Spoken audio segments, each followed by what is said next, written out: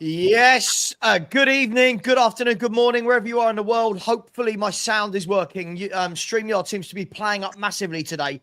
If somebody could just give me a thumbs up in the chat that you can hear me, so I don't do what I did earlier when I did 2 minutes of intro, only to be told I was talking to myself because I was on mute. Big up to each and every one of you. I'm joined at the moment by Dan E from the Hotspur Hood and by Lubo from everywhere. Lubo is from everywhere. He's like hamstring injuries at the Tottenham training ground, everywhere. I'm floating, mate. I'm floating. I'm like, versatile. A bit like Archie. you love it. Guys, it's match day. I feel like we should have some theme tune or something, like when we're all excited. Guys, we'll do the whole injuries and transfers, whatever. But before we get into all that nonsense, quite simply, Danny, it's match day. It's game week 7 of 8 in the Europa League. We've not won for 3 in the Europa League. We've got to win. Whatever we want to debate after that, we all agree, right? Spurs have to get 3 points tonight, Dan. Well, we've had our 3 chances, if you want, our 3 lives, haven't we? Because this was meant to just be a walkthrough, wasn't it? It was meant to have been done and dusted by now, wasn't it?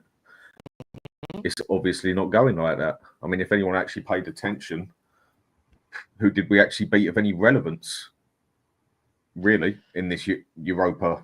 I mean, you can only play who you play, but as soon as we played someone half decent, we got absolutely destroyed. This is a very important game now. We have to win this. If we don't win it, can they, even though we've got softer teams coming up still, can they even handle the pressure being on them that we have to win this? Yeah, I mean, Ian, he's not wrong. It's been what was meant to be a very simplistic route through to the last 8, right? It was into the top 8. Kind of hasn't gone to plan. The first 3 games were the all due respect, the easier opposition. Yeah. The last 3 games have been I'm reluctant to say the more stronger opposition, and we've absolutely failed against the stronger opposition. He's got to win tonight, or we realistically could be facing down the barrel, Ian, of 2 more games in a qualifier. Are you excited for tonight? Are you optimistic? Are you confident? What are you feeling? I always enjoy match day. It's always a buzz. Your team's playing, and you always hope. You have that hope. I'm always glass half full. So hopefully the right Spurs will turn up. We're down to bare bones. It'll either be going to be a very difficult game. A really difficult game because we're low on confidence and they're just not playing well, or we'll fly into this and we'll win by 3 or 4. God knows. It's I can't see a close 2-1, 2-2. I'm just not sure what Spurs we're going to get, purely because and hopefully we don't get any injuries. We get injuries. I mean, whatever team he picks, he's going to have one established player to bring on. Depending on what he picks, he's going to pick. You look at it realistically, he's going to pick Porro, Dragusin, Davis, and Gray at left back. Your midfield is going to be Bentancur, Basuma, Bergvall. Having said that, Basuma's injured, isn't he? Sorry.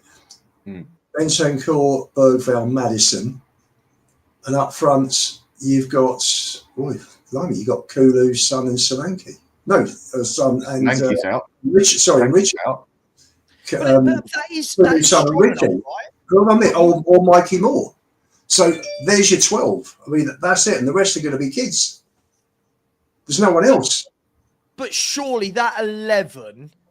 I mean, when you actually look at it, it's part of our main squad. If you actually look at that team, that should be beating a team that are 1 place above the relegation zone in Germany, shouldn't it?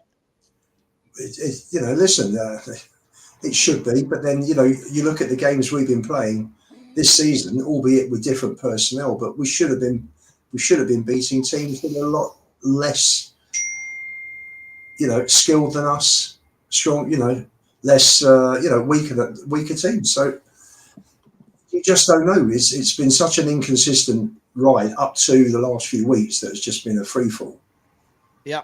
You just don't know. And when you look at the amount of defeats that a team has, normally you look at it and you think, great, let's get a draw, let's stop the rot and go from there. Well, the draw is no good today.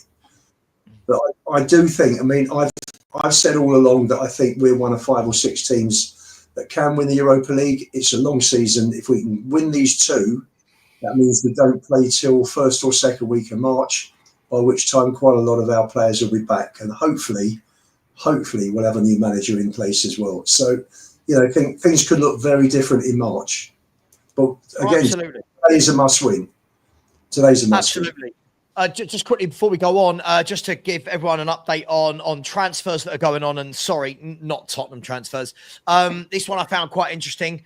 Kyogo of Celtic, the main striker at Celtic, he's joining Rennes for just over 10 million euros. Not sure if I think that's a bargain for someone, isn't it? 10 million for a striker that scores goals. For me, again, you look at that. Could that have been a little possibility? Elsewhere, Eintracht Frankfurt are on the verge of signing Eli Wahi, a highly rated player who joined Marseille in the summer for 25 million euros. What else has been going on? Kyle Walker has arrived in Milan to be announced as a new AC Milan right back. Udine, I understand Napoli and Dortmund are discussing a package for 45 million euros for Adeyemi. So again, it goes to show there are players out there, but we'll get to transfers in a little bit. What I will say is there is a like button out there for you lot, and we've got 250 in here and growing by the minute. Only 60 likes. Come on, guys. I'm fast becoming a channel where getting likes is like pulling teeth, and we give you a lot of coverage. Everyone here gives you a lot of their time. All we ask for is a like button in return, and we're only 158 subscribers away from 16,000. So if you haven't subscribed, please do. Please subscribe to Dan E at the Hotspur Hood as well, who I believe is tracking down the 5K. Is that right? Yep, I'm on 4,200 nearly. Next target 5K, and then after that you don't get away with a target of 6 to 9K. It's 10K. That's how it works. So please get over. Give Dan the love that he deserves. Look, I agree with Ian. Dan, I agree. I mean, look, there's been many games we've looked down this year and gone, should win this, and we haven't. This is a Hoffenheim team in dreadful form. They are 1 win in 10. They are the German Spurs right now, right? I don't know what the German word for Spursy is. If someone could find that for me and put it in the chat. Dan, does that make them a dangerous opponent, or does that make them the ideal opponent to be playing tonight? This moment in time, I don't think no one's an ideal opponent to be playing at the moment. The way we are at the moment, the way our manager goes about it, we are capable of losing to anybody, is the way I see it at the moment. Hoffenheim are a minute little club, basically. Yeah, in Germany, they're known a bit history-wise, nothing mega, but they're not even one. They're micro compared to Spurs, basically, for the size of it. But we can lose to anybody. And we've made no effort in the transfer window, bar that goalkeeper, basically. Will we see anything before the last minute? It's just, I would not be surprised at losing to anybody now. You could bring me up against Welling United Football Club and we'd lose. I'd probably raise an eyebrow and I would not be surprised. We are that poor at this moment in time. Yeah, it's mad, isn't it? I mean, Lubo, when I'm just looking at what Hoffenheim have done in the Europa League, we'll get to the Bundesliga shortly, but their Europa League campaign, it currently sees them sitting in 27th place. So they're currently, if we have a look here, they're currently 1 point shy of the playoff phase. They've won 1, drawn 3, and lost 2. And when I scroll down and look at their home games in Europe, they've drawn 2 and 1-1. So they drew at home to Lyon. They drew at home to FC SB, who are Steaua Bucharest, if I'm not wrong. I mean, this is a team that aren't flying at all in the league, and they're not winning games in Europe at home. But they did have a kind of sliding doors moment last week where they lost to Bayern Munich 5-0, Lubo. And I don't know if you've seen it, but Kramaric came out, who played in the Premier League, came out and gave a scathing interview after the game, basically saying we're not word for word. It was literally saying we're a mess, we're a shit show, players aren't playing, we're not defending properly, we're not doing this. And if I say what I want to say, I'll be in trouble. They've then won their first game in 10 at the weekend. Now they've got Dr. Tottenham. So in your mind, I'll ask the same question to Dan. Is this a good time to be playing Hoffenheim? Well, they were 16th. They beat the team that was 17th. So I'm not going to go over the top at that win. You know, it's you just don't know. You look at it and you think to yourself, Spurs should be winning this. I actually don't care what the score is, as long as we get the 3 points today, because it's just crucial that we get a win and which will build confidence. And it's important to get a win leading into the game with Leicester on Sunday, because that's going to be massive. I mean, there are a lot of fans, though, Lubo, that have got this type of. But I'm not picking on you, Scott. Sorry, I've seen 5 or 6 so far in the chat. I've heard a lot of people this week saying, "I hope we do lose, and hope it does expedite." I mean, we've been talking about this phrase, expedite the kind of exit of Ange Postecoglou, and that's not an easy sentence to say, by the way. Expediting the exit of Ange Postecoglou. Can you understand? You might not have the same view. But can you understand where fed-up fans like this are coming from? Of course. Actually, I mean, listen, I was listening to Johnny on your show earlier talking about fans that travel all over the country and put in the miles. Well, I had to smile listening to him saying that. And, I just couldn't be asked to go to Everton. It was, that's very, very rare. And Germany, 2 of us were set to go across for the match, and I just said to my pal a few weeks ago, do you know what? I just can't do it. We're watching rubbish. We are watching. What's the point? Yeah. I mean, Dan, would you, if I offered you right now, Dan, if I offered you Spurs are going to lose this game 3-0, but it 100% guarantees this guy walking in the morning. By walking, I mean Daniel Levy going.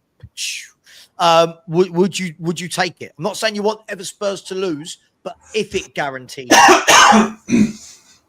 you know what? That's a tricky question. I mean, yeah, totally. I want this manager out, but on the other side of it, we can win this one, make it easier for us in Europe. He's still going to be gone by the end of February anyway, so I think I can part with him for another 2 or 3 games, as long as it means we get further in Europe. Do you see, Dan, though? Look, obviously we do a lot of YouTube. Who's got their phone on loud? I bet that's you, Lubo, isn't it? On granddad volume. You know what I mean? Like the loudest person that's on a train. You hear this. Dan, you know what I mean, don't you? When you're looking over at someone on the train going, put it on vibrate, put it on vibrate. It's Lubo. It's bloody Lubo. Dan, do you as somebody who streams a lot, we stream a lot, we all do, me, us lot, Stel, all the boys. Do you feel that more and more people now are getting to that kind of, this is inevitable? Like you know when it's inevitable. It felt that way with Conte, didn't it? The last 5-10 games of Conte, it just felt like his press conferences, everyone in the media, the fans, it just felt like it was coming to an end. Do you get that feeling now, Dan, with Ange? Oh, 100%. In a lot of ways, when you still do the polls, it still looks quite even, but there's a big difference in it. There's a big difference in those who want Ange out, whereas the majority who say Ange in, they're just clicking Ange in because if you ask them face to face, they don't actually care. They just don't want to say Ange out. So when you've got a lot of people now saying, I don't care, that's basically certain people saying, yeah, Ange out, but I just don't want to say Ange out, basically. That's how I see that one. And the majority is now Ange out or I don't care. I mean, Ian, do you feel the same? Has it got that air of inevitability? We've all been there in the past. When you're in a relationship and you just know, you know what I mean? Like, no, we're all right. But in the back of your mind, it's like, oh, this is not going anywhere. Have you got that feeling for you, Lubo? Well, I think it's any time from the day after the Villa game to going out of the Europa League. If we go, if or when we go out, I think he'll be gone. It's any time in that time frame. For me, the more important thing, and I keep saying that, actually, I thought it was, when I googled it, Spurs in German is Sporren, so it's like Sporrensy. So are we going to be Sporrensy today? For me, the biggest problem at the club is Levy by an absolute mile, and you look at the lack of support that Angie's getting now with players coming in, which I think, and everybody's commenting, it doesn't matter what club, what supporter you are, what doesn't matter what club you support, should I say, everybody's saying the same thing. How come all the other clubs are being ambitious and they're looking at other players? And a pal of mine said to me today, the one thing he would like to ask Levy is, bearing in mind the money you can spend within FFP, why do we never get anywhere near that, whereas all the other clubs push it and they all spend the money and we don't? And so for me, it doesn't matter whether it's Ange, whether you bring Iriola in, the same thing will happen to him. Levy will screw him. The club will shaft him if Iriola comes in, and it just goes on and on and on. And I understand fans, a lot of the fans who say Ange in are fed up with the never-ending managerial merry-go-round. They're just fed up with it. And I think rather than supporting him personally, I think they're just sick of a new manager. And I honestly think that the cult of Ange is split between those who think, hey, mate, he's a good guy. It's who we are. And, we get a little bit of football every few weeks for 15 minutes. And those who are just sick of another manager comes in. When are we ever going to, how are you ever going to build stability if you just keep changing managers? And they have a point on that. But the problem is you haven't got people at the top who are clever enough to bring the right person in with the right team to build something over 3 or 4 years. And until they sell, this isn't going to change. But they have done before. Like, I feel like we've got to be clear here with this. We have done in the past, straight away, the examples I go to who were here for a number of years that did it is Martin Jol. The three that stand out are Martin Jol, Redknapp and Poch. But my worry about this sentiment of, and I get it, I get people saying they don't want the manager merry-go-round, but I can't sit and watch a tactically inept dinosaur like this play. Dinosaur's the wrong word. I can't sit and watch this tactical inept manager just because we don't want to sack. I think that if ever a club needed some new ideas and something fresh brought into the training ground, surely it's Tottenham, isn't it? It needs a complete reset from top to bottom. We are desperate for a reset. We've had 24 years and most of it's been failure. We've only won one trophy. We've been nearly there. We haven't quite got there. Yeah. Managers like Poch have taken us to where he's taken us to, in spite of ENIC, not because of ENIC. You can't turn around and say, Fenway looked at a situation and they said, right, let's get 105 million in for Coutinho. We want to buy Alisson and Van Dijk for 140. We've bought those two for 35 mil nets. They don't think like that. Where was the succession for Harry Kane? They knew he was going to leave. Yeah. So I completely agree with you. But a new manager coming in. But Harry Redknapp wanted Cahill and Tevez, and he got Sahar Nelson. They let Harry down. Yeah, but Ian, a year and a half without. Look at the job Harry did without them. Look, like this is the difference for me. Again, I always feel when we talk, we're talking in two different terms. And I don't know, Dan, I'll bring you in. I'm not sure if you agree with me. I think there's a huge difference, and I'll go to my grave with this one. There's a huge difference between saying it doesn't matter which manager's in charge if we're talking about pushing to win a title. But there's another difference between saying it does Mhm. matter who's in charge, someone that can actually manage a football club. Like Poch, if you look at Poch, Redknapp, and Yol, how many seasons between them? So I don't know if someone in the chat, I reckon it must be what, 13, 14 seasons between Poch them was in three? for 5, Harry was in for 4, and Yol was in for. Yol came in 2004 after Santini stayed for about 11 weeks, didn't he? Yeah. And Joel went in 2007. Right. 2007, I think. So you got but 3, 4, between 5. So you got 12 years.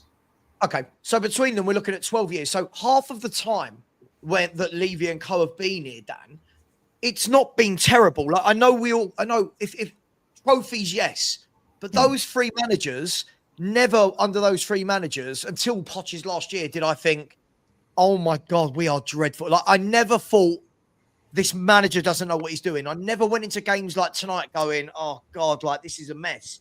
Does that make sense, Dan? Totally. I mean, the way I see this one is with going what you said, Ian. I think we blatantly need a new manager. But on the other side of it, until Levy and that go, pretty much everyone knows we ain't going nowhere fast.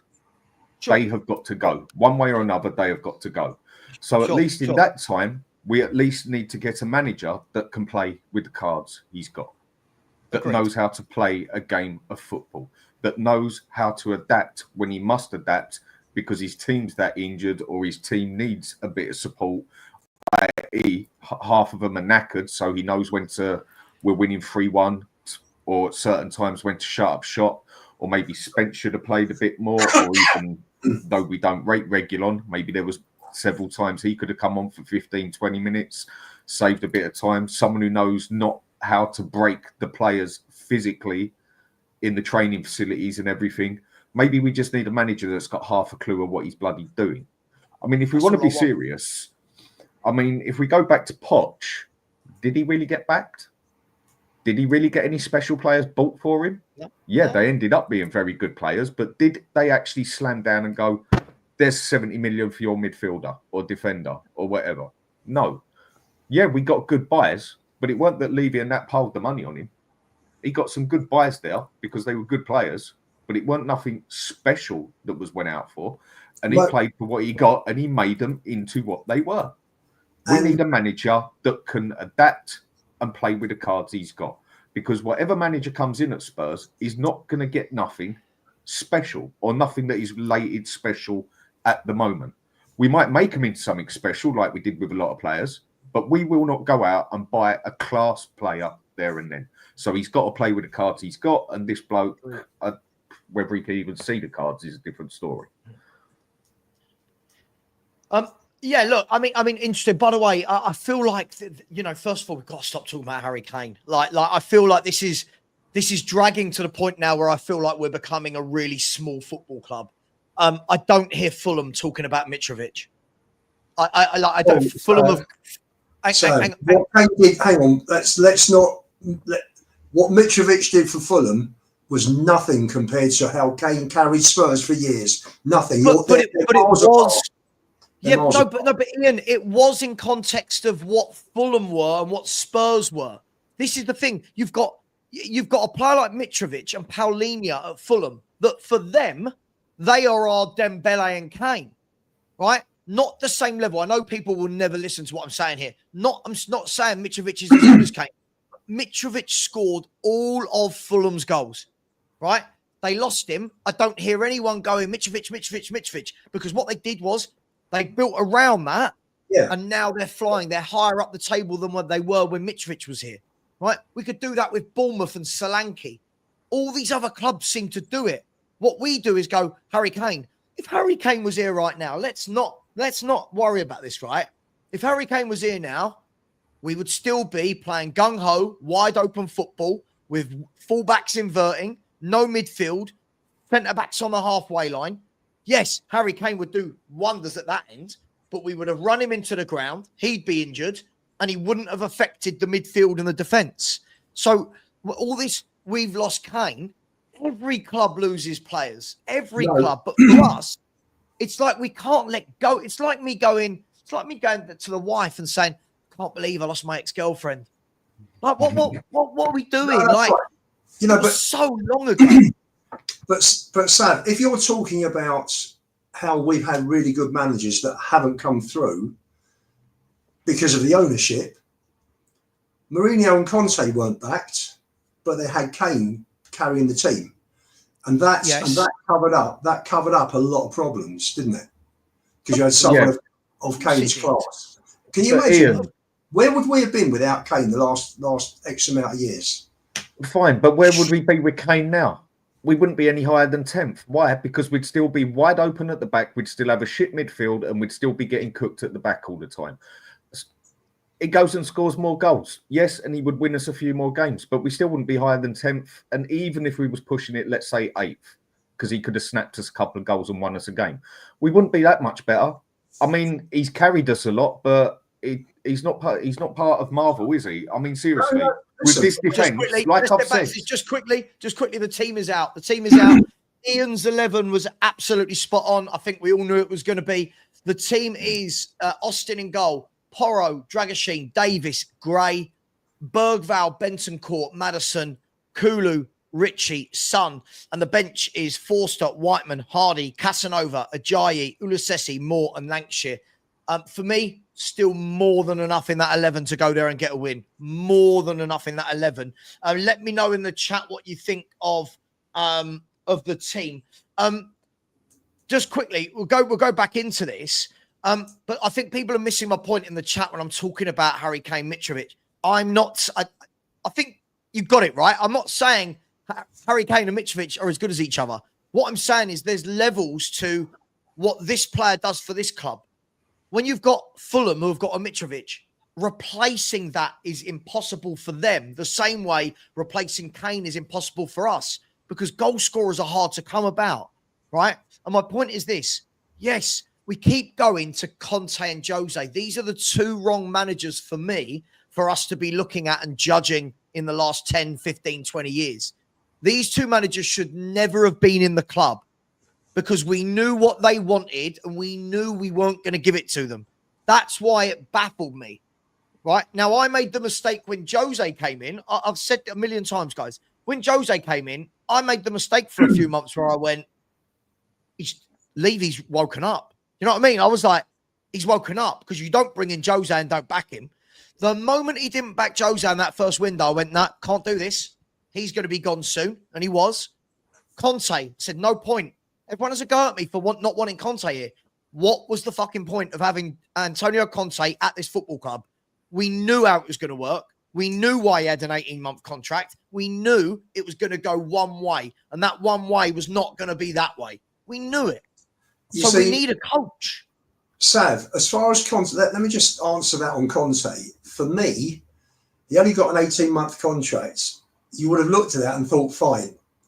We haven't won a trophy now for 14 years. 14 years. Let's back him. If he's going to go, he's going to go. But let's get a trophy under our belt. Let's be known as a winning team again. And let's use Conte as a springboard, his 18 months as a springboard then to move on, get better players. We're back in Europe. We're known as a winning team. We've broken the trophy drought. That's how I would have, if I was Levy, that's how I would have looked at the Conte situation.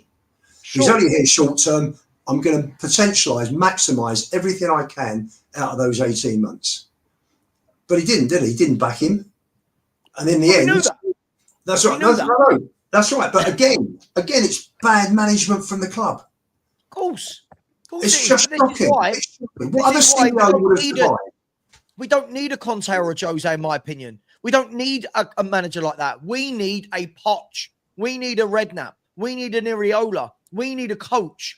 Like Danny always says, I respect Dan's opinion so much. He's been so right with so much. And now I'm going to stop blowing smoke up your ass, right? You've got to deal with the cards you've got. And if we know these owners are not going to go 70 million here, 70 million there, this top player, that top player, then get in a coach that can do the best with what he's got. And that's what Redknapp had. Redknapp was a superb man manager who had a brilliant coaching setup around him. And they gave the players belief, kept it simple, and Spurs were very good under him. Same with Poch. Slightly different. Poch, less of the man management, in my opinion, but a lot more coaching. Poch's coaching was brilliant. Look what he did with Walker, with Rose, with Dele Alli, with Dembele, with Ericsson. Look what he did with those players, with Kane, with Son. He was brilliant. But when you then go Conte, Jose level, that is, I hate this phrase, but that is win now. Win now, Daniel Levy. It doesn't go. So this is when people say to me, always, I get, oh, you'd sack hands. Well, it didn't work with Jose and Conte. It was never going to work. Look at the two squads Jose and Conte had. Other than Kane and Son, look at the squad, especially Jose. Look at the shit Jose Mourinho had. He was given Gedson Fernandes, Matt Doherty, right? Gedson Fernandes, Matt Doherty, Vinicius, Rodon, Joe Hart, right? And then people are going, well, it didn't work. Well, of course, what you thought was going to work didn't, because Jose Mourinho doesn't manage shit players like that. Jose Mourinho gets the best players, and Jose is a master at managing egos because he's got the biggest of them all. He is the manager. He's the master of that. So all these people going, oh, which manager you want? It doesn't work. How about we just get back to basics? How about we just get back to, let's have a manager that every week we're not all going, oh my God, this is going to be a kamikaze game. What? Why can't we do that? Why does it always have to be, there's no point of getting anybody in because of Levy and Enoch? Of course there's a point. It just doesn't make sense. We've not been bottom half for the last 15, 16, 17 years. So of course it matters, surely. Sorry. Go and give Ange Jose's team, yeah? He'll get us relegated with Harry Kane. For sure. Call it in my opinion, because we can't say a fact, but you go give him that team Jose had and give us Prime and Son, give us the Prime Son and Kane. He's getting us relegated. Because that defence would have been absolutely destroyed. The goalkeeper was what it was. And apart from being able to bang in a few goals, we'd probably score 50 in the season and concede about 90. He would get us relegated with that team, even with a Prime, Son and Kane. For sure. He's a terrible manager. That's why, Dan, right?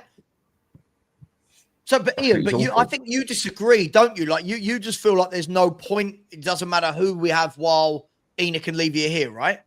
I think that let's take Redknapp. Let's take a prime situation for Redknapp. Mm-hmm. Christmas 2011. I think we're third in the table. We're coming into the transfer window with 3 points behind. I think it was United. City were a point behind United. We're third, 3 points back. And he wants Tevez and Cahill. They're there to be bought. Not interested. Levy brings in Nelson and Saha on freeze. So from going really strong leading up to Christmas and being third in the table, we finished fourth. We didn't get in the Champions League that year because Chelsea finished fifth or eighth or wherever it was, and they won the Champions League. So unfortunately, we finished up in the UEFA, as it was then, UEFA Cup. Sure. UEFA Cup. And that's typical. When I talk about a ceiling for whatever manager comes in, so Levy had a chance to really back Harry, then let's go for it. Go the extra mile. They've only ever gone so far, these owners, to keep us competitive, to keep the punters coming in, to keep the money coming in. They never actually stretch themselves and go for it properly. So you've got a ceiling of fourth, which Harry achieved. Poch worked an absolute minor miracle. I think Poch was also a little bit fortunate. He was a fantastic coach, and I'd love him back at Spurs. I think he did a great job. I'd love him to come back with new owners because I think he'd do brilliantly with the kids we've got now. I think he'd be fantastic with them. But Poch inherited a lot of good players. You know, Lloris Dembele and Vertonghen were there during AVB days. But they weren't what they were under Poch. Poch coached them. Correct. No. What I'm saying is there were a lot of the team that were already there, and Poch added because you had Lloris Walker-Rose and Vertonghen, who had conceded something like 53 goals or 60 goals a year before, brought Toby in. All of a sudden, it dropped by half. Mm-hmm. We had 2 fantastic years, I think, where we were the best best defence in the Premier League.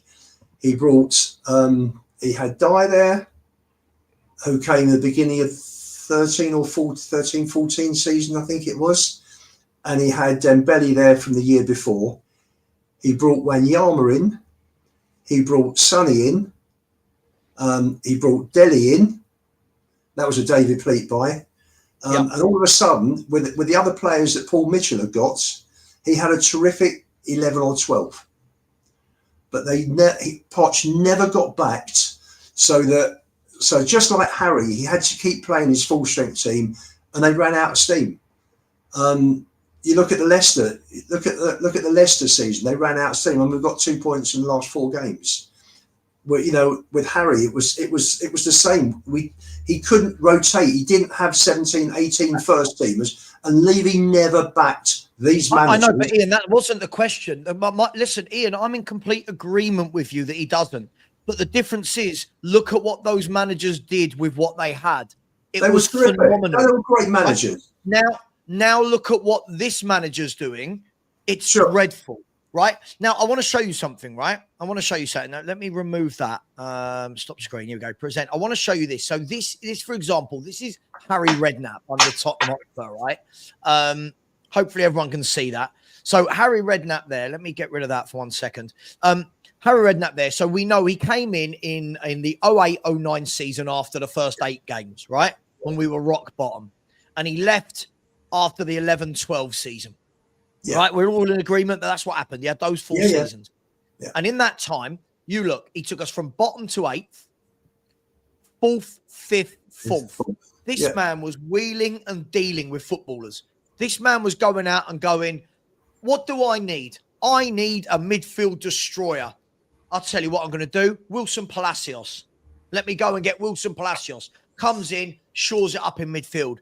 I need a little bit more flair in the forward areas. I'm going to go and get some players like Nico Cranchar, Jermaine Defoe, right?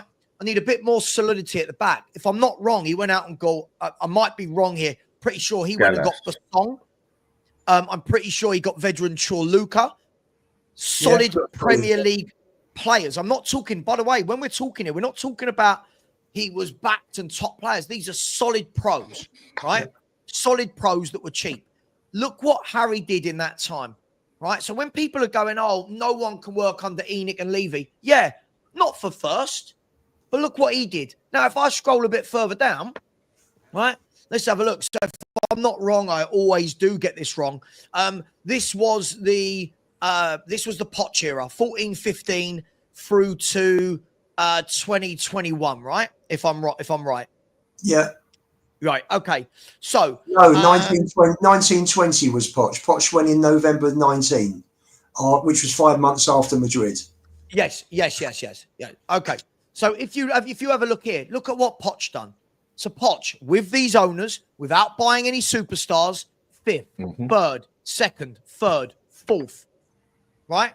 This is the difference, right, between this manager we've got now and those managers. Those managers had the same chairman, who was just as tight, who didn't put his hand in his pocket, didn't back them. But like Dan said, these managers coached and played with the cards. Sorry to steal your phrase, Dan. Played with the cards they've been dealt. And this, for me, is when, as I said, when people say, it don't matter who's in charge. Well, by that theory, we're saying it only matters if we back someone to win a league title. It's not going to happen. So, of course, it matters who's in charge. I will fight that to the death. To the death.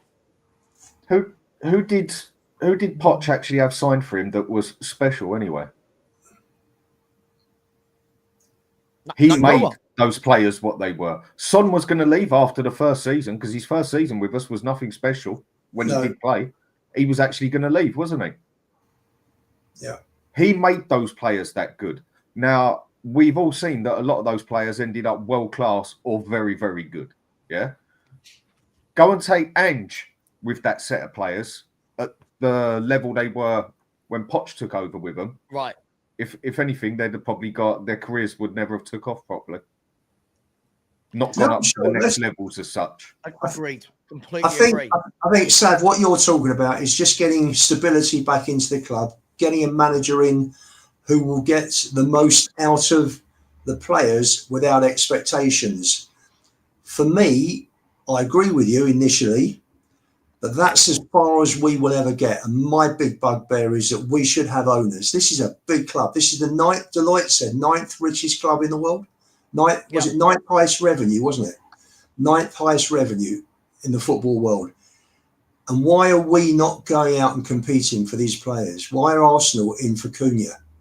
Why and Forest as well? Why are these other clubs in for Wisser at Brentford? You know, West Ham went in for Durang and offered 57 million.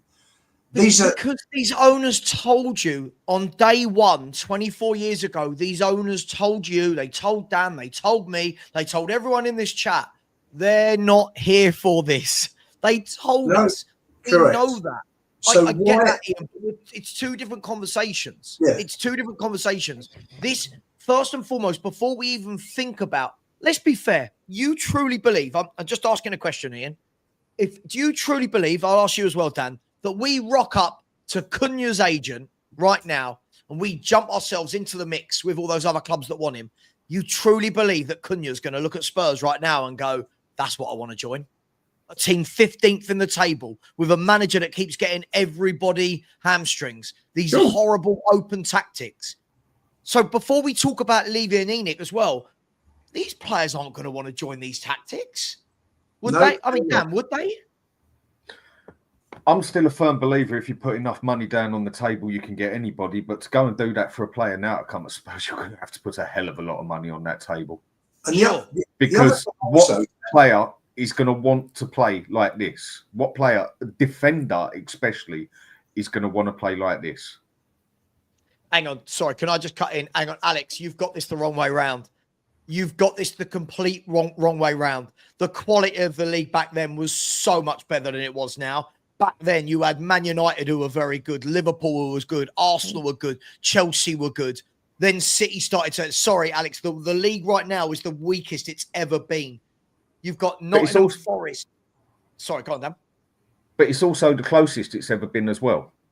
Where the quality has come down in a lot of ways, it is actually a lot tighter, I think. But if you was to go and put the teams, the best teams then to the best teams now, bar Man City, that team back then of Man U, Arsenal, couple of Chelsea have had. For sure. But I do think the league is actually tighter now than it ever has been, but that's because it's stepped down a gear. Dan, I completely agree, but we can't just suddenly go, like you're saying, the quality of the league today is the highest it's ever been. No, I think this guy's confusing what you just said, Dan. I think he's confusing the caliber of footballers versus the drop-off. For me, let's be fair, this Forest team's done really well. Back in the day, you think when those Arsenal and Man United teams were in title races, that this Nottingham Forest team's going to be anywhere near that top four. Like let's be brutally honest. Those clubs were brilliant. Chelsea, brilliant. Arsenal, Liverpool, Man United. This is all before Man City got their money, right? So this is not. Sorry, this is not true. Again, I feel like this is somebody who's a lot younger. No offense, Alex. I feel like this is. I don't know how old you are, but I feel like this is someone very young that's hearing the league's much better now. But Dan, look, whichever way, for me. I just think we've got to go back to basics. Like this style of play is horrific. We're not fun to watch. It's not attacking. We've got to go back to basics, haven't we? I bet you a lot of people would be sitting here now saying Conte's football wasn't so bad, was it? Because if anything, that's what we need to do at the moment.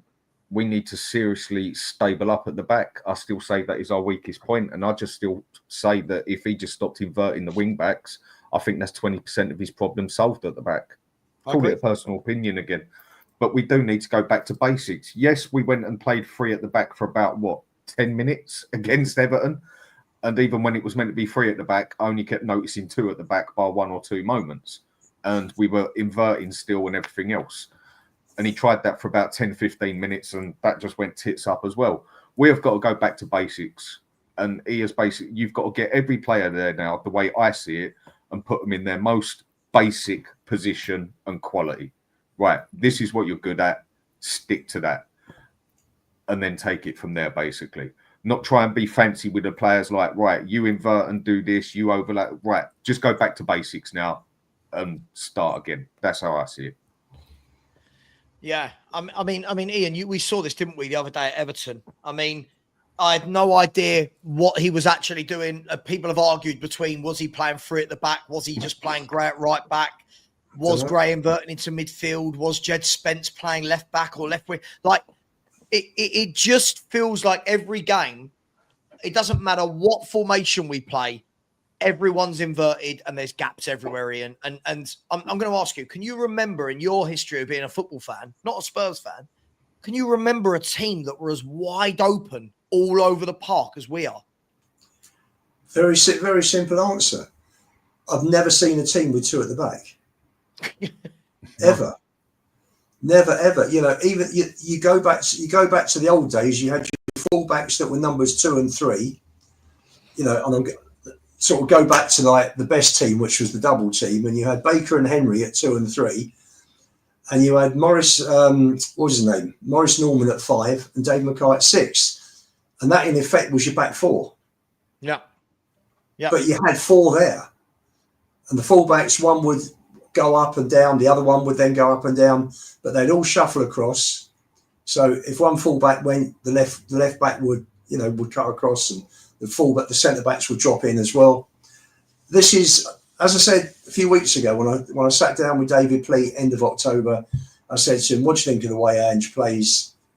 And he looked at me, rolled his eyes, and said, well, "Mickey and Romero have got an awful lot of ground to cover, playing 2 at the back.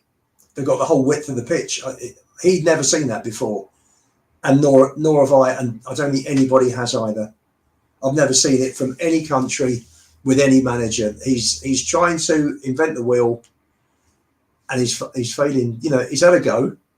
He had a go last year. He should have realised at the end of the season. It started off really well. There was the element of surprise, new manager bounce, but I've been sussed out. Now, how am I going to change this for this season? But he hasn't, and this is the problem. Instead of learning, he's just carried on, and that's why we talk about where we predicted Spurs to finish this season. And I thought between 5th and 8th based on last season's finish. But what I didn't take into account, and my mistake, was from the first 10 games, take those out, we finished 12th. If you've got the same manager and you're playing the same way, and you've only added Solanke and all the other clubs have added and added and added, and all we've done is brought in one established player, then why? Sorry? But they haven't. I mean, no. Again, we have this debate every week, Ian. You're not going to tell me what Bournemouth bought in, what Fulham bought in. You're not going to tell me what these clubs bought in was above and beyond what Tottenham did. Because again, if I had said to any Spurs fan, we're going to sign the players Fulham did, we're going to sign the players Bournemouth did, I would have been laughed at and told that I'm negative. Right? Okay, this is revisionism. This is not. No, it's not. No, it's not. Take Fulham. Yeah. Mm-hmm. They brought in Smith Rowe. Yep. Did they bring Anderson in this season from Palace? Yep. We only brought one player in. They brought 2 in. Mm-hmm. Yeah, but right. So hang on a second. Hang on. They've strengthened with 2 players. We've strengthened with 1. That's just Fulham, without even going into all the others. But Sav, if we finish 12th playing the way we play, if we carry on playing the way we play and we've barely improved, why are we going to do better this year? What's the logic behind the thinking? Well, we'll finish 5th to 8th because if we're 12th and we're playing the same way with the same manager and we're still as wide open as ever, why is it going to improve? There's no reason. And I should have thought that and thought, you know what? We were shit the last 28 games. We were really inconsistent. Nothing's going to change. I should have actually said maybe we'll finish 12th. Ian, we finished 8 places and 20 points above Fulham last year. Right? You're telling me that Anderson, who's been injured for how long at the back, and Smith Rowe are the difference between a 30-point swing? I'll be honest with you. Maybe there are more players that have joined Fulham. I can't answer. There probably were. But they've got better and we've got worse. Yes, but Ian, again, so then let's look at who Fulham bought. shall we? This is the thing. Look who Fulham bought in that window, right? So they've gone and bought Sanderberg. I remember saying in the summer, Sanderberg, decent player, Sanderberg. Our fan base, nowhere better than Bentancur and Basuma and Sarr and blah, right? There's no way them signing those players is a 30-point swing on Tottenham Hotspur. 30 points, Ian. That can't be. I'm sorry, Bournemouth. Who did Bournemouth sign in the summer? Hang on. Hold on. Let's cut it down to 28 games, 40 points. Let's just work it out. I think it's 1.42 per. Hold on. I think it's 1.42 per game. Jimmy, you're not understanding me at all. You always do this. You're not understanding me at all. First of all, I would definitely have Semenyo. Said it in the summer. I like Semenyo, but it's not the point of me saying I would have had all of Bournemouth's players. I think we should be above Bournemouth in the league. We should be above Bournemouth in the league, but they've got a better manager than us. It's like right. Exactly, Jermaine. We should be miles ahead of Fulham. Miles ahead of Fulham. For sure. If you take the 28 games, 40 points, translate that into 38 games, Sav, you've got 54 points. How many points did Fulham get last season? Fulham got 47. So there's 7 points difference. If you take Fulham's 38 and our 28, why are we giving them a 10? Sorry, why do they get to add up 10 more games of points than we do? Okay, all right. So Sorry, hang on. Okay, what? I'll tell you what we'll do. We'll divide 47 by 38. We'll times it by 28, and we've got 34. Ian, I'm sorry. At the beginning of the season, let's make it this simple. At the beginning of the season, if I had said to you and Dan and everyone in the chat, after 22 games, Fulham are going to be 9 points clear of Tottenham Hotspur, please be honest with me. What would you say if I said that? No. I wouldn't have thought so. Right. If I had said to you after 22 games, Fulham are going to be bottom half, Tottenham are going to be in the top 7, what would you have said? Sounds about right. I'm not sure Fulham would have been. I mean, Fulham have been mid-table. They're a decent team, aren't they? They've got, and if you'd have looked at it, and if you'd looked at someone like Smith Rowe joining, you'd have thought, well, that's going to be a real boost for Fulham. Yeah, they're going to improve. Okay, but would you have expected at the start of this season that Fulham are going to be 9 points ahead of us by this time, and we're 15th? But Fulham have done better than we expected. That's not what I asked you, Ian. Simple yes or no answer. Would you have thought they'd be that clear ahead of us and we'd be in 15th? Would you have thought Bournemouth would be that far ahead of us? No. We can go to injuries to an extent, but then they've all got massive injuries as well. Bournemouth got most of their defence missing as well. No strikers. Loads of injuries. Not have said on here that they were going to be 9 and 12 points clear of us. But what's happened is without the bounce that we had in those first 10 games, our form, we're 15th as against 12th, which was after the bounce. So we've gone, we all talk about, Sav, all of us talk about this has been shit with Post-Kane since November last year for the last 15 months. So we're talking about the season from Chelsea onwards. Agreed? But if somebody could find me, I don't know if anyone can do this. Can anyone find me Fulham's points from the 10th game of the season, the 11th game of the season last year to the 38th? Give me a sec. I'll tell you. Ian, I'll tell you. Yeah, sure. Hang on. Sure. But the problem with this is what I don't get with this is we're now being revisionists. Now we're going, but Fulham had a great transfer window. Bournemouth had a great transfer window. Forest had a great transfer window. No one was saying this in the summer, Dan. No one was coming on and going, do you know what I'm jealous of? I'm jealous of Bournemouth. I'm jealous of Fulham. I'm jealous of Forest. No one. Jealous of Brighton. I remember, Dan, shows we would have done where we said, that's a good signing that for Brighton. Or, not going overboard, but good signing. Not good enough for Spurs is what everyone said. There was one that I was jealous of, and that was Forest when they got Milankovic. Because I've been talking, the first show I ever done with you, I spoke about him and I've been calling him out for years at Spurs. That one I was 1,000,000% jealous of because for the price of him as well, it was a steal of steals. But not everybody follows different leagues. It's each to their own. But you would not have said by the teams they've got and even the players they bought that they had a stronger squad team than us. They don't. Of course they don't. I mean, look, if we look at Fulham's team that played at the weekend, right? I don't even know it. I'm just gonna go on a limb here, right? Results. So Fulham at the weekend beat Leicester 2-0. If I had said we're going to sign any of these Fulham players, you let me know our fans would have wanted. If I had said Leno, our fans would have gone, nope, Vicario, wouldn't they? Yeah. Right? Castagne, no, we want Porro. Robinson, don't need him. You've got Adogi. Bassi. Anderson, we can have the conversation. But again, loads of people don't want Anderson. Not better than what we've got. Cool. Sanderberg and Lukic. Right? Wilson, Harry Wilson, Smith Rowe, Iwobi, and Jimenez. I'm sorry, look at that 11. Look at that 11 players and tell me why they are 9 points clear of Tottenham Hotspur.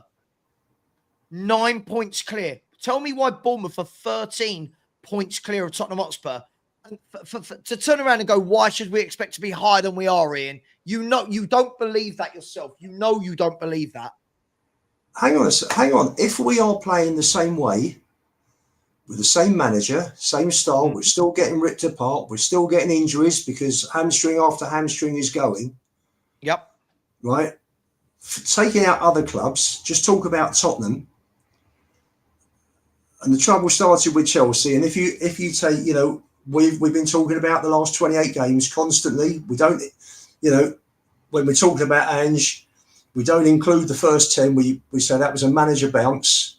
It took everybody by surprise. It's been horrendous since November the 6th in 23. We've said that constantly, all of us on all the podcasts. If nothing changes, and we've got Solanke instead of Richie. Richie had a purple patch last year, so he's got 14 in 14 or something. Solanke's come in. To me, Solanke's a better footballer, marginally better, not too much in it though. So the first team's improved marginally. We're still getting injuries. We're still being called out. The results haven't changed apart from the last few weeks where it's just dived.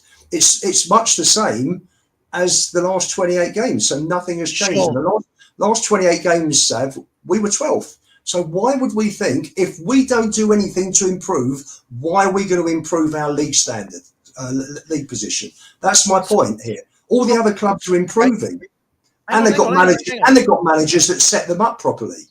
Okay, right. So this comes back to my point then. So when I say we shouldn't be 15th, I said, and the manager's tactically inept, you're always saying, oh, I don't think we're that good. The players aren't that good. You always say to me, Savva, you think the players are better than they are. So which one is it? Do I think the players are better than they are, or is it the manager's fault? Now, also, Solanke, the whole point of bringing in Solanke was that he was meant to raise the bar. So his goals were meant to be the difference. Everyone was telling me he's a brilliant player. He's an Ange player, right? Also, you were the one. You had this, you two up there had this argument. Dan said to you for ages, you know, you were talking about Graham Bergvall being absolutely brilliant, game changers. You'd rather them being in the team than the likes of Skip and Ndombele and Lo Celso and Højbjerg. Stand by that. Still stand by that. Right, okay. So if you stand by that, then that can't be an excuse because these boys are in the team. These boys are playing. So we can't turn around and say the only person we bought is Solanke if you want to put Bergvall and Gray on that pedestal. Can't go both ways. No, but Gray and Bergvall were squad players. Højbjerg and Skip were squad players. Yeah. So they both come in and played X amount of games as squad players. Correct. Fulham were 14th on 12 points. Okay, hang on. How many points did Spurs have last season in the last 28 games? 40. 40. Okay, so Fulham got 35. So we still got more points than them, and now they've swung it another 9. That shouldn't be happening. That shouldn't be happening. You know it shouldn't. There's no excuse. They've just got a better manager. Yeah, but Sav, we're talking about where we should be. We've got to remember, if we had a different manager, it'd be a different conversation. but we've still got Ange. I'm comparing Ange's Tottenham in the last 28 games last year to Ange's Tottenham in the first 22 games this year. Nothing's changed. In fact, we're getting worse because the other teams have improved. Would you agree? The other teams have improved. Not enough. I'm not looking at Bournemouth signings and Fulham signings and going, oh my gosh, they should be above us. No, I'm not. Again, look, let's have a look, right? Again, I keep doing this. I'm looking at this league table. Forest, other than Milenkovic, who did Forest sign in the summer that you would have gone, God, they've kicked on, right?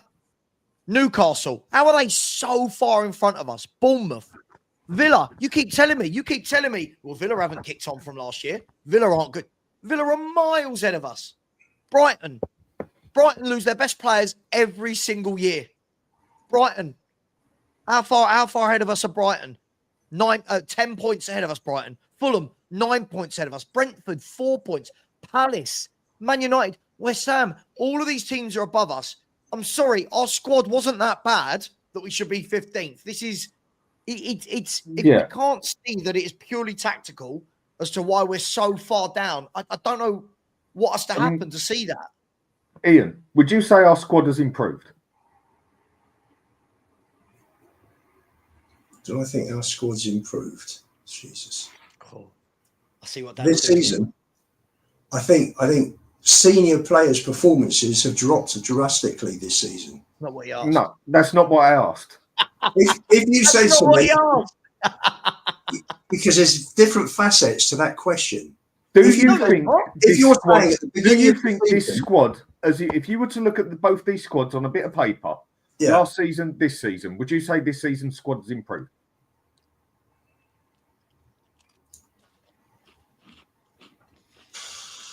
Christ, that's a hard one. Well, Archie Gray and Bergville can't be that great then, can they? I think, well, Gray and Bergville are young kids coming in, and then you've lost someone. No, that is not what I am saying. You have just had to double hard think about that. Seriously hard. And I'm not dissing Gray. I think he's done well for what he's in. At the beginning of the season, at the beginning of the season, I thought that we had improved the squad because I didn't rate Højbjerg and Skip. I was upset about Lo Celso going. Perisic and Dyer Lloris, we knew were on the way. Emerson, I don't think anybody was bothered about him going either. So you look at the players, the established players they got rid of. Perisic we knew was going. That was a shame because I thought his crossing was terrific and would have been great for someone like Solanke now. Can I ask a question? Hang on. Can I ask a question? You're going to go around the houses. Let me ask a question. Which first team player did Spurs lose from last season? First team player. That played loads of games, first team regular. Who did we lose? I think Højbjerg was the most with something like 14 or 18 games. Probably Højbjerg, right? Yeah. And this is the guy that you said you'd rather have Archie Gray and Bergville in there than Højbjerg, right? Yeah, definitely. Long term, definitely, for sure. Okay, so I think the point that Dan's getting at here is if you actually look, all the players you're mentioning weren't playing for Tottenham. Lo Celso, Ndombele, Skip. No. Perisic. None of them are regulars.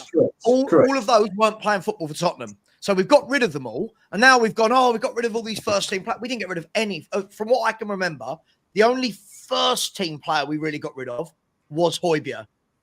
I don't know, Dan, you tell me if I'm wrong. That's the only one I can think of. Yeah, closest to it.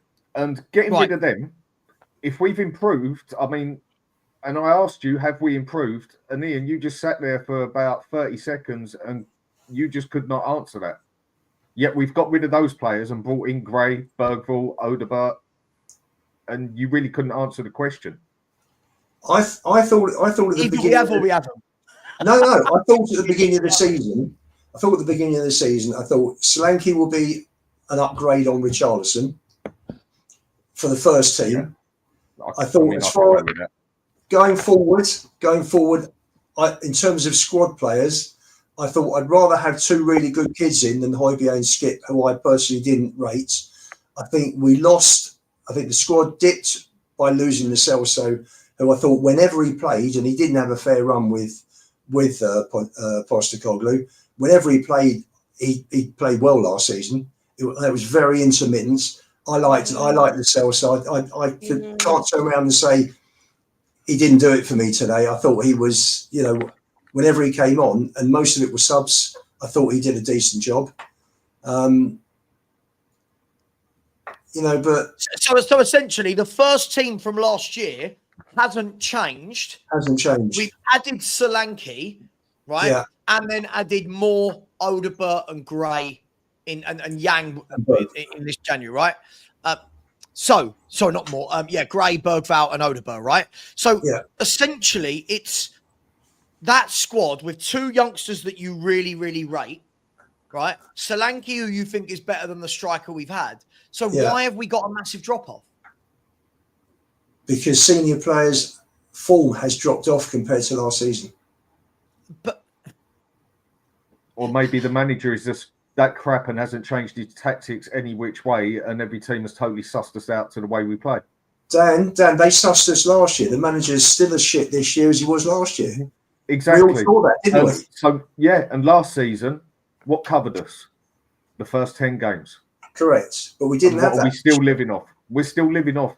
The sad thing is, we literally, as Spurs supporters, are living off those first 10 games like Arsenal live off Arteta's FA Cup. I just feel like we've got to be clear. As I said, when we were debating the summer, this is the problem. When you go on screen and say things live, like Lubo, you were very much of the opinion that you'd rather Gray in this squad than Højbjerg. I'm going to tell you right now, I can't believe I'm going to say this, I'd give anything with the situation we're in right now to have Højbjerg in our centre mid. Mm-hmm. I feel like everyone, this is the problem, Dan. When I looked at it, everybody waxed lyrical about he's got rid of the deadwood, right? For me, he got rid of way too many players. He got rid of way too many players in one window, then turns around and says, I didn't want to bring in another defender, but yet everyone's going, he wasn't backed, right? He turned around and said, I don't want to bring in leaders.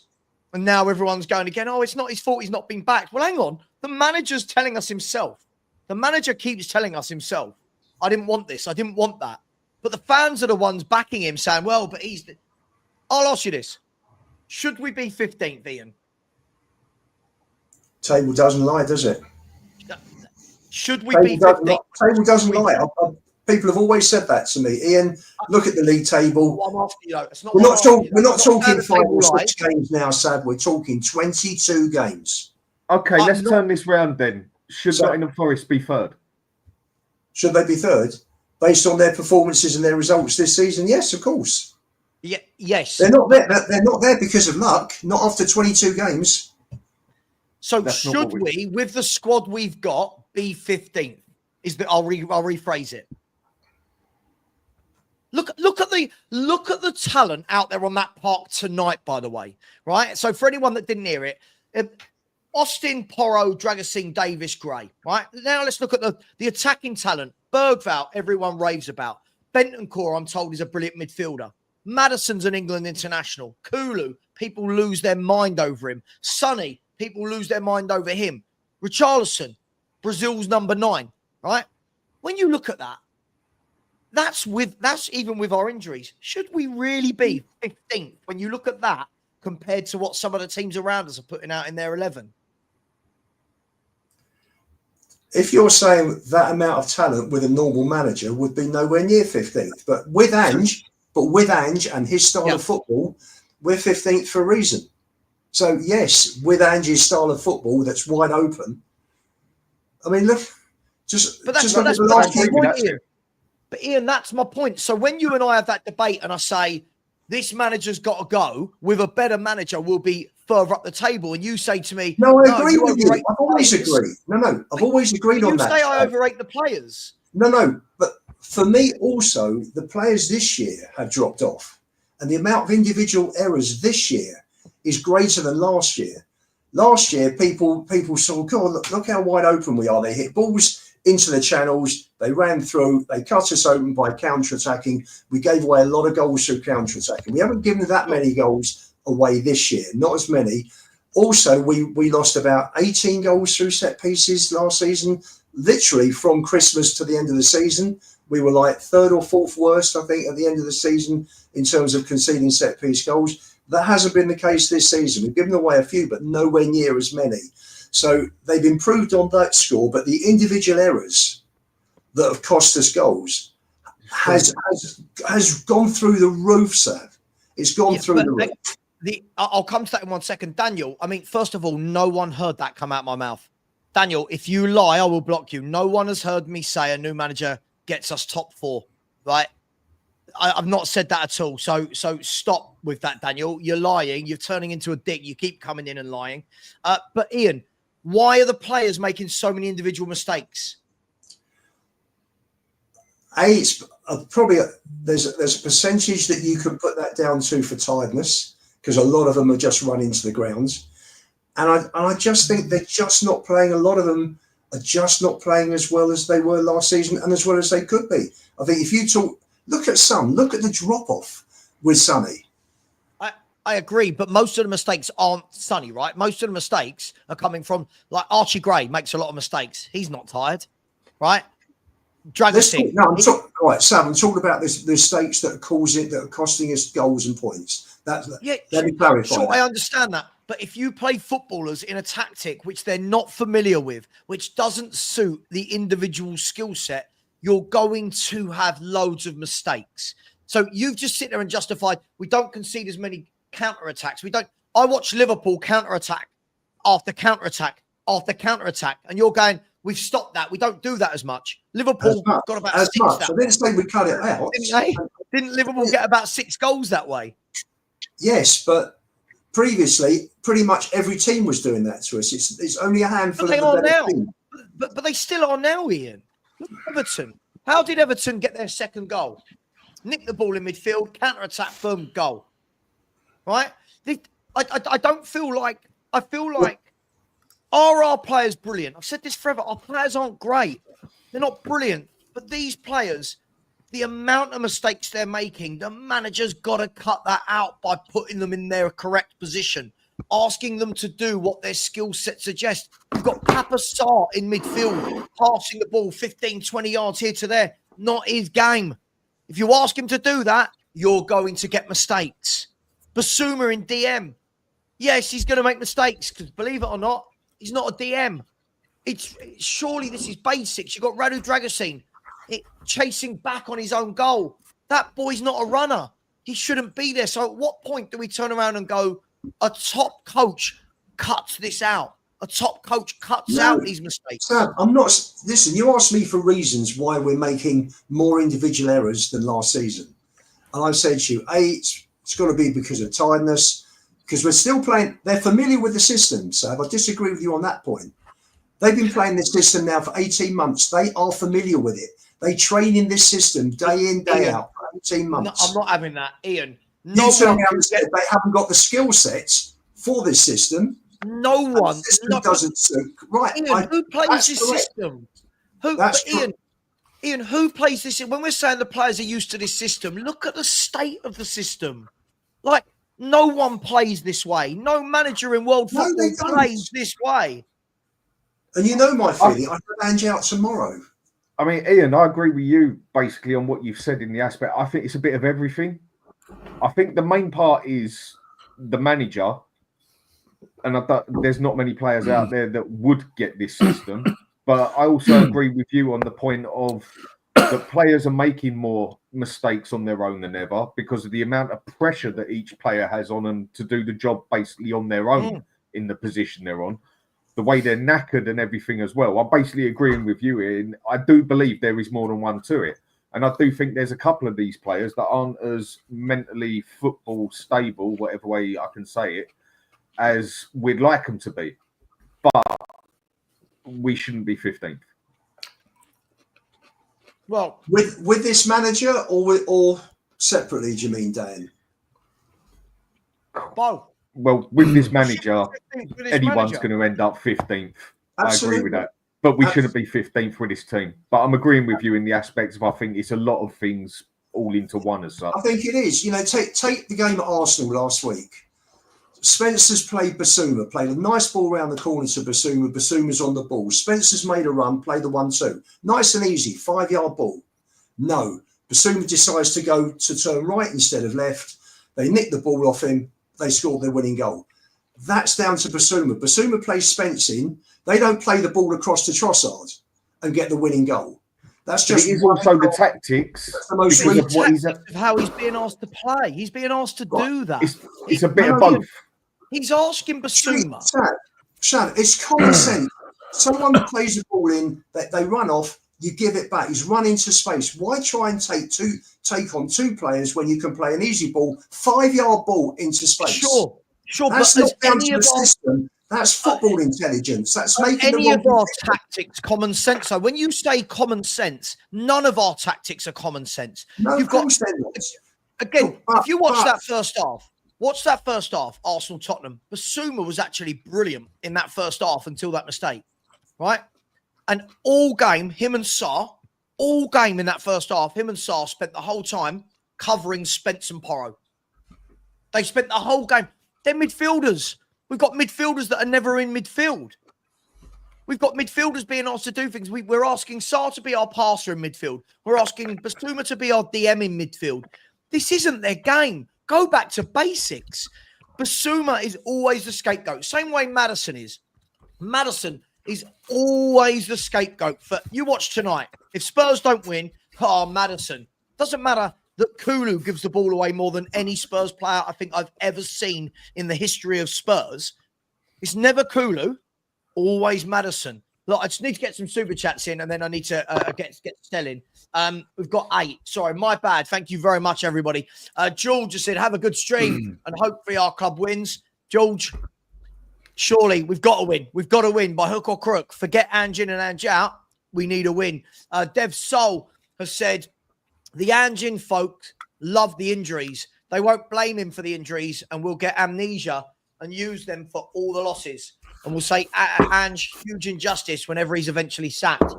You know what else they'll do, Dev Soul? The next manager from game 1 isn't going to be given any time by the Ange fans. They won't give him any time. The same way I've got fans like earlier going, oh, what's Potter done at West Ham? You're like, the geezer's been in position for about 10 days. Like, what is it that you want him to have done in about 8 training sessions? Big up to you, Dev Soul. You come in again and said, at this point, if this manager is most likely to be sacked, why would you buy him more players to win no trophies? We're going to talk about this in a minute and finish outside Europe. Big up, Savva, great channel. Thank you very much, Dev Soul. We're going to move on to that right now. Winston Lawrence has said, Ange out. Can't agree more, Winston. I hope we get a win tonight, but we definitely need a reset. He's so tactically inept. He fails to show adaptability when it matters. You could have just stopped it. He fails to show adaptability. I've never seen him adapt at all to anything. Big up to you, Winston. Really appreciate that. Dev Soul, very, very generous, has come in again. Where are we there? And said, last thing, what are the chances this whole Aussie movement is just market share grab by Levy? Seems to be trying to attract Asian and Aussie consumer. We can discuss this in a minute. It wouldn't surprise me because what he's already got is a lot of Australians in this fan base. By the way, some of the Australians hate him, by the way. I'm not going to group every Australian together, but a lot of them just can't see anything wrong with Ange Postecoglou. It's very frustrating. Dev Soul, thank you very much for that. The Spurs fan said, big up, Savva, well said. I'm just going to assume that that's for everything I've said the last hour and 20 minutes. Thank you very much. I'm always correct. Thank you, Spurs fan. Don't worry. We'll keep debating with Ian. It's always good fun. Big up to you. Last super chat here, but I have got one comment I want to read. Is why is Moore not playing? Son needs a rest. We're going to talk about this right now, Winston. Thank you very much for that. And JS, again, showing you don't understand. Ange Postecoglou is not a project manager. First of all, Ange Postecoglou has got a shelf life, if I'm not wrong, an average of just under 3 years at every job he has. I might be lying there, guys. I feel like that's pretty accurate, right? That he's got like 3-year tenure at all clubs he goes to. Is that right? Yeah. Anybody? Much. Yeah, right. So Yeah. if a project manager is here for 3 years, JS, after 18 months, we should look good. You can't say a project manager after 18 months of their 3-year deal. Nah, not having that, JS. You just can't. You just won't see what's right. Guys, let me ask you, Stel, I'll start with you. Thanks for coming in, man, and good video you did earlier. Stel, let's start with we'll start with the team and then we'll do the transfers after that. No Michael Moore. I think a lot of people were saying he had a very good cameo when he came on against Everton, dropped his shoulder, beat his man. Are you surprised that we're not seeing him in Hoffenheim today? Well, hello, Dan, Ian, Savva. Big up the chat as well. Hope everyone's doing good. For me, Leicester, surely you've got to go full strength against, because otherwise, if you don't beat Leicester, we are in a relegation battle, right? We're in it. So is tonight not the night you start Lancashire up front and you start Mikey Moore and let a couple of youngsters have a crack against a team who are the equivalent of Leicester in Germany right now? They're in free fall, Hoffenheim, and just give it a go. And if at halftime we're in trouble, fine, bring on Richie, bring on Son. Son's been in terrible, terrible form, and he persists with him. So he's basically just put all the kids on the bench. So if we are in trouble tonight, he's going to bring kids on. That's it. I would have rather have started with the kids, especially the ones like Lancashire and Mikey Moore that have shown there's something about them, and then rest the senior players for the Leicester game. Because if this is the team we've got potentially for Sunday as well, then we're going to be in the same situation. So the question is, would you rather rest the kids for this game or for Leicester? I'd rather rest them for Leicester and go full strength against Leicester, which is literally a do or die. Not do or die, that's exaggeration. But it's about our survival in the Premier League. Whereas if we were to lose tonight, you've still got the next game. I mean, it's not like we're going to go out of the Europa. We've just got to go into the playoffs. So I don't get it, Savva. I don't understand it, especially with some being so crap. At least one of them, at least Lancashire or more. But we've literally gone no kids at all. And it further proves Project Youth is the biggest load of bollocks that's ever been spouted from this fan base. So that's my take on it. I would have started both, but minimum one of them. But that's me. I think there's going to be a part we're going to struggle on tonight. If I've got the formation right from what they're saying, they're going to be playing a 4-2. Yeah, 4-2. Yeah. And that's two up front. What's the formation? Sorry, what's the formation? 4-2-2-2. 2-2-2-2. If they're playing if they're basically playing two strikers and then two attacking midfielders that can sort of go wide and keep central, that can almost be four players or three players coming at you at the same time, like what Galatasaray done, and we only have two at the back. Right, the 4-2-2-2 formation. I've seen two people do that. One was a coach at the England setup when I was at St George's Park, and for an induction training course. And the other one was Bayern Munich when they won the league and I think the cup double. Yeah. And let me tell you something. The 4-2-2-4 is actually 4, then a square of 4. So it's 2 and 2, but they move as a square. So they shift as a square. Both those systems worked when I saw them in action, but they both had top draw midfields. I mean, Bayern had a sensational midfield, and the England under 18s, I think they went on to win the Euros that season, so they were a tidy bunch as well. If he's doing that with our midfield, I mean, I get what you're saying there, but if they just go and play a long ball over and basically with, like you say, the square shape at the front with the 2 and the 2, which they can also use as attacking midfield centrals and also have them go the wings will be exposed. The wings will be exposed. And if they start playing it over the top and actually get it in between that box of players or get it to the front too, we're only going to have 2 at the back as well. They could have up to 3 players running at us at the same time. I'm not saying they're going to destroy us, whatever, and that, but this is definitely one we're not going to like coming against us if they sort of do anything half right, basically put the ball over us, because we only have 2 sitting back there anyway that usually have to go out wide, or one go far left and the other goes to the middle and leaves that side open. I don't think coming at us, we can't usually cope with one. I don't think he's playing 4-2-2-2. There's no way. There's no way. Isn't this what what's his face normally adopted? Hoffenheim. He had a little stint at United. We're doing a 4-3-3, guys. It says we're playing a 4-3-3. Who? Us? Yeah. We are. Oh, you're at Hoffenheim. Yeah.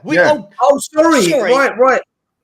Sorry, you think Ange has got the tactical ability to go 4-2-2 with squares And moving all over there's the me pitch? telling you this about this. And no, still, what I'm saying is they're playing a 4-2-2-2 with 2 attacking midfield central that can also go out wide and also use them as coming forward.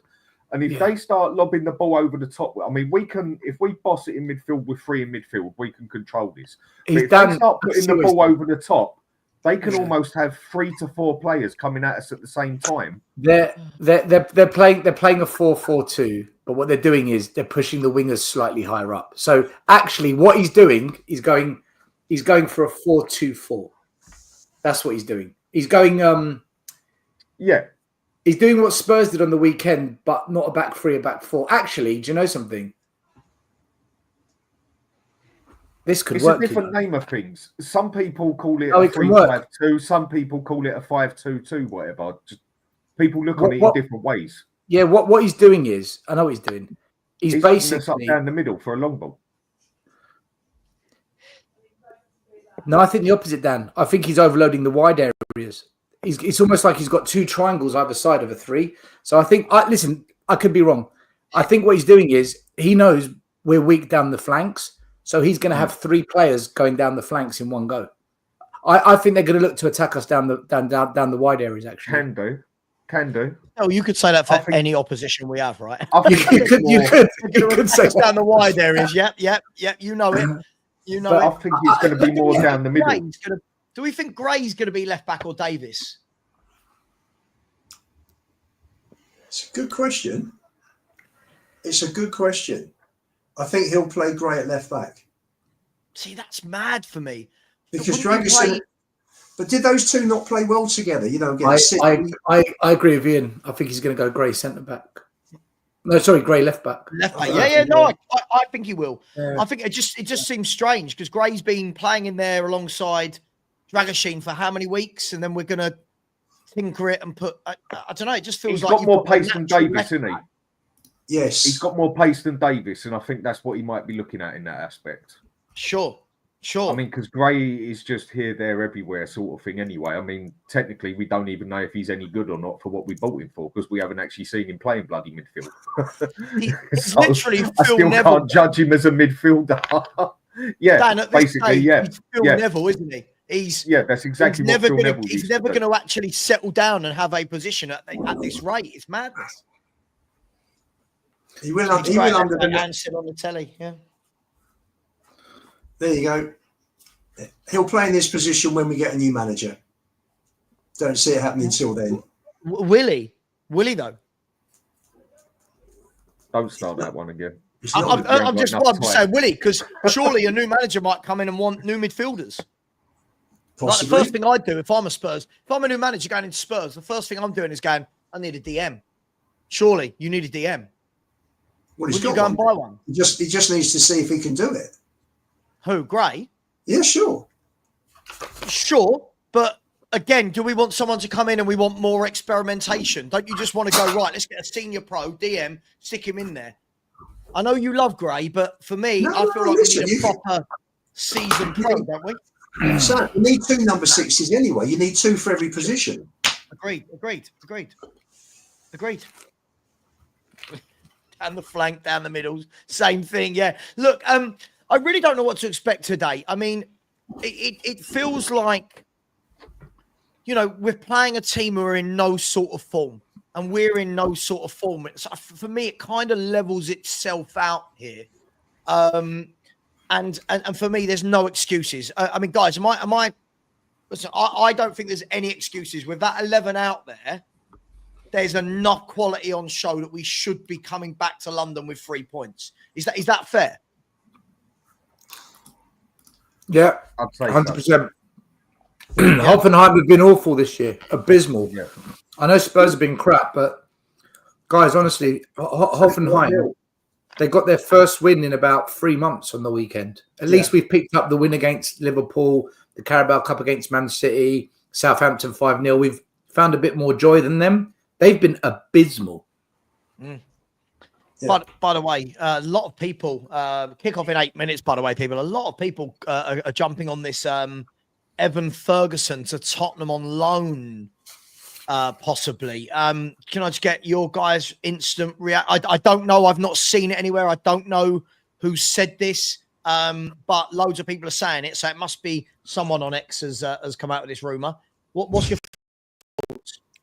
Funny, isn't it? Because when Ferguson burst on the scene, Brighton gave him a new contract, and the release clause was for 130 million. And here we are. For some reason, he didn't get into the first team. His form tailed off. He dropped out of the first team scene, and now they obviously think he needs, a change of direction, change of club, albeit on a loan to kickstart his career again. But if someone gets it right, I would have taken him a couple of years ago. When he first came in, he looked terrific. Yeah. The way that Liam Delap has looked really good this season. It was a similar sort of thing. Is there another case, Dan, with someone like that once Solanke's fit? If I'm Ferguson, wouldn't you be asking, well, once he's fit, am I playing football? Because again, we've got a manager that doesn't rotate. So what do you make of it? Would you have him? And is that going to be a consideration his end to go from Brighton's bench to Spurs' bench? Yeah, I can't really say I've seen enough of him to judge him, really, if I'm going to be fair. I haven't. But is someone really want to come to Spurs to sit on the bench? Because like you said, it does seem like Ange has got his 11. The only one he messes about with usually is midfield. Everywhere else, he seems pretty set on who he wants there, to the point where he burns enough. Is that, Dan? Do you think that covers all positions? Why we're not going to? No player's going to want to come to Spurs this transfer window. They see all the players that are on the bench. They see the way the agents are going to look at how Postecoglou has his pecking order, and they're going to say, why would I? Someone who's going to leave normally isn't in the first team. They're leaving for a reason because they're not getting first team football. They're either a kid coming through or they're feeling hard done by, etc., and they need game time. So why would they look at Tottenham and think, do you know what? The injured players are going to be back in a few weeks' time. Why am I going to go and play 2 or 3 games and then I'm back on the bench? What's the point of a sideways move for 2 or 3 games? And that's the problem we've got. I agree. The only reason I could see us getting a player, really, is if we put the money on the table for him and he's more interested in money, which significant amount of players are mercenaries, but it's going to take that extra bit of money to bring anyone into Spurs at the moment. I'm one of the first to say, if you put the money down, you can get pretty much anyone you want. But with this manager, this tactics, and us looking like we're going for a relegation fight if we lose our next 2 games and the other results don't go our way, who's really want to go for that? And the other thing also, you look at the injuries. Just before I came on the channel this afternoon, I was reading an email because I subscribed to The Athletic, and they had a chart in about the amount of backward runs from the halfway line that our and I think we're more than any other team in the Premier League making those. Not Premier League, in football. Our team, from last time I checked it anyway, our team covers the most ground in sprints in football as a whole in Europe. So why is it surprising that go? It's not. Yeah, but it's not surprising. Not to us, but to a lot of people, they seem to ignore it. I mean, my mate Tommy, who gave me the channel and everything and that when I started on there, he called it out after about 4 games. Said, "You watch, Van der Ven's his hamstring's gonna get destroyed at first." And lo and behold, and it's happened to several players, isn't it? And it was happening at Celtic. All that started to come out as well now, isn't it? How bad it was at Celtic with the hamstring issues. Has he had four hamstring injuries, Van der Ven, since he joined? Is it 4? 2 last year, 2 this year, I think? I think is it 3? Do you know what? This club's really good at bringing people in without doing any fucking homework, right? We brought in Ndombele. No one checked his psychological background. Nobody. Yeah, no. We brought in Lange. No one actually looked at how bad it was when he took over from the guy that was in charge before and how it kind of regressed a bit. There were 15th still when he left. 15th Villa. Right.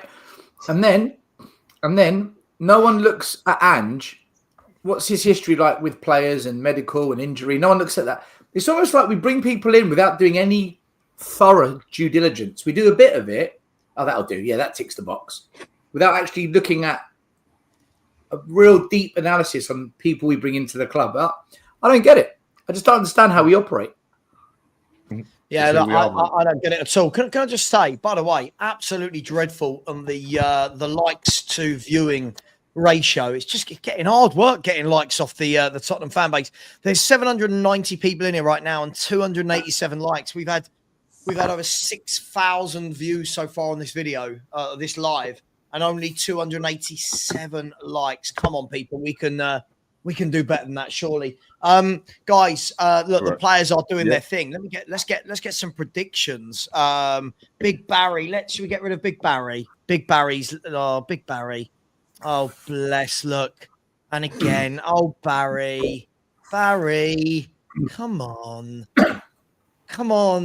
God gave you little fingers. He gave you a keyboard and he gave you a brain. And this is the best you can come up with. Oh, so is he a gooner? I don't know. Big Barry. Big Barry, mate. He's just he's banned. That's what Big Barry is, banned. He's Big Angie's cousin. He's banned. Guys, give me yeah, exactly, Mark. Yeah, come on, Barry. Your mum will give you some attention. Hoffenheim, three games at home so far in Europe. 1 win, 2 draws. Tottenham haven't won for 3 in Europe. Both teams are a mess. Danny, score predictions.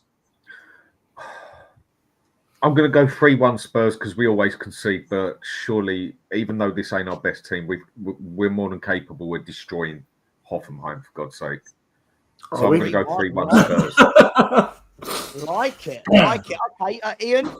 My heart's going to rule my head here. Go on. 2-1 Spurs. Go on. And Archie Gray will score a penalty. Yeah. He'll get the winner.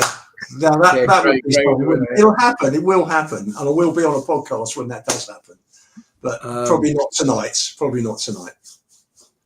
Yeah, I'm going to go 1-1. I'm going to go for a score draw. You have a score draw. I'm going to go with. I'm going to cop out like I have done the last sort of 10 games. I'm going with 2-2. I've just got no idea. What we're going to do. What I do know is that we will give up loads of chances. Guys, you're more than welcome to stay. I get it. Some people like to go. It's up to you. You're more than welcome. Can I ask you guys a quick question? Why has Kulu, Benton, Cordragoose and Lancashire got a yellow card by their name? Does that mean if they get one more, they're suspended for the next game? I'd have thought so. Yes. That's what it usually means, doesn't it? Yeah. Pass. Right. 8 o'clock. Starting again. Yeah, man, listen. Yeah, 8 o'clock because I'll do a little bit after the game on my own. And I'm only doing that because you're not going live, are you, Stel? So no, not tonight, no. If Stel was going live, I wouldn't have done it, but I'll just keep it running. So you're all more than welcome. All right then. I'll see you. I'm going to go. Come on, you Spurs. Savva, I'm gonna stay. I'm gonna watch it with you, I think. I'll probably see you at half time. Take it easy. There you go. All right, see you later, Dan. Thanks, mate. By the way, so we are off and underway. And Tottenham are kicking from left to right. Hoffenheim from right to left. I don't know if that's a preferred end for Hoffenheim, but still, what it doesn't matter, right? Whatever we think of Angie and Angel, we just got to get to the stage where even if it's a scrappy 1-0 win, we've given the ball away in the first minute. Hang on, Hoffenheim now going down the right. I think that was Archie Gray giving the ball away. Ian won't like that, but he does give the ball away a hell of a lot. We've just got to scrap a win still in any way, shape or form. Just scrap a win somehow, right? Yeah, we need to win if we don't want to go into the playoffs and pick up 2 extra games. You know, I'm just looking at Hoffenheim. Yeah, just seeing if there's any chance they can still qualify. So if they've got something to play for, and they do. They're currently 1 point off of the qualification places. So yeah, I mean they would take a draw maybe, but they probably want to win this if they want to stay in Europe as well. So they've got something to play for. But we really can't afford another 2 games, not with our fixture schedule. We need to win it. We do. For sure. For sure. And listen, I've got the alerts on for all the other games tonight, so I'll keep people updated with how the table changes. But my understanding is that next week on the Thursday, all of the Europa League teams play at the same time, right? Everybody plays at the same time to make it fair. The same with the Champions League the night before. So, guys and girls, you haven't missed anything. So far, Hoffenheim have had all the football, but nothing to really write home about. I mean, it's difficult. You know, when you don't... I know some of these Hoffenheim players, but I don't know them enough here to say, yeah, that's the guy you want to look out for, or this guy's impressed me. So it's quite different. Other than Hoslook, I don't really know many of them. Does that make sense? I haven't got a clue. All I know is Spurs are playing a freaking defensive line that's high again. But yeah, you can see already, and straight away you can see there that but Bergvall, for me, he's got to be better with his passing. But hang on, here's Richie. Richie tries to dig out a pass, and the defender just cushioned it back into the keeper's arms. Kulu was waiting. Richie up front. What does he bring that Solanke doesn't? Does he bring anything that Solanke doesn't in your mind? Yeah, shithousery, because apparently that's an art. It's a skill. It's something that that justifies £65 million. Look, he has got a knack of getting on the end of a tap Tottenham are 1-0 up. Tottenham are 1-0 up. Sorry to cut you off, Stel. The long ball over the top. James Maddison brought the ball down, put it into the net. Again, James Maddison, lots of goal contributions. Always the scapegoat. Through on goal. He couldn't miss. He didn't miss. And Tottenham have taken an early lead. Before I change the scoreboard, I will check to see if VAR do anything, because otherwise it's a pain in the arse to change. But the ball was played out to Porro in the right-back area. Porro pinged a long ball into Maddison. Great run. Really good run. The defender played him onside. Great touch. Great finish. That's a brilliant goal. That's a really good bit of play from Porro's pass. And James Maddison's touch and finish still. That's a brilliant finish, isn't it? Yeah, I'm just watching the replay. He's onside. That's a quality first touch. That's a fantastic first touch. Yeah. Do you know what? That Eugene Sterner was on Deji's show the other day, just saying Maddison's shit, Maddison's rubbish. And I put a comment saying, Maddison's got the most goals and assists combined at the club. He's our top scorer. Maddison's not shit. It's the manager, the way he's playing him and the way we set up tactically. Maddison, do you know what? He's one player I don't get the hate on, man. I get he could step up a bit more in certain games, but the hate we put on him is bonkers. He's a good player, man. Maddison's a good player. I don't think he's amazing, but he's a good player. Can you name me one other player that would have scored that goal for Tottenham? Bringing the ball down out the air like that, taking a touch and burying it. No, nobody. No, not anyone on the pitch at the moment. Richarlison, no. Son, not in his current form. Kulu, maybe Kulu. Kulu's got it in him. I just don't think Kulu would have had the legs to get him behind there. That's the difference for me. Look, do you know what was good about that goal as well? Once he controlled it, he didn't snatch at it. He composed himself, steadied himself, and then pulled the trigger. He took those extra couple of steps before he took the shot, which was good. That's it's a calm head. Maddison, do you know?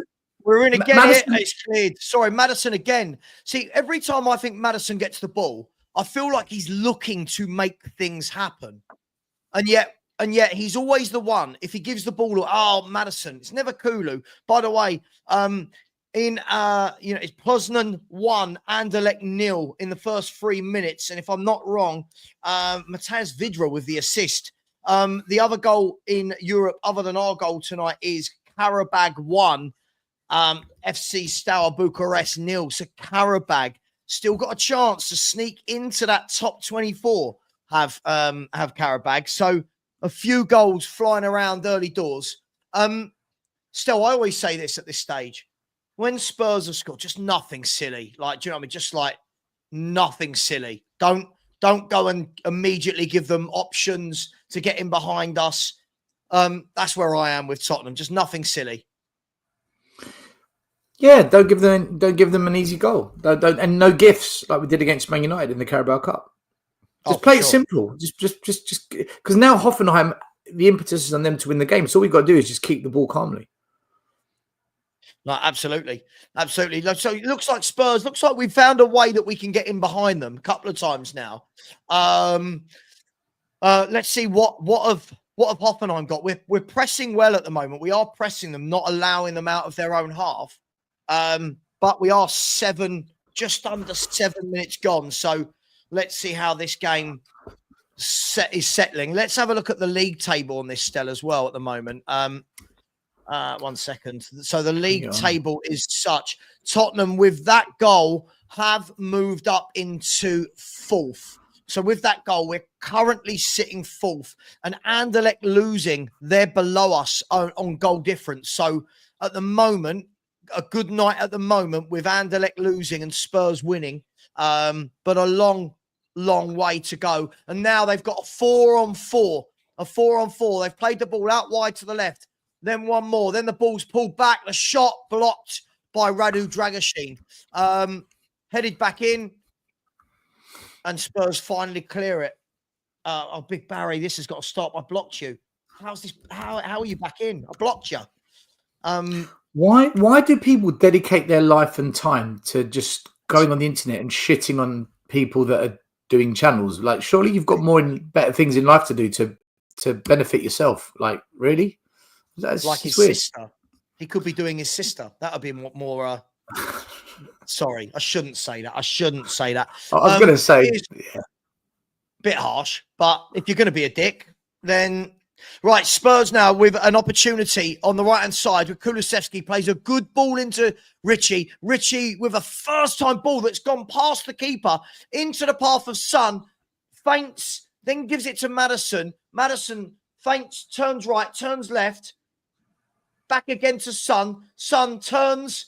Spurs just can't quite make the opening. And then Bergval's pass goes out. And it's a goal kick for Hoffenheim. What a rubbish pass from Richie. Yes, really. That was rubbish, man. By the way, Karabak's lead didn't last too long. It is Karabakh 1, Steaua Bucharest 1. So that's the next goal. That was from Sut. Someone called Sut has scored for Steaua Bucharest. So at the moment, a few goals flying around. Yes, of course. Ange is embarrassing us. Yes, we're beating one of the worst teams in Germany. Yes, it's yes, you're right. Stilly us. What is wrong with people? Is it like this every time you go live, Savva, on Match Day? Mate, every time I go live, these dicks, they just appear from, like, whenever Spurs score a goal, these people, like, just go mad. When Spurs lose, I don't see them.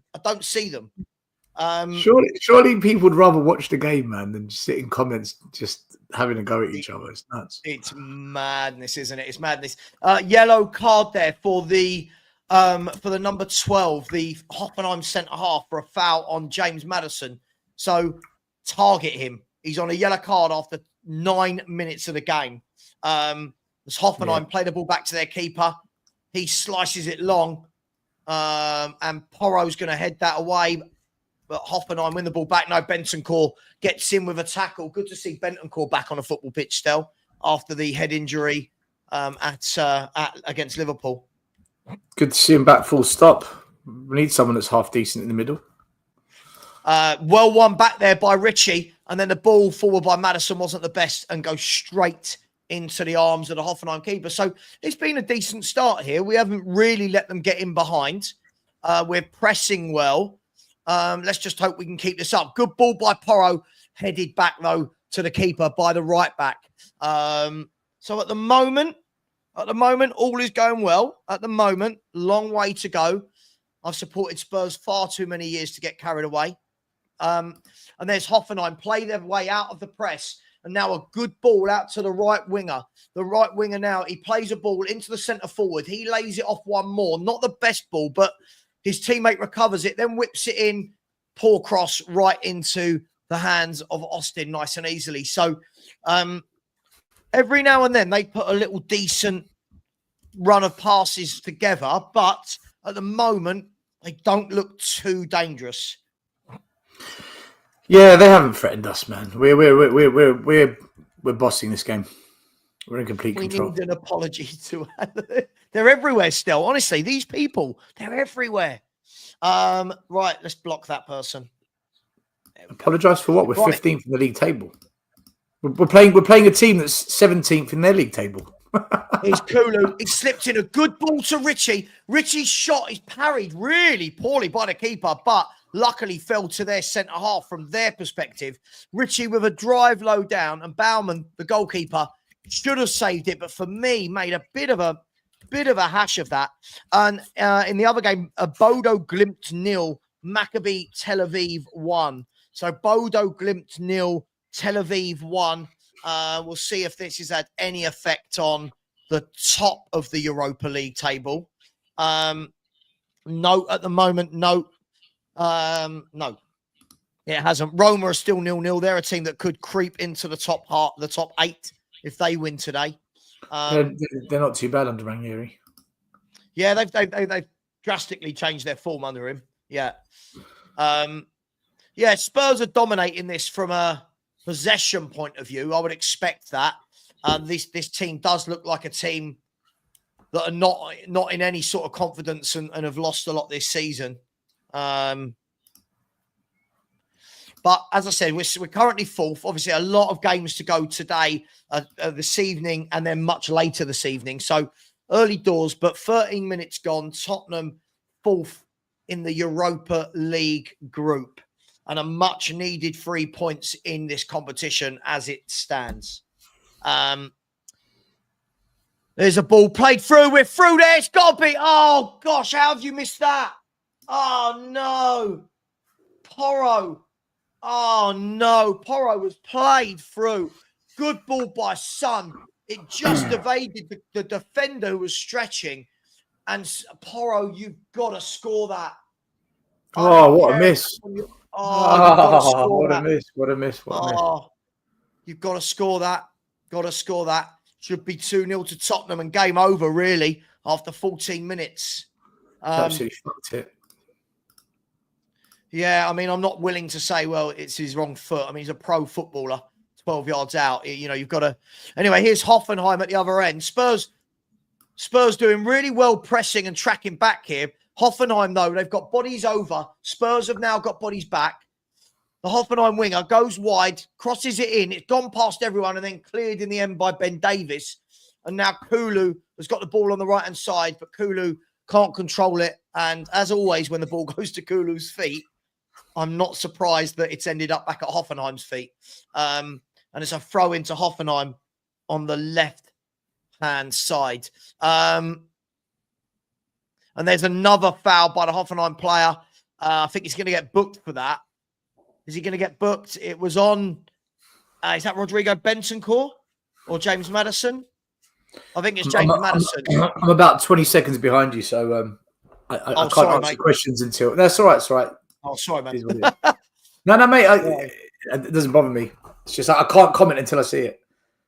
By the way, people, please smash that like button. By the way, while we're waiting for the free kick, George has gifted a Football Heritage TV membership. Big up to you, George. Very, very generous from you. Really appreciate that. And EdX, always very generous, has said like, subscribe and join. Support these gentlemen's platforms. Hang on, I'm going to break away. Sonny cuts into the box, onto his right foot. And Sonny doing what Sonny does this year rather than the other years, ballooning over the bar. He did all the hard work. You'll see it in a second still. Again, Spurs did well, held the line.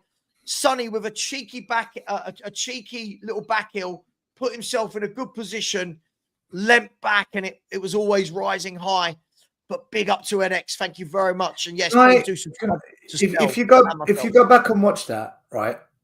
Number one, that's why I think Mikey Moore should start. Number two, look at the replay. Son could have fed Bergvall in. Bergvall makes a run into the box. There's an opportunity to just feed it between the two centre-backs, and Bergvall's got a tap in. Yeah. You know, that's where we miss players like Luka Modric and Eriksson, because those players would feed that pass in. How is Big Barry back? This man has made 3 different accounts in 10 minutes. What are you doing, mate? You're just going to get blocked every time, you donut.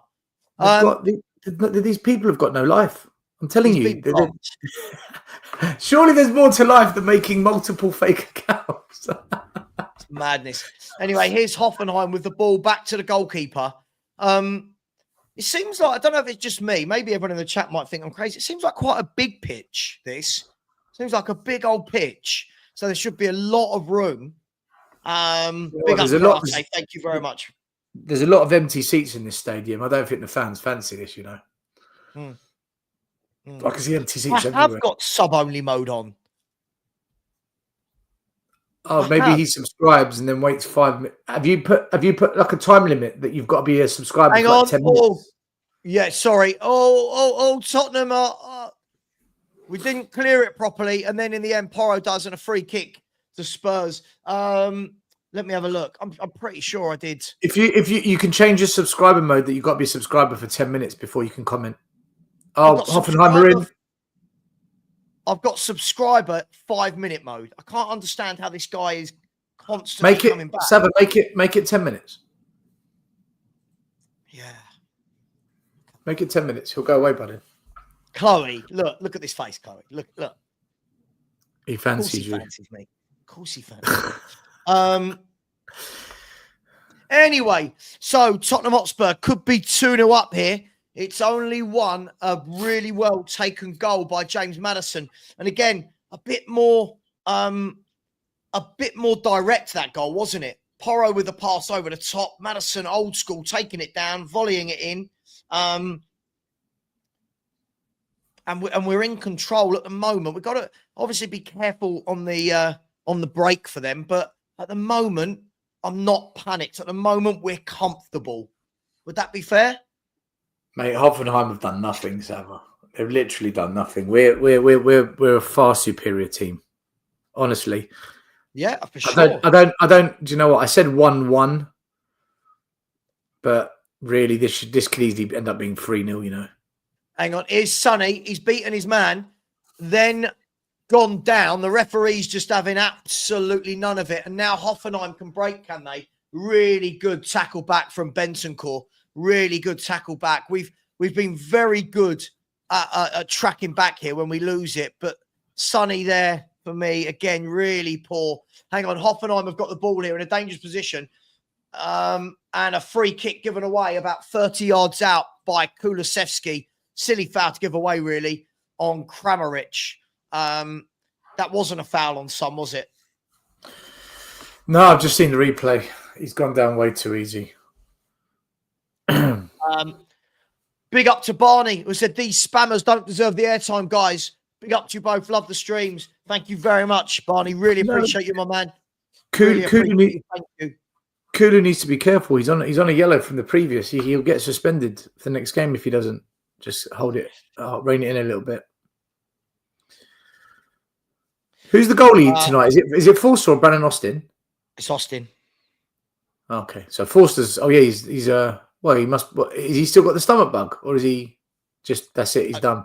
No idea. It just suddenly went from Forster, then it was Austin, then it was Kinski. Now back to Austin. I reckon that Man United performance by Forster probably did it for everyone. Hang on. The free kick it hit the wall and then flew up, and now Richie can break. Richarlison's gone down the left-hand side and given the ball away. We do a shot. Everyone do a shot. And now Hoffenheim have brought the ball down in the box. Bentancur's come back and won the ball. The Hoffenheim players are all asking for a handball. The ref said no, but Hoffenheim have still got the ball. I don't know if VAR will look at it. I didn't see what they were asking for, but they all seemed convinced.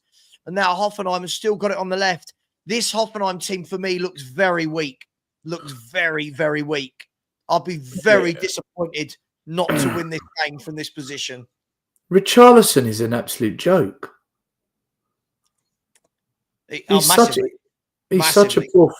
a bad football player. Yeah. How did we pay £65 million for him? I can't believe it. I don't know, mate. He's Harry Kane's replacement. Do you know what? He's been injured for so long that I forgot how bad he was, and now he's back. It's just a reminder of how shit he is, really. Oh, Hoffenheim have made a mistake, and now Spurs can nick in. Oh, it's Maddison plays the ball through to Son. Sonny, surely, through on goal. Surely, it's dinked over the keeper. And Tottenham are 2-0 up. It wasn't the sweetest of finishes, but it went off the ball, went into the keeper. Game over. Went into the Game back of over. the net, and that's got to be game over. These lot are there for the taking. Like Ian and Dan said, this should be 3-0, 3-1, something like that. Let's have a look. What a shit goal. The defender fails to stop the pass this time. A VAR looking at that because Bentancur's going to be very lucky to get away with that. I don't know if they're looking. I've got the sound off, so I don't know. But they keep showing that. But down at the other end, Maddison, for me, he's got to play every game. That's handball. That's handball for Bentancur. I think it is, but I don't know if they're... No, yeah, look. I think it is, but I don't know if they're going to... It is. It's come off his hand. Yeah, I know. I just don't know if they're going to give it. I don't think they are. Sonny strike went into the ground, up off the defender's leg, and looped into the back of the net. And I think Sonny's handballed it as well. Maybe a slice of luck, and the Hoffenheim players were not happy there. Looks like we've got away. Savva, there's two handballs. There's two handballs in the goal. Listen, I'll take it. Has it gone to VAR or not? No, it's a goal. It's played on. We're gone. We're gone. Oh, mate. Talk about luck. Listen, I'll take it. It's game over. It's game over. Spurs have won. We've won the game. Yeah, this has got to be 3 points from this position. Hoffenheim, It will be. for It me, will be. They're rubbish, man. This lot of rubbish. They're wide open at the back. And James Maddison, 1 goal, 1 assist. For me, again, he's got to. Skill from He's got to play. He's pulled it back. He's got to play. Oh my lord! Do you know what that goal was so bad? Right, the through ball from is it Porro Bentancur? The centre back gets a toe on it and it ricochets and it kind of falls to Son. Then Son miskicks it and it deflects up and over the mate. It was such it's comedy, man. To be honest, I didn't see the first handball in real time by Bentancur. I mean, it's one of those. I think if it goes against your team, you're upset. If it doesn't go for your team, you're upset, right? Like so. But listen, we've got away with one. There was a goal scored by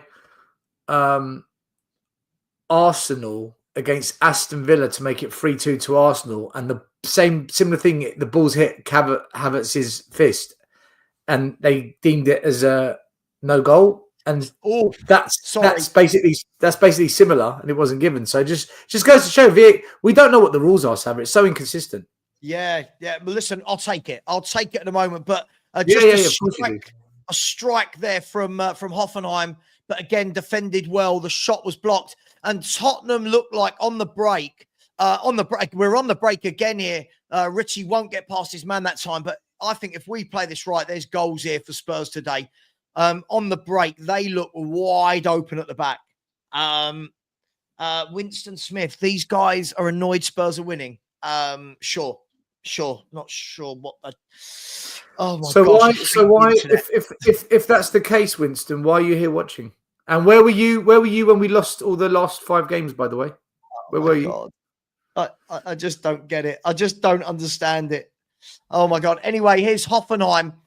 Played the ball into the midfield. Good ball played into the left winger. Porro should get back to him, but we've whipped. Oh, yeah, we've cleared it. The ball came in. It was whipped in, and Dragoshin has cleared it for a corner to Hoffenheim. But again, for me, every time we counterattack, we look like we've got the beating of their back line.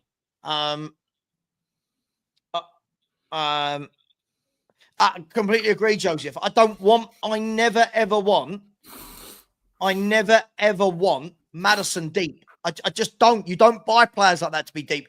Hoffenheim with a corner, headed clear to the edge of the box. It's going to have a shot. It's cleared. It's bobbled around. And they're asking for another penalty, Hoffenheim.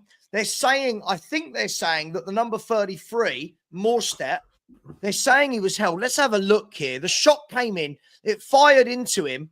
No, there's nothing there. Come on. No, there's nothing there. That's not. I think we got away with a handball. That's not anything for me. I think he'll be annoyed the player he didn't do better. But that wasn't for me. For you, Stel, was that a foul? Not for me. I'm looking at it now. No. I agree. James, I agree. We got away with one. But, you know, the situation we're in at the moment, we'll take it. Poor header there. Hoffenheim are in. He's had a shot. The 33 had the shot, I think it was. And it's hit. Sorry, it was the number 7. I can't see who it is. Bischoff. And it's flicked up off our defender and gone wide of the post for a corner kick. For me, I think this is the sort of game. Get the third, shut up shop. Get the third, we're done. There's goals in this. Get the third and bring on Mikey Moore and Lancashire. I agree. I completely agree. Listen, do keep smashing the like button if you haven't already, people. We're not even at 400 likes, which is disappointing. Corner kick for Hoffenheim. It's going to be whipped in right-footed from the left-hand side. Cleared by Bentancur. And now Spurs can break again. Sonny has cleared. He's put Kulu. Kulu is through into the other team's half. They've got 2 men back. Kulu's going to hold it up. He's got support. He's laid it off. And then a very good tackle from the centre-back. But it's gone into the path of Maddison. Maddison's taken it out wide, slowed the game down, and now everybody's back in position. But another chance, if the ball had just had a little bit more oomph on it, that should have been 3-0. And they're doing what we normally do. They're playing such a high line, and we're going to keep catching them if they keep doing this. Spurs are in again here. Here's Archie Gray, left-hand side. He swings it in left-footed, not the best cross, though, and then hammered clear by the Hoffenheim defender. He's kept in by Archie Gray. Spurs, there's goals here for Spurs if we want them. There's goals here for Spurs. I can see why they're just outside the relegation zone in Germany, if I'm honest, still. They look they look like Spurs in the Premier League. Yeah. This is. Do you know what? This is how we look when we play the other teams in the when we're in the Premier League. They're all over the place, man. Look how disorganised they are. Look at there's gaps all over the pitch. There's no discipline or structure to this lot. It's a shit show. Spurs should win this 5-6-0, man. If we're gonna be honest about it. Oh, God, there's got to be goals there. 2 players down injured, by the way, at the moment. One from both sides. So while there's a stop in play, the Spurs fan has said, perfect commentary team, Stel and Savva. No apologies, artists there. Thank you very much. Really, really do appreciate you. By the way, there's been a couple of other goals. FC Porto 0, Olympiacos 1. So FC Porto 0, Olympiacos 1. And in Malmo, it's Malmo 0. 20 FC 21. So there's a lot of goals going in all over the place. But all that matters from a Tottenham perspective is here we are 2-0 up and cruising at the moment. All I'd say, nothing silly. Apologies. Doesn't look like there was a goal in Olympiacos v Porto. Apologies. But big up to the super chat. Really, really do appreciate that. But you can see why their fans are unhappy that they might get relegated, right? They look all over the shop. And Spurs, we're just putting... We are doing what teams do to us. The one pass over the top that causes havoc. Savva, it's like I said to you, they look what we look like when we play in the Premier League. Like, if anyone doesn't know what Spurs look like in the Premier League, just watch Hoffenheim. This is Spurs on a Sunday or Saturday. Yeah, we look in control. I don't even think we don't even need to do a lot here. We're dominating the ball, and then we're picking the right opportune moment to go over the top. Savva, honestly, if we go 3-0 up, I'd bring on Lancashire, Moore, and Olusesi or Harvey, and just let 2 or 3 kids just play for 45 minutes. I really don't fear Hoffenheim. I'll be stunned if they even get a goal in this game. God, no. As I said to you earlier, we've got to beat Hoffenheim and we've got to beat Leicester. There's no excuses for me. 2 teams we should be beating. We'll beat Hoffenheim. We've got one of the worst teams in Germany and one of the worst teams in England. 2 games in a row. There's no excuse. Yeah, I agree. Especially Leicester, we're at home. Hoffenheim, I mean, they're huffing and puffing, but it's just the Q word. There doesn't seem to be a lot of quality there. And I tell you what, the gaps at the back there's goals. There's goals here. Yeah, we've got this Spurs, we're all right. We've got this game. Yeah, I'm not worried. I'm not, and it's very rare I'm not worried about Tottenham. And I agree, Reece. It is like a training game at the moment. I agree. Is it me or does Hoffenheim's team come across like they're very young? A cult of Coglu. It's definitely an agenda for Angel. Yeah, my agenda is I want my football team to be doing better. Massive agenda my end, yeah, but not against any person in particular. I want my club to do better. I don't have an agenda. I just think he's shit. Well, the fact that his name is Cult of Coglu tells you that this guy is a new Spurs fan or an idiot or both. Or a cult. Yeah, or a cult. The ball swung in. Hang on. They're in it. Oh, good save. Good save. Brandon Austin low down. The ball came in. Spurs didn't deal with it. So the ball went out wide right. The cross came in. Oh, Ben Davies. It went all the way through. Really good save low down. Well done. Hats off to Brandon Austin there. And now Tottenham at the other end. Sonny tries to go past his man. Doesn't quite have the pace he used to have. They get back at him, and it's a throw into Tottenham. What a good save that was. By the way, Malmo have equalised. Malmo 1, FC 21. So goals going everywhere, but what a save. Oh, that's. Do you know what I was saying?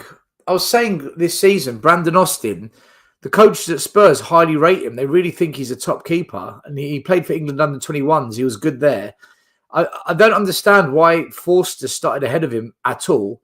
And I know Kinski looks decent, but mate, what's the difference between Kinski and Forster and Austin? What is the actual difference? I'd need to see both of them a lot more. I feel like it's such a small sample size with both. Because our fans have waxed lyrical over Kinski, but he let in 3 against Everton. Yeah, I didn't think he was very good against Everton with his feet. Hang on, Spurs are in here. Here's Bergvall. Lays the ball off to Porro. Hoffenheim have got players back. Great ball by Porro into Kulu. Kulu now lays it all the way back. A bit of momentum has gone there, but there's no problem with that. We've kept possession of the ball, and we should dominate this now. This should be... there's a cross going to come in from Son. Cleared easily. Really poor cross from Son. And Hoffenheim... No, they can't get out. We've done well here. We've kind of pinned them in. We haven't given them the options that they've given us. We've done well here in this first 34 minutes. The only little concern I've got is that whilst it's 2-0, they've shown little glimpses that they might nick a goal. Maybe, right? What you don't want is it goes to 2-1 and then we start panicking a bit. So if it goes to 3-0, Savva, I'll say it's done. For me, it's over. At 2-0, with still 60-odd minutes to go, you know, you don't want Hoffenheim to get one back because it might G them up a bit. But their defensive line is shambolic. I'm not worried. I'll be honest. If this team came back to get a point or a win, I'd sack him at the full-time whistle. Levy should walk on in the middle of the pitch and sack him because these lot they are not good. Let's be brutally honest. This is not a good team. But they do have a free kick here. Ben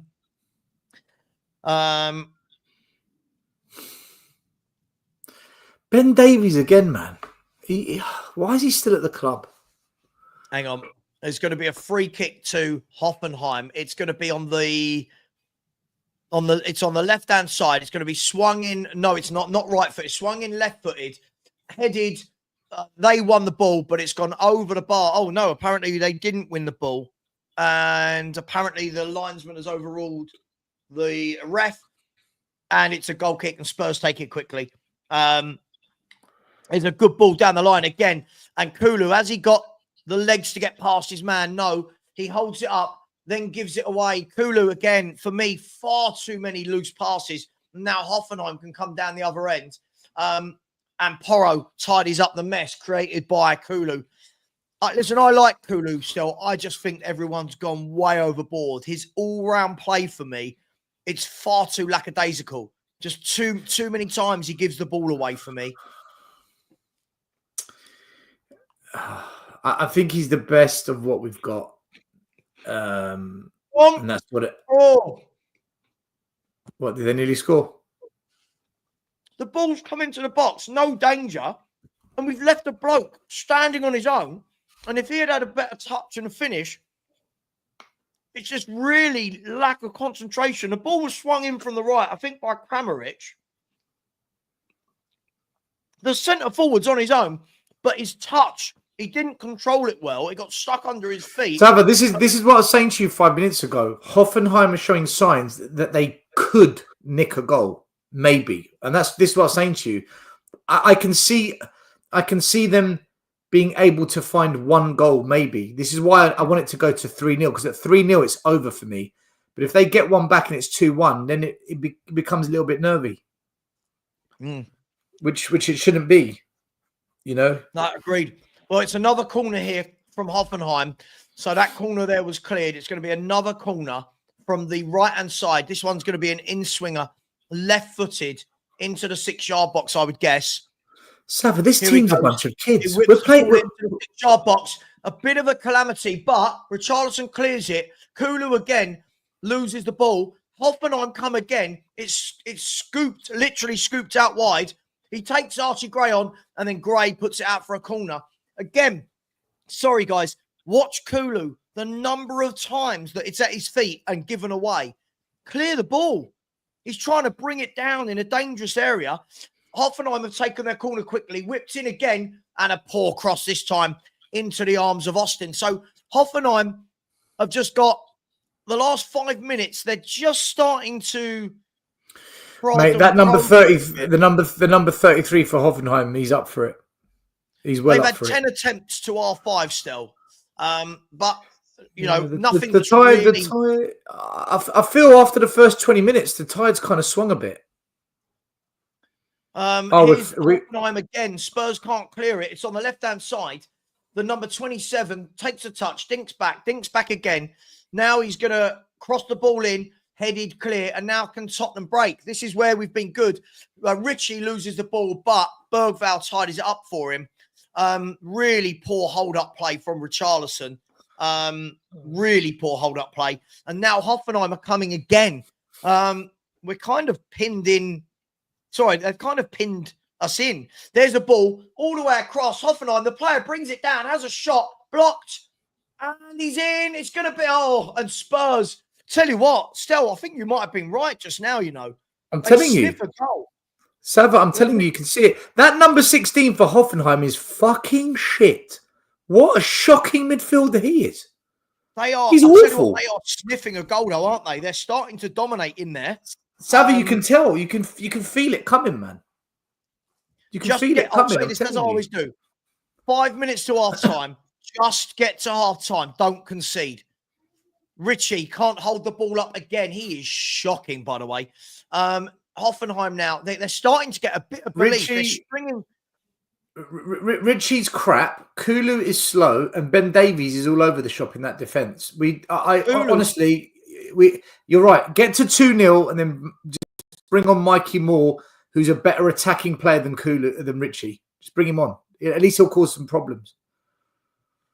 Yeah, they're having all the ball. You would expect that. They're 2-0 down at home. I would expect them at the moment, keep it tight. But they are starting to ask some questions of Tottenham now.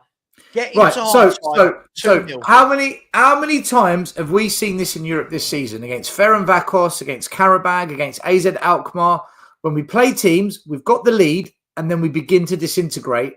The opposition gets one goal, and then we're clinging on for the last 20 minutes. Is this not going in the direction most of our European games have been this season, Savva? It is. I just feel that on the counter-attack, we will get enough opportunities. As I've always said to you, Stel, all of this Ange ball nonsense, I don't buy into. Counter-attacking is where we are dangerous. That is what I would do. But at the same time, there's a great ball. Again, look at the gap left by Archie Gray. They're in again here. They've pulled the ball across, and good covering from Bentancur. But again, Archie Gray caught wildly out of position. And Ian will tell me he did well there, but he was wildly out of position. There's no way a right winger should have that much time. This is a joke. We had complete control of this game, like utter control, and we've lost it. We've completely lost control of the game. But I am pleased to say that my second team, Karabag, I don't know why, I'm just getting them as my second team in Europe now. They are 2-1 up. So the dream is still on for Karabag to qualify. Bodo Glimt have equalised at home to Tel Aviv as well. Now, by the way, listen to this. Bodo Glimt, if anyone hasn't seen them play, that's a very well-organised football team. Watch Bodo Glimt play. In their game, they've had 86% possession, 10 shots, and it's 1-1. 86%. Do you know, that's mental. Do you know what? This is just like every European team we've played. Not that good, but creating enough to either get the draw or beat us, but they don't have anyone clinical up front. This is like every European. And Savva, this is why I say we're not going to win the Europa Cup. Because as soon as we play a team that is clinical up front, we're finished. And we saw it against Galatasaray and we saw it against Roma. I've said this all along. So far, we've played two decent teams in Europe, Galatasaray and Roma, right? And didn't beat either of them. But, hey, listen, hang on. We're on the counter again. Here's Kulu driving forward with the ball, plays it into Richie. Spurs are in a good position here. Richarlison, oh, that's so poor, but he's got it back. It's come to Bergvall, edge of the box. Bergvall plays it to Gray. Gray goes to Son, one more. Son goes into Bergvall. Bergvall pulls it back and Hoffenheim can clear. But Richie, just so poor. So poor. Get it out your feet, man. So poor. Richarlison and Werner are two of the worst attacking forwards you've ever seen in English football. They're absolutely dog shit. Abysmal football players. People defend them. It's indefensible. They're horrible players. How can we be a serious football club with Richarlison in the team? He's freaking rubbish, man. Fans are scared to say it because he wears a Spurs shirt. I don't give a damn. I don't want him to wear a Spurs shirt. Oh, Daddy, where's my dinner? Come on, mate. It's all right. Spurs are playing. We can have dinner later. Yeah. No, I'm so glad I looked up to see who you were talking to because I thought, what's he on about? Who's he talking to? Tottenham have got a danger. He's just been clawing at my legs for about a minute because he wants to jump up. Tottenham have got a dangerous free kick here for the foul on Madison. And that is what Madison will give you. By the way, Poznan are 2-0 up against Anderlecht. So it looks like they're going to get 3 points. And that puts them 9th, by the way. That puts them 9th. So they're on the verge. Free kick whipped in. Oh, great save by the keeper. Bergvall headed. Should have been 3-0. Header came across from Bergvall. Really good free kick. Here's Madison driving it again. Pulls it back. Flips up. And out for a corner kick. Spurs should be 3-0 up here. Spurs should be 3-0 up. Should be 3-0 up. Great cross. And Bergvall just didn't. Do you know really what, Savva? Good ball again from Madison. If Bergvall headed that into the ground, it would have gone in. Yeah, he just didn't quite get the right header, did he? He was, It's a brilliant cross and a really good save as well. And a good save. So you see Madison today, 1 goal, 1 assist, should have had another assist. Oh, he did head it to the ground. Oh, he did head it to the ground as well. That's a great save. Kick. Sonny, poor, really poor. There's 1 minute of injury time to go, by the way. 45 seconds, just get to half time. Savage, you know what? That's actually a top save. Half time. That's actually a top save. It was a good header. Really good save. Yeah. Yeah, there should be 2-0 at half time. It should be done. I'm going to tell you why I don't think Kulu's a top footballer. I'm sorry. Not only does he give the ball away a lot still, he's too slow. He's too slow and static for me. Hang on, there's 15 seconds and a half to go. Hoffenheim are in the attack. He's gone out to the right back. He whips it across. It's gone through everyone. It's going to be 2-1. Blocked. And then saved by Austin. I'll tell you what. It's almost like we're saying, go on, we don't want to be 2-0 up. Keep having chances. Have a look at this. It came into the... Oh, he's got to do better there. And I tell you what, how many chances are we going to give them? Really, really wide. There's no one marking. Oh my goodness me, that was crap by them. They should have at least. That was Savva. I feel like it's their kids. I think Hoffenheim are fielding a bunch of kids on the pitch. I'll tell you what. See, this is what's happened throughout the whole of the European campaign. We play against teams that aren't that good, but for some reason they seem to look good against us. But because they haven't got any strikers or killers up front, we're getting away with it. If this average relegation battling Hoffenheim just had one decent forward, this is a draw. I think look, we'll probably win this game and we'll get away with it because we've got goal scorers. They don't. That's all it comes down to. But they've been the better team. They've been the better team this half. They've had a lot of chances, but guys and girls, we're 2-0 up as always. 5 words to sum that up. 5 words. Let me know what your 5 words are. Listen, for me, we should be going on from here and cruising. I don't want anything else other than 3 points. I don't want a point. This has got to be 3 points. Look, for as much as we've given them opportunities, we do look still on the positive. We look very much like on the counter-attack, we're going to score every time we go on the counter-attack. So, I mean, for me, we're playing it right, but we've got to tighten up a bit at the back. That chance in the last minute there, how can a bloke have that much time to bring the ball down in a penalty area? Can't be doing that. I don't know. I think that's a bit harsh, Andrew. I don't think it's been piss poor. I think we controlled large portions of that game. But at 2-0, you would... Listen, I'll stick up for Spurs here. At 2-0 still, I would expect the home team to get up ahead of steam and try and come back into the game. But what I wouldn't expect is the number of chances. I mean, they've had 12 opportunities in that half. And we've really got to make sure we don't do that in the second half. But some of our play going forward has been very nice still. Yeah, look, the first 15, 20, maybe 25 minutes, Spurs were the better team. We were on top of them. We could look like scored 2, 3, 4 goals. Hoffenheim have been shapeless. That back line of theirs, it's too high up. We're exposing it. A brilliant taken goal from Maddison from an excellent pass. The second goal was lucky, let's be honest about it. Maybe could have been a handball, it deflected, it ricocheted, whatever. We scored. We'll take it. We'll take it. Yeah. We'll go, absolutely. Because it happens against us as well. So we've got to take it when it comes our way. But for the last, 20, 25 minutes, Hoffenheim were the better team and they had chances to score. Luckily, our goalie made one amazing save and their front line is just shockingly bad, which is what's happened in all the European games this year, except for Galatasaray and Roma. We've played teams that aren't great, but we've made them look good.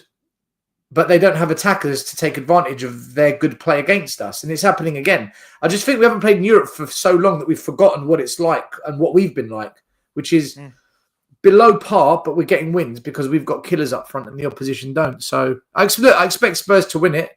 But if Hoffenheim get the next goal, God knows.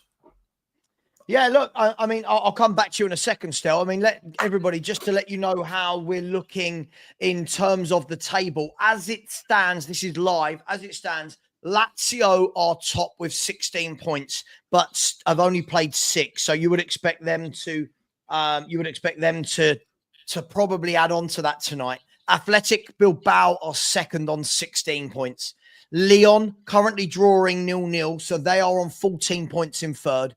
Tottenham are on 14 points in fourth.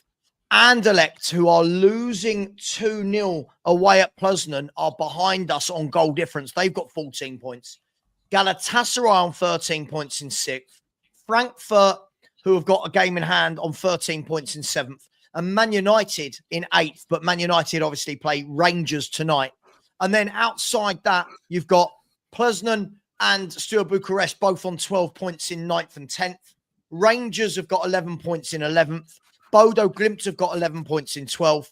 And then you've got 4 teams on 10 points. Ajax, Sociedad, Roma, and Olympiacos. So I won't go through the full 36 or whatever there is. But as it stands still, fourth, 2-0 up, job done as it stands, can't complain. as it stands, right? Yeah, look, tonight was all about the win. Even if we play rubbish, we just need to win to not have to play 2 extra playoff games. So, yeah, 100%. Look, Savva, whether we play well or not, at the end of the day, I actually don't give a shit anymore. This tonight really is about the result, and it's the same against Leicester, because tonight means we make the European journey easier, and also on the weekend, it just kind of almost ensures, all right, we're crap, but we won't get relegated. So it's just about the wins. Do you agree with this? I mean, when we say Coasting, that's coasting, country's moments of that first half, but well deserved. they've had a lot of chances for a team that are coasting. We were coasting for the first 20, 25 minutes. I agree. But after that, we weren't. After that, they were the better team. I agree. So, yeah, we deserve to be. Yeah, we deserve to be 2-0 up. I agree with that, because we've taken our chances.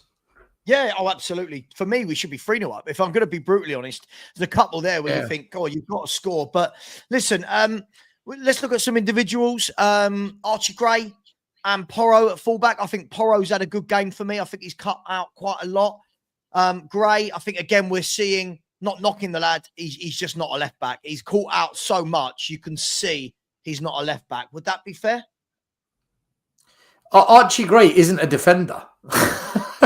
Sure, absolutely.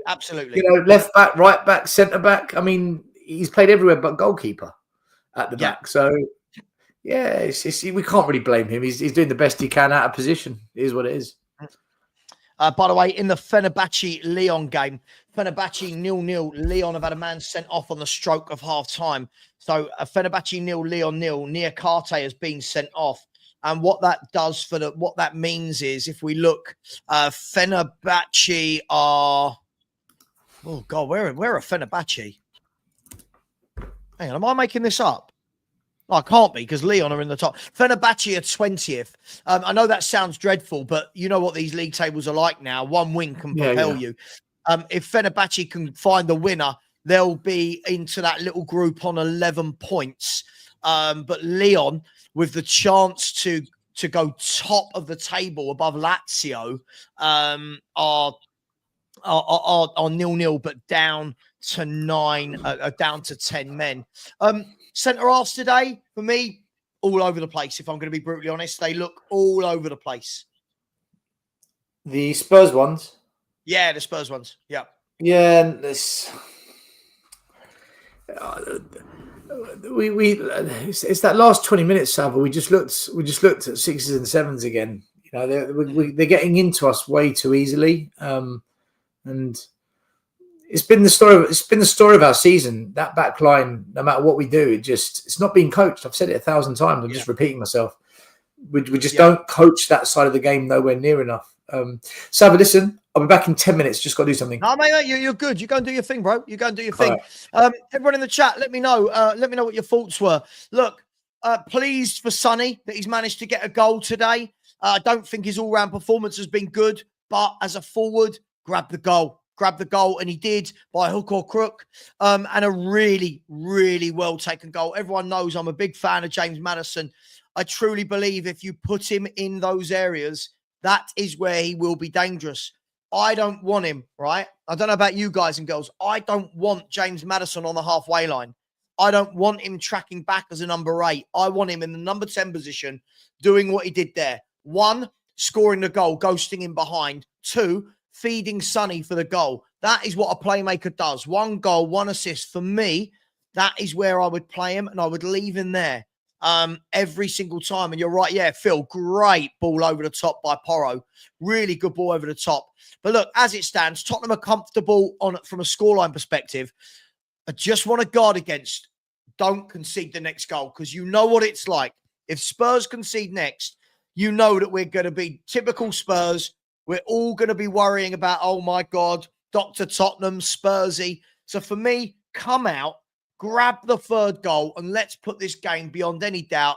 Get back home, rest some players for the last half an hour, and then get to Leicester and beat them. Michael has said, I'm convinced Moore and Lancashire will be more effective than Son Richie in the second half. What chance? I don't think he will. Let's see. I don't disagree with you, but let's see. Son's goal was a fluke. Look, look, it wasn't the cleanest of finish, but he put himself in that position. And listen, I can't knock anyone for scoring a goal. Fluke or not, it's looped up over the keeper, 2-0. But Philly, absolutely agree. This is where I would play him every single game. I never understand these games where I see him on the bench and then we say, oh, we had no creativity. Like, yes, because your creative player is on the bench. Sue Smith has said, I'm surprised we could field 11 players. Absolutely. Bobby said, Brandon Austin looks a decent keeper. He's done okay in that first half. Did okay against Newcastle. If I was him, I'd be screaming for a transfer. He would fly in some... Bobby, if I was, I agree with you. If I'm him, I'm getting my agent to speak to championship clubs. Go and be a championship first choice goalkeeper and play 46 games in a season. I completely agree with you. I'll try and get to as many comments as possible. D&B forever with a super sticker. Big up to you. Always very generous. Lots of love to you, my man. Thank you very much. What I will say is, guys, we've been really, really poor today with the likes. Let's get the likes up, shall we, people? We've only got 431 and we've had 8,000 views so far. So that's a really poor ratio. Let's get those likes up to at least over 500. And we are now only 139 away from 16,000. So there's a lot of you in here. If 100 of you that haven't subscribed would, that would be absolutely amazing. I've got to promote it. If I don't promote it, no one's going to promote it for me. So please, I have pinned that link into the chat. Please do subscribe if you haven't already, and we can start moving towards 16,000, which would be absolutely amazing. Look, Spurs are winning. It's been a long time since we've been winning games, right? So let's take this. And you know what I'm going to say, people, don't you? Nothing silly. Second half, just nothing silly. No need to go gung-ho. No need to leave wide open gaps. Ben has said, I bet my life all we see online. Oh, yeah, Mark, every time a manager wins a game in 2024, 2025, masterclass. What happened to just winning a game? Like it's a masterclass. It's a masterclass. You know, we beat Southampton. Masterclass. What do you mean? I've never known anything like it. Archer said 9 times out of 10, that sun deflected shot goes wide. Look, yeah, and you're right. Sometimes players deserve a little bit of luck. Sometimes they deserve a little bit of luck. And I'm happy for him that went in. Let's hope that can start giving him a bit of confidence. We need to see a little bit of consistency from Sonny moving forward now, don't we? Because he has had a poor season. 14 players unavailable and we're still doing the business. When you say still, yeah, I mean, it's been about bloody time. Look, we're playing a very poor Hoffenheim. I said I expect nothing but 3 points. It's got to be. Sustainable shooter. Yeah, listen, we know you know, he's not a great footballer, is he? We know he's not a great footballer. But listen, just come back from injury. I can give him some benefit of some doubt, but listen, I never wanted him in the first place. He's back, you know, he's been here for what? This is his third year. He's not for me, but hey, it is what it is. I completely agree. Social media has absolutely ruined football fans. Look, you know, no one can actually just come in and say, yeah, good to see us winning. You're in the mud. I don't know why I'm in the mud. I said Spurs should be winning this game. By the way, me not liking Ange doesn't mean I think we're going to lose every game of football we play. Yeah, I completely agree with you, Phil. Don't always agree with your takes, but completely agree with you, mate. One of the happy clappers is here to boast about winning HUD. Listen, it's fine. Let people be happy, but I just find it funny. For me, I can't celebrate massively anything until, one, we've qualified out the tournament, and two, we're not 15th in the table. Yes, this is going to be the big question. Does he get that sharpness back? We'll see. We really, really will see. I'd bring Lancashire on for Richie at 60 minutes, says Lee. Thank you for the 4 people that just subscribed, by the way. We're now only 135 away from 16K. I know we're not going to get there today, but it'll be really good to start moving towards that. Dan, I can't see it, mate. I mean, their finishing was so bad in that half that, listen, they'd have to improve a lot. I can't see us throwing this away, mate. I think this is going to be 3 points. We go back home. The teams are back out. Absolutely. Thanks, Mark. Said Sarah's a legend. Context and consistency. Make sure to subscribe and like. Thank you very much. I really, really appreciate that. Looks like we're going to get the second half underway. It's going to be Hoffenheim to kick us off. They're now playing from left to right, and we are underway. And I'll start again by saying just nothing silly for me. Just nothing silly. That's all I ever ask. Nothing silly. But Tottenham normally manage to do something silly, don't they? So let's hope that we don't this time. Here's Tottenham with the ball at the back with Ben Davies. He plays the ball into Brandon Austin. Austin goes back out wide to Dragoshin. And Dragoshin now goes down the line. We've got a lot of space out there on the ball. And Kulu giving the ball. Oh, I'll tell you what, Bentancur made up. But Kulu's passing is dreadful, by the way. Sorry, I know people love him, but Kulu's passing has been dreadful again. So many games. As Archie Gray runs the ball out. He loves doing that, doesn't he, Archie Gray? He runs the ball out.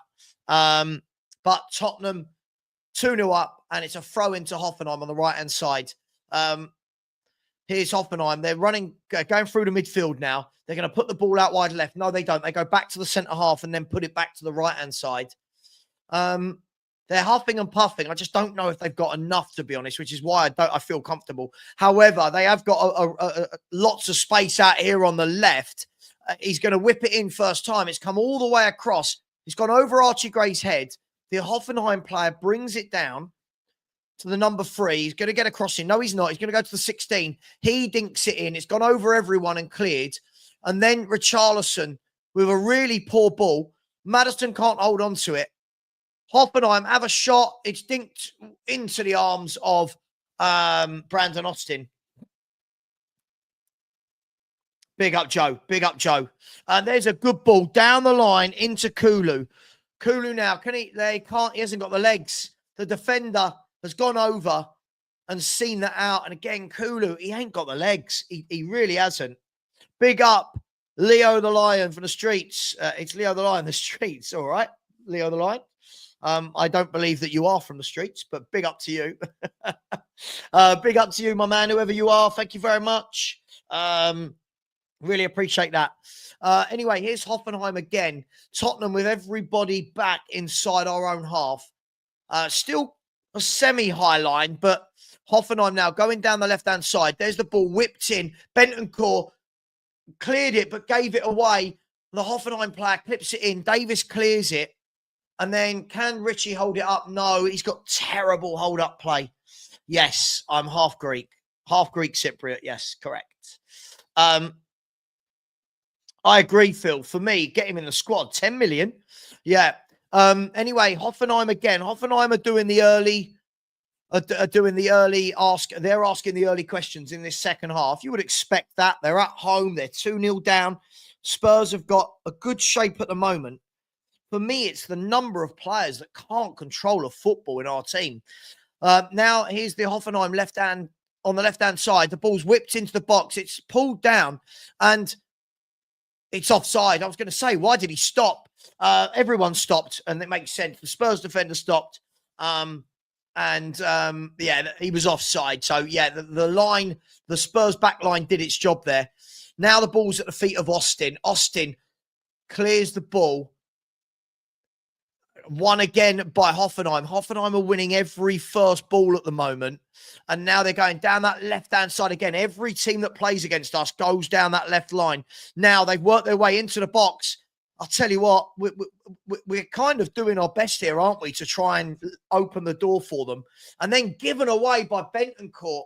Oh, my gosh. And now the cross comes in, flicked away by Dragoshin. Tell you what, Bentancur's now got the Kulu bug. Talk about give the ball away a lot. And Hoffenheim here look like they've had a bit of a speaking to by their manager. It looks like they've had a bit of a are rollicking. And now they've got the ball on the left-hand side again. I'll tell you what, it's not rocket science, is it? How to get in behind Spurs. Get the ball behind Porro.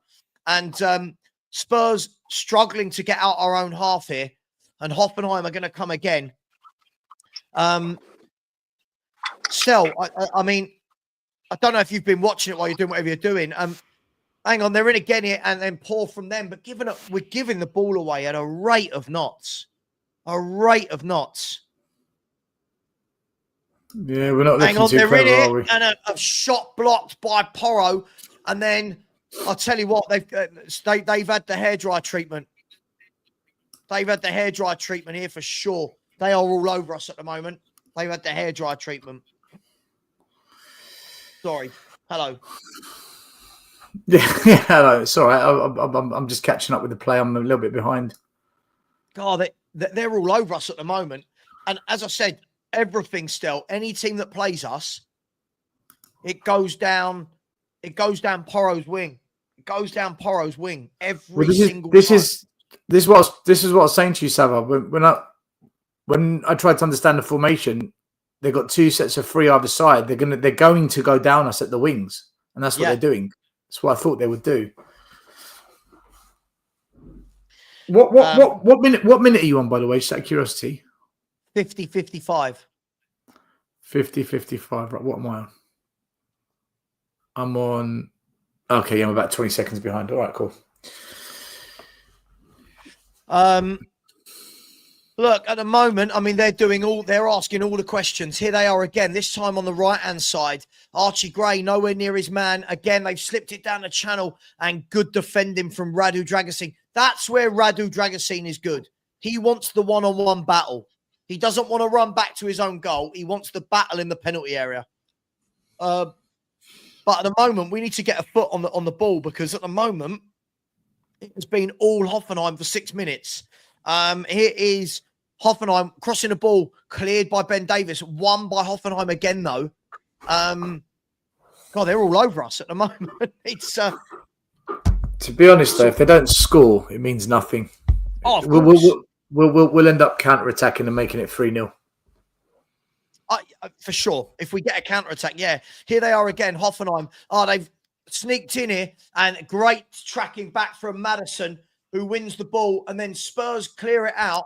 Kulu lays it off to Porro, who swipes, I can only use the word, swipes it clear, and then the centre-half coolly, calmly takes it away from Richarlison, and then Hoffenheim will come again.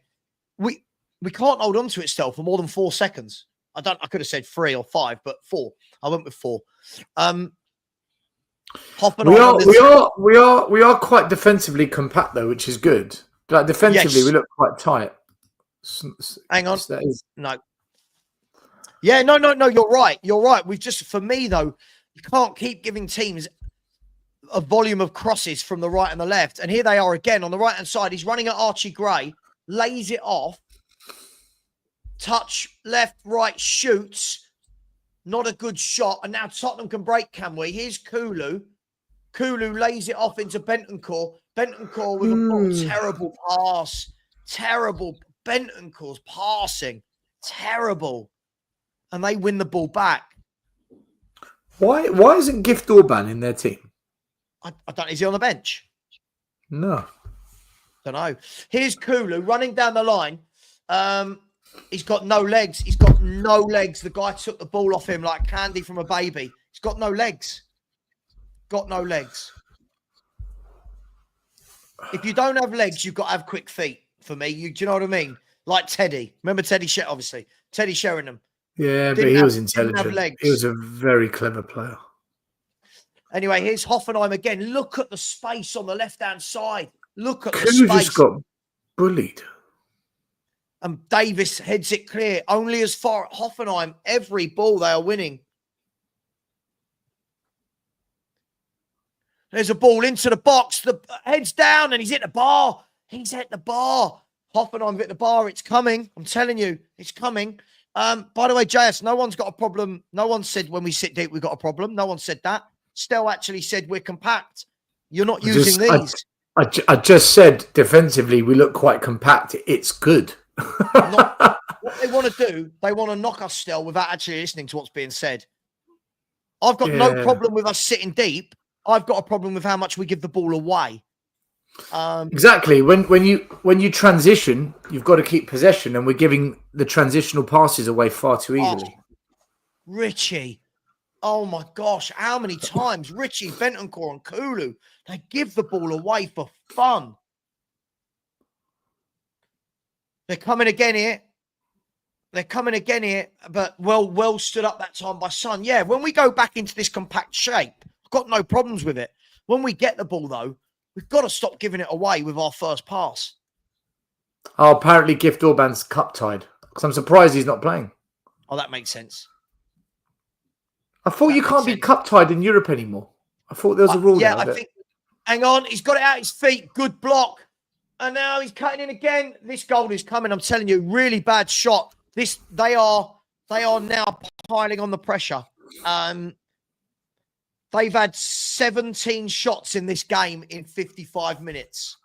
Mikey Moore is coming on. Mikey Moore is coming on for Richarlison. I'm not surprised. I'm not surprised. Richarlison's fucking rubbish. Tell you what, Kulu should go off as well. I know they won't because we've got no senior players. Well, Kulu needs to go off because he's knackered, and we've got. Listen, we're playing Leicester City on Sunday, and they're going to have a whole week's worth of rest. We're playing in 3 days' time after playing 90 minutes again. Agreed. Richarlison, I mean, what a joke! What a joke Liam, of a player. I think Richarlison's been bang average before he joined us. Do you know what I mean? I feel like we signed an average player. Anyway, here's Spurs and a free kick given away this time by the Hoffenheim player. And we need to stop this stem of attacks coming into our box. We've got to at some point. Just someone's got to put their foot on it and calm this game down a little bit. I know I shouldn't say this as someone that doesn't have much hair, but Mikey Moore needs to sort out his barnet because that's a shocking haircut. I'll have a look when he comes on the screen. Mate, normally youngsters have got quite stylish haircuts. He looks an absolute scruff. Oh, Bergvall just about got the ball back to Ben Davies. Here's Bentancur. Another loose pass. We got away with Bentancur's passing today. It's been really, really lackluster. Good ball into the box. No, it's a free kick given away by Kulu. Is it Kulu's got to be careful? He's got to be careful. He's on a yellow, not in this game, but in terms of suspensions. But at the moment, we're all right. My worry is if this continues and they get one back, that's my worry. That's what I said first half. It's weird. I thought Bentancur actually had a half decent first half, but he started this half all over the place. Oh, his passing looks awful. Yeah. He's not alone, by the way. He's not alone. Yeah, they've sorted out their back line with the press here. They've sorted that out a bit, haven't they, Hoffenheim? Why have we taken off a striker for a winger? I don't know. I think he's put Sonny through the middle. Hang on, here's Hoffenheim. No, well done by Mikey Moore. Track back his bloke. They're going to whip the ball in again here. It's gone all the way over everyone.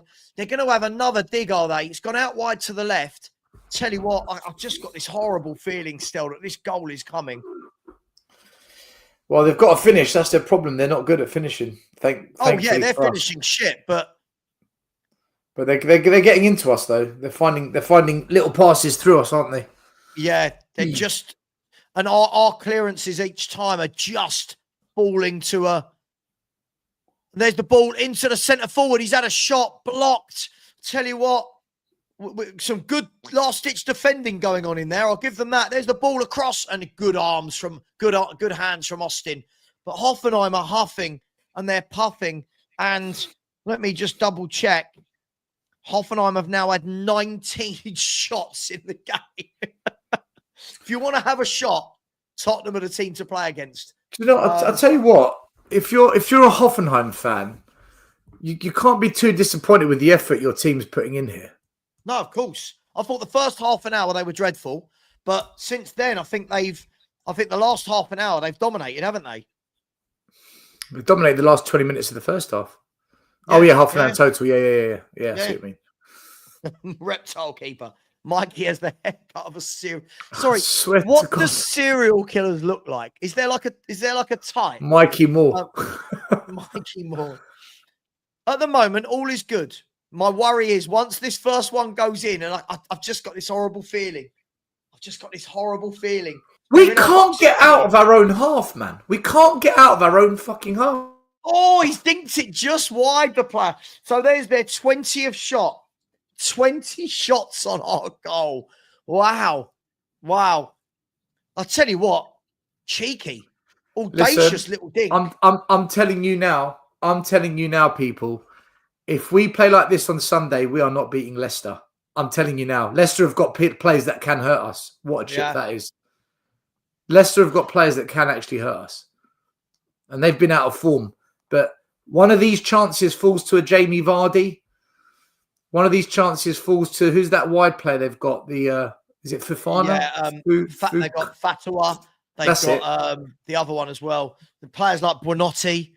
Listen. You know this. I will give credit and say we're defending well, but we're just again very easy to open up here. Well, we're very easy. We're defending well to a point, but they're creating chances where they're either hitting the post or it's just going wide. So we're defending well to a point. They've still had chances to score. Look, they're opening us up. Here you go. There's a ball in the box, and again into the arms of Brandon Austin. I mean, I think this sums it up still, doesn't it? But this is what we said earlier, BSD29. A team that's actually got some killers up front they're going to bury us. Cross blocked there by Mikey Moore. But again, Spurs have got everyone back behind the ball. And Hoffenheim are going to come again. Oh, that's a poor pass from Madison. What the fuck was that? Hang on, they're in again here. The ball's come across. Oh, it should have been 2-1. Should have been 2-1. He's given a penalty. The ref's given a penalty. Given a penalty. The ball for us or them? To them. The ball came in. Mate. Brandon Austin, and you're going to see it in a minute. Brandon Austin and the centre forward go to get the ball together. He takes from what I saw, I need to see it again. Let's have a look. So the ball comes in again, another cross. No, it's a penalty because Austin never got the ball. He's punched him. Austin has missed the ball. Let's have a look. Austin is slow-mo now. Austin misses the ball. Oh, does he? Well, the ref's given a pen. Let's go to VAR. Bodo Glimt are 2-1 up, by the way, which is a good thing for me because they're in my ACCA. Is that a penalty? I don't think it is, Savva. I can't see. Oh, it is a penalty. I feel like it could be, but no, it's not. I need a wee. Nah, yeah, go for it. Guys, look, I've just seen the two replays. It's a penalty. The goal, basically, from what I can see, the goalie's made contact with the player but hasn't got the ball. Therefore, it's a penalty, although the header went over the bar. So I get why we might feel grieved, but if you're a goalkeeper, if you make contact with a player and you don't get the ball, it's a penalty. I think he's going to give it, people. He's collided with the defender. It's a shame because the ball was going over the bar. He wouldn't have scored. But the goalie would. But the thing is, the goalkeeper, and he's gone with his fist as well. Guys, it's a penalty. It is a penalty. The keeper's not got the ball. I'm back just in time. They're about to take the penalty. Savva, I've seen it 3 times. It is a penalty. He went fist to get the ball. He didn't get the ball. Yeah. And he's made contact with the player. So because he's made contact with the player and never got the ball, that's why it's a penalty. It's a bit harsh. It's a bit harsh, but that's the rules. If this goes in now, the ref's over at the VAR. Oh, I think it's one of those where I don't know the rules anymore. Still, all right, maybe it's not a penalty. Maybe it's not a penalty. I don't know if it is or not. He gets the ball. See that angle. I don't know. Oh, he if might have it got the is, I'm ball. not sure. Do you know what, Savva? He might have got the ball. He's got the ball. It's not a penalty. Yeah, I think he has, hasn't he? He's actually got the ball. That's not a pen.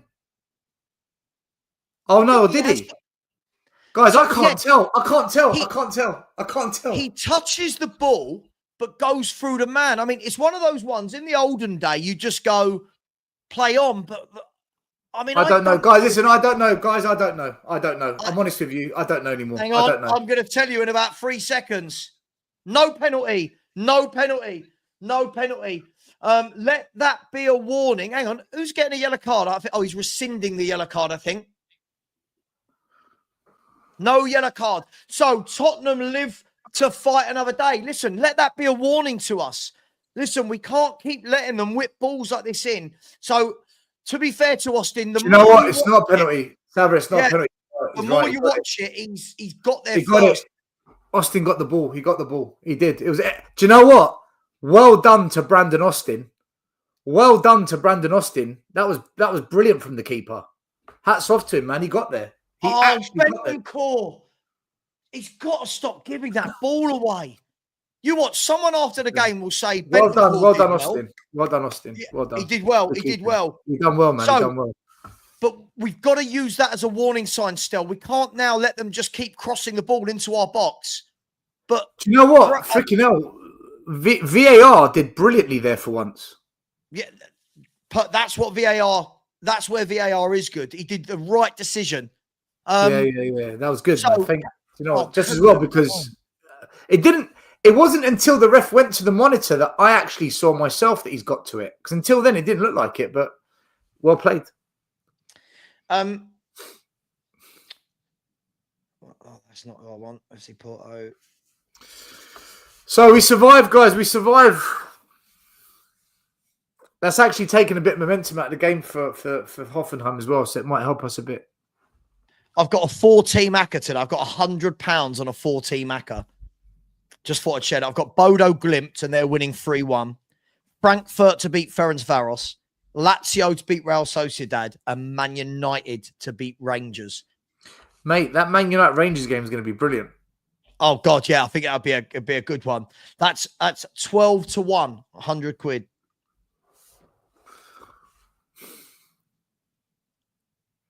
Anyway, back here. Yeah, you're right. That's taken the sting out of the game a little bit, which we needed. We really needed that.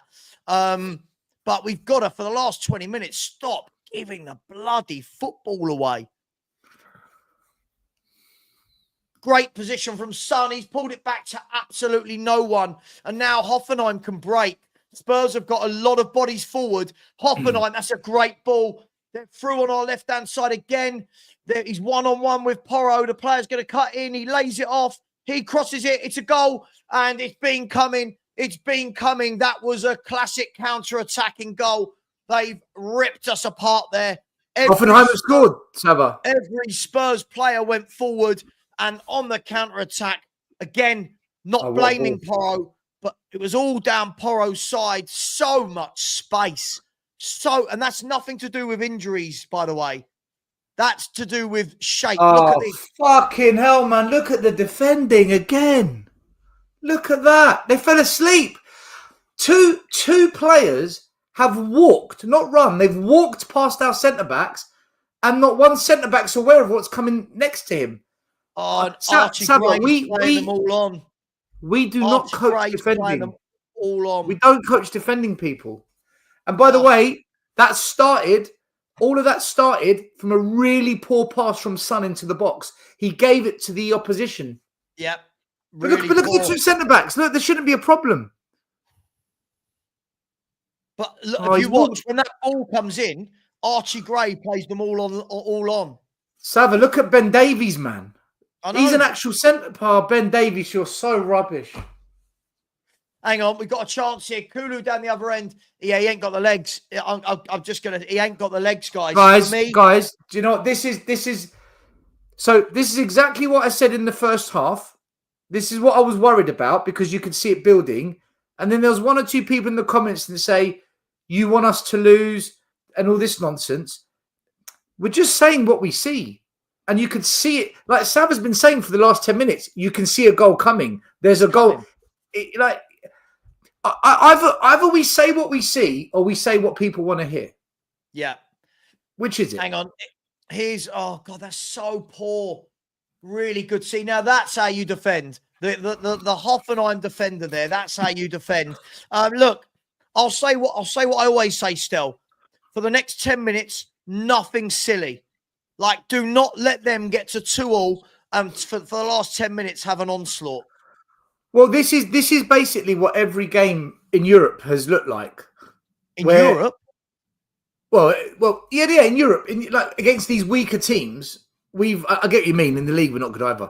But in Europe, this has happened against Karabag, Ferencváros, AZ Alkmaar, the same shit, where we're leading, but then it's backs to the wall, and we're lucky to get away with a 2-1. So for me, this game now either ends up 2-2 or 3-1 to Spurs. But it shouldn't have got to this. It shouldn't be this. We were in cruise control at 2-0. Hang on, here's Mikey Moore, edge of the box. Oh, we had a lot of room to operate in there, and then we really slowed it down. Bentancur, for me, by the way, has had an awful second half. Him and Kulu, I'd love to see a stat today of how many times these boys have given the ball away.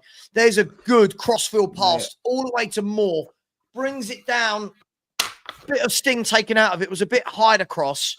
Listen, Savva, I'm telling every Spurs fan watching this stream, I don't think we're going to beat Leicester. I really don't. God. Sorry. Dragoshin. The ball was played back into Dragoshin. Last man back. Took a touch. Their players closing him down, and you're thinking, oh my God, get rid of it. And just in time. Yeah, I don't know. Yeah, Chloe, you're right. She's in it. Chloe's in here loads now that her Crystal Palace have taken over Spurs in the Premier League. Oh, right. She's a Palace fan. Yeah, Chloe's one of my favourites. I love Chloe. Such a good person. Here's Hoffenheim. Again, they've got their tails up a bit now. Sonny goes down, rolls around a bit, doesn't get the free kick. This is crap from Spurs, man. Like, this is really bad. I know we're winning, but it's covering up the cracks again. It's masking over the cracks. Just get the win by hook or crook still. Yeah, but God, Archie Gray for me. Just sorry. I know he's young, but mate, Hyunmin's son has been shit again. Do you know what? He's got no strength on the ball. He's easily tackled. He's easily pushed. He's easily brushed to one side, and then he doesn't push back. He doesn't get. There's no physicality to him. No, I don't understand. No. What's happened to Son? What's actually happened to him? In the space of about, well, look, I'll be honest. I don't think he's been great the last few years. I know he scored goals last year, but I think his all-round game has just dissolved. It's almost like taking Kane away has made him forget how to play football. Do you know what I mean? He just... Do you know what? Big up to Mark Taylor. Thank you, Mark. Really appreciate that, man. Thank you. Much love. By the way, how are we doing on the subscribers? Come on, people. Well, we've been going for nearly 3 hours here. I did 3 hours this morning. Come on, let's get another 10 subscribers, shall we? I'll give you all the Europa League scores at the end of the day. But listen, we've got 17 minutes still to just get out of there with the 3 points, because if we throw this away from 2-0, hang on, Bergvall, he's kept it in. He's still running. Has he done too much? He's laid it off. The ball's whipped in. It's gone over everyone. Here's Sonny. His first touch wasn't the best, and the defender gets there, clears it for a throw-in. This cannot go to 2-2 still. I truly think if they get a goal in the next 10 minutes, this is going to be one of them where you go, we fucked it. We need that third. If we don't win, we have fucked it. 2-0 up and we don't win against a relegation German team. We're fucked. I agree, Tom. I agree. I've no doubt he'll score the odd goal. I've got no doubt. But in terms of his all-round effect on games, if Spurs draw, we're out of the we're out of the autumn. He's not corner kick to Tottenham. Sorry, Kulu was dancing into the box. Didn't look like there was any problem, and then he kept dancing. Let's have a look. Kulu. What's the Listen, the Savva, if we don't win, we go ninth. Oh, that's a goal kick. And Sorry, three mate, players can go above us. 3 teams can go above us. 4 teams can go above us. Well, we've got a corner here. We've got a corner to do something. And again, quite luckily, it wasn't actually a corner. So listen, I'll take it, but we've got to capitalise on something because this has been a really poor. I mean, we've been poor since about the 25th minute, half an hour mark. The referee's calling over Kulu and what's his name? Unsoyi. Is it Unsoyi at the back? No idea. I haven't got a clue who any of the Hoffenheim players are. So a corner kick for Spurs. Can we get a third and close this game out? Corner kick from Son. Whipped in over everybody and then cleared by the Hoffenheim player, only as far as Kulu. He just always looks like he's running in treacle. He just I bet you he's shit at the bleep test. The bleep test. Do you remember the bleep test? Yeah. I was actually quite good at that. Oh God, I was not a runner. I was not a runner. Ange would not have liked me. I was not a runner. I wouldn't have made his 11 in any way. But did you have hamstrings? Did you have hamstrings? My hamstrings were good, so he might have liked me. You'd be captain. Sure, he's 18, but you do know he's a professional footballer. I don't think the excuse for everything people can do is they're 18. If Spurs have bought this guy, I'm sorry, we can't say, oh, he's out of position, but he's only 18. I'm sorry, you've got to do better than that. Sorry, I'm not having that. It can't always be, but they're 18. They're 18. Sorry. No, it's just my opinion. It can't always be the excuse. For if you can't blame him because of his age, then he shouldn't be signed. Right. Mikey Exactly. Moore, what are you doing? Hang on, Spurs have got an opportunity here. Sonny goes one way, the other, 3-1. Sonny, that's what he can do. Sonny, not had a good game. He's going to win this game with 2 goals. 3-1 Tottenham. We hit them on the counter-attack, and the ball got played into Son. I haven't seen it yet. Spurs players are going over to the Spurs fans. Mikey Moore, Son.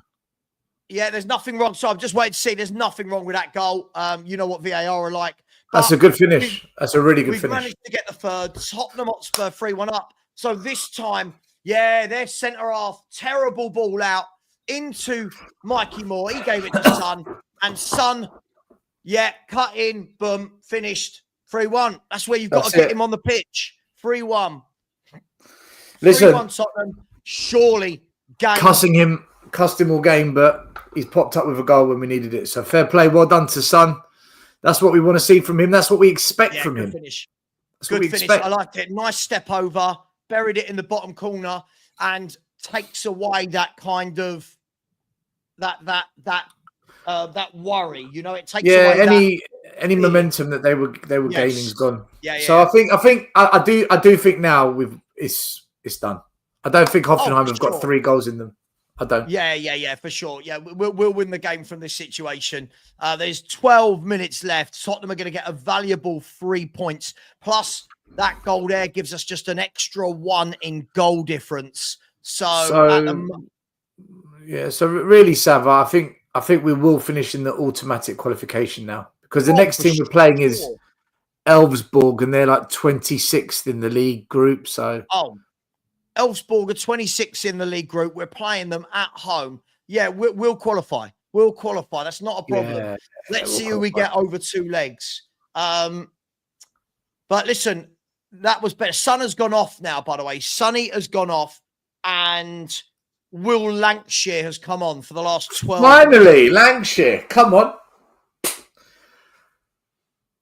And now Tottenham look like they've got their great ball by Maddison out to Kulu. Tottenham have got their tails back up here.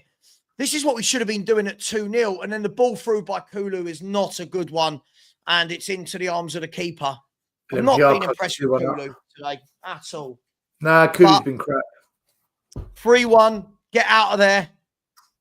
Get the 3 points and let's move on to Leicester.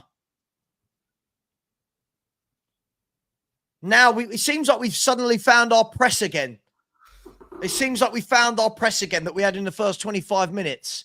I think Hoffenheim are deflated as well now. Their heads must be down a little bit. You know, they'll still try, but any momentum they built up just got killed by that goal. Yeah. Listen, do you know what? I've been quietly impressed with them second half. Hoffenheim, they've not got that killer instinct. They've not got that. And they're rubbish. They're rubbish Son across and the Madison board. have. So, but Arthur Chavez has come on for Hoffenheim. So I don't know anything about him. And Hoslet goes off. I'd like to see Coolers, Mikey Moore or maybe Lancashire get a goal now. That would be nice. I mean, Ishmael Turner, I think you must be watching a different game to me, if I'm brutally honest. I feel like he's just given the ball away a hell of a lot. But hey, each to their own. Listen, 3-1, as I said, by hook or crook, get the win, get out of there, and let's get back with no injuries to White Hart Lane on Sunday, and let's get 3 points in the league. Where's James? This is going to be interesting with James Flower. Must be Son's fault, James. Ball played over to Madison. Madison sweeps it out wide. Here is Mikey Moore. Good. Oh, he puts the ball in, but the defender gets there in front of Kulu. And again, just the defenders have just got that yard in front of him there. And it's Nsocki. Sorry, not Nsoyi. Let's be honest. Until that goal by Son, he's been shit. Yeah, look, he's going to come away with 2 goals. And listen, I'm just of the opinion tonight, we just had to win. Play well, play badly, just get that win. That's where I'm at with this tonight. Just get that win. We must win. Well, I told you we should. I said before the game still, we're playing Hoffenheim, who are in a relegation battle in Germany, and Leicester, who are at the bottom of the form table in the Premier League and have lost 7 in a row. It's got to be 2 wins from 2. There's no ifs, buts, maybes. We've got to win both those games. And at the moment, I don't think we'll beat Leicester, Savva. This performance tonight, I don't know. I think Leicester are going to be much better than Hoffenheim.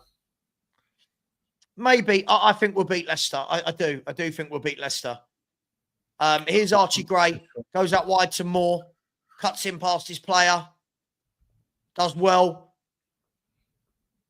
Puts it into Madison. Holds the ball up. Madison now switches play into Dragoshin. Actually, Leicester's at home, isn't it? We're not away. Yeah, I said we've got to beat these. We'll beat Leicester, and then we've got the week, right? Then we've got the week. Yeah, then we've got the week. The week, haven't we? Isn't it then? What's after Leicester? Yeah. What's after Leicester? Then it's Brentford and Liverpool and Elfsborg. Yeah, we'll beat Elfsborg. We'll beat Elfsborg as well. So we should have 3 wins in a row for me. Yeah. We should. I agree with you. I'm in agreement. I've never ever thought he's amazing. I think Kulu's one of them that scores a goal every now and then and people go, oh my God, he's great. For me, a lot less to be desired. People keep saying, they just say he's been our best player this year. I'm not sure for me. That's just my opinion. But yeah, Hoffenheim they all the sting. We've taken all the sting out of their game with that goal. All the sting. So again, 6.5 minutes. We don't have to do anything much here. Just see this out. Don't let them score now, because then it'll be a squeaky bum time. But at the moment, they've lost all their attacking impetus. Yeah, they're done. They're done. That second goal from the third goal from Spurs that's it for me. That's what we needed to do, and we've done it. So, by the way, Alkmaar 1, Roma 0. Troy Parrott with the goal. Troy Parrott's a big result that for Alkmaar if they can see that over the line. And we'll look at the league table afterwards. But at the moment, Spurs are still fourth. Spurs are fourth behind Lyon on goal difference. who are 0-0 still with 10 men, by the way, Leon. So they've held on. Steaua Bucharest, by the way, have gone into the top 6. So they're in the top 8. Man United drop out, but obviously have got Rangers tonight. So whichever one of Man U or Rangers wins tonight will go back into the top 8 as it stands. But we'll look at this at the end. We should see this out now from here. We should. Yeah, all day long. All day long. I think the game's over. Plasma TV. Again, you really overrate everyone. I'm not a hater. Kulu this year in the Premier League has given the ball away more than every player in the league other than one. And as I say, every game I watch him, he gives the ball away too much for me to call him a top player. Top players do not lose the ball at this rate of knots. They simply don't. He's a good player. He's a good player. I just don't think he's look, like you're saying he's amazing. Amazing at what? What's he amazing at? What's he amazing at? He's a good player, but I don't think amazing is the word. Look at that. Look at that pass there from him. Gives it away again. You're the one who thinks Solanke's amazing, aren't you?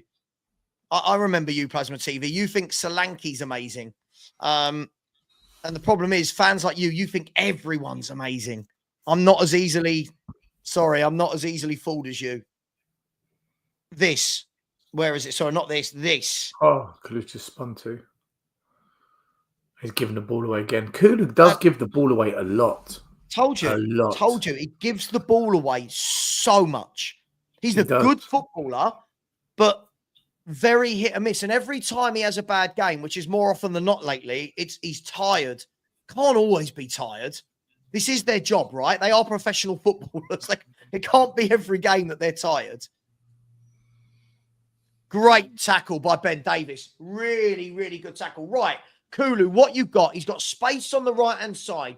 He's driving down the line. Cuts back, lays it back 10 yards into the space of Porro. Porro's going to go back again. We don't really pick up runners, do we? Plasma TV. Kevin De Bruyne is nowhere near the top of the list for players that give the football away. So you can say they give the ball away a lot, but Maddison's a creative player. Nowhere near the amount of times Kulu gives the ball away. If Kulusevski, if Kulu's going to be compared with Kevin De Bruyne, why hasn't Pep Guardiola put in a bid for Kulu? When people say things like that, but this is the guy that was telling me the other day that Solanke's brilliant. I think this must be a child, no offense, someone young who hasn't seen the players we've seen still.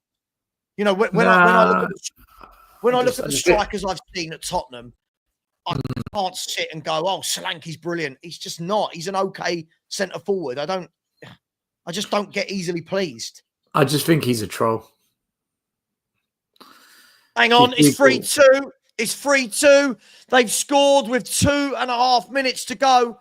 You're joking. Came in, and at the back post, it's 3-2. Why did I say at 3-1 this is over? Why don't I learn? Why don't I ever learn?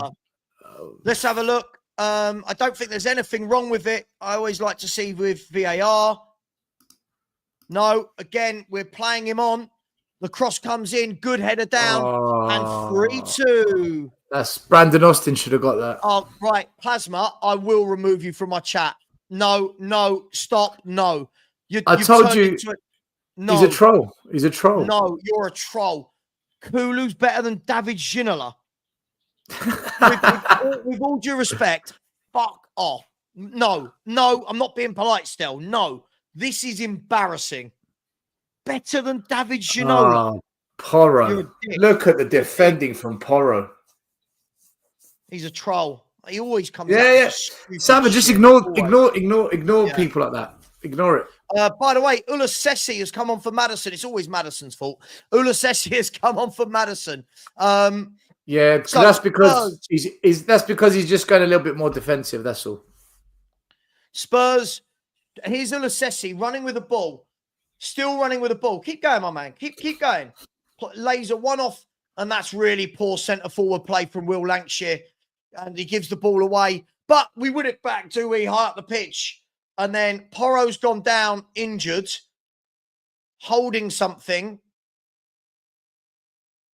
Porro's throwing his arms around saying, I mean, I didn't see anything wrong with that. So Spurs have got injury time. Yeah, Simon, we've got idiots all over, haven't we? All over YouTube. You've got idiots who just say stupid shit. Ridiculous. Anyway, Spurs have got injury time plus 20 seconds to hold on. That goal kind of came out of nothing. What's Porro moaning about? I don't know, just Daniel. Yeah, thanks, yeah. Anyway, there's the ball forward by Hoffenheim. Surely there's 5 minutes. Surely not even Dr. Tottenham can do this, can they? Surely. We're so crap, man. Oh my gosh, got to hold on. Just hold on. Get the win by hook or crook. Get the win. Andrew, fake scores. You will be kicked out. Fake scores. I'm watching the game. It's not free. 5 minutes of extra time. Well, don't forget, how long did that goal penalty decision take? Yeah. Hang on. They whipped in another ball to the back post. It's cruel. Luckily, their player coming in at the back post. Do you know, all game long, right? All game long, we've failed to stop these crosses coming in. We've allowed cross after cross after cross. Even the penalty decision that got overturned came from a cross. We haven't done anything in the game to stop these crosses coming in. We've just allowed it. Yeah, Plasma TV. Salah also scores 30 to 40 goals a season. Huge difference, mate. Kulu doesn't do that. Kulu doesn't score many and gives the ball away a lot. So please stop comparing him to players that are much better than him. It's embarrassing now, mate. We've all established you like players that aren't that great. It's all right. You think Solanke's a great striker. Hang on, we've lost the ball again here. They've got another head of steam. There's a question. There's a question saying, how does one stop the crosses? By not pushing the fullbacks up. Who said that? I don't know. I saw it in the comments. It's just a question. Don't push the fullbacks up. Yeah. Fullbacks never used. Hang on. The ball's gone in. Hang on. Oh, my gosh. We're living dangerously. Oh, my God. And again. Oh, my gosh. Spurs scare the crap out of me. This team is so... Hang on. It's whipped in again. Cleared by Ben Davis. I tell you what. How many crosses do we want to let them put in? How many crosses? Savva, right. we've not stopped it all game long. Good all game long. Play, and then he runs into, and here's Ulasesi, can drive forward, plays the ball, he's giving it away. It's like a disease at Tottenham, isn't it? And they know what they're doing. Mate, Hoffenheim know what they're doing with these balls in the box. Oh my gosh. They've got the ball again. Cross. It's blocked. Only as far as the Hoffenheim player. We've given it away again. Oh my gosh. They've got the ball down Gray's side. Oh, they're going to whip the ball in here. It's whipped across and it's gone out for a corner. They want a handball. The referee's saying, no, it's a corner. I didn't think it was a handball.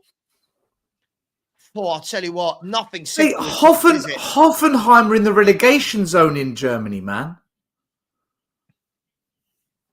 It's never a penalty. It's never a penalty. Has it gone to VAR? No. I was going to say. No, not what I can see. Corner kick from Hoffenheim, whipped into the box, cleared by Spurs. And I think we're going to be all right.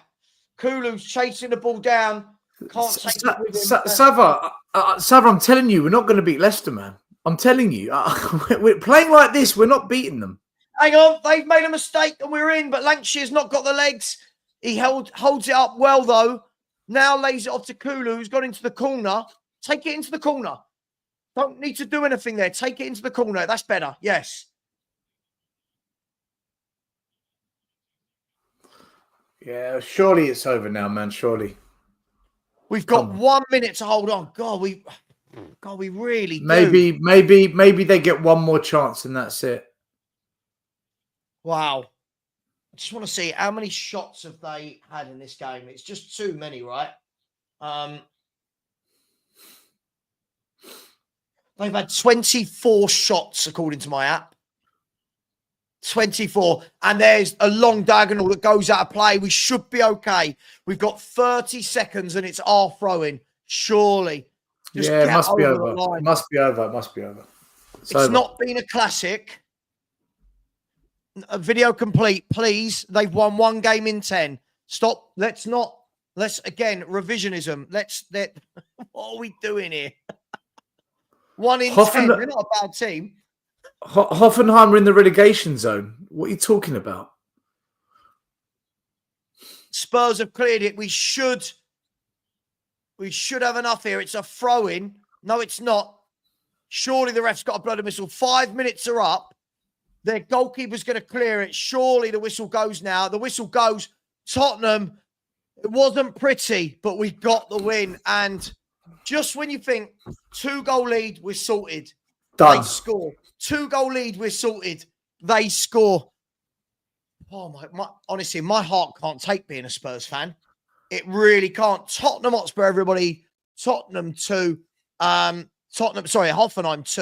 Tottenham Hotspur 3. We got there. It's a massive win in the end in context for the Europa League.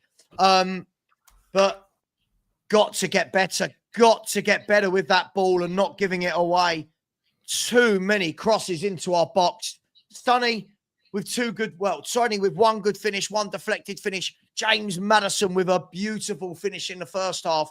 And some good defending at times. Some good defending at times. Other times, quite poor defending. But we held on, and still, that's the main thing. That's got to be the takeaway tonight, right? That it wasn't good to watch, but we got the win. Is that fair? With that, I'm guessing people would disagree with me in the chat. 5 words, everyone in the chat. For me, we did enough to win. There you go. We did enough to win. Of course. Who said people can't be happy, Matt? No one said that. We got the win. We move on. We go to Leicester. Stel, give me your overall assessment of that game in Hoffenheim. Took our chances. Didn't deserve to win it. A draw would have been fair. I don't think we'll beat Leicester playing like that.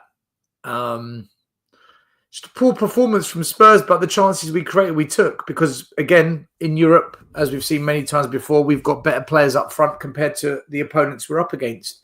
AZ Alkmaar, Ferencváros, Karabag, tonight, Hoffenheim, they don't have finishers up front. They simply don't. If they did, all of those teams would have got draws against us or maybe beaten us. So, look, we got the win and that's all we needed. So, we should qualify automatically. But does that fill me with any confidence? Not really. No. No. I don't know who's, again, because when you're saying so miserable, I don't know what you mean. We won. I'm just glad we won. I don't know. I don't know if you want me to be a fan that goes, yeah. I feel like get the win, hook or crook. We held on, and for me, tough watch if we're honest. But what I will give credit for is we did have to withstand a lot in that second half, and I thought that Davis and Dragusin had a much better second half dealing with those crosses than they did in the first half. But again, some of the crosses really did scare us. There was the penalty appeal, the header for the goal. We can't give Premier League teams that much space, but a win is a win. 3 points. Now we've got to kick on and beat Leicester still. We've got to. Yeah, when people winning that and then losing to Leicester. Yeah, when people, I don't think we're going to beat Leicester. When people say, yeah, you think we're going to do it. When people say you're miserable, no, I'm just not excited. I'm not excited by that. And when you say just enjoy the win, because you're so easily pleased, your standards are lower than mine. I have higher standards, so it takes a lot more to please me than you. But if you want to stay down there, I'm happy with that. But don't bring me down with you. I don't want to be down where you are. It's not for me.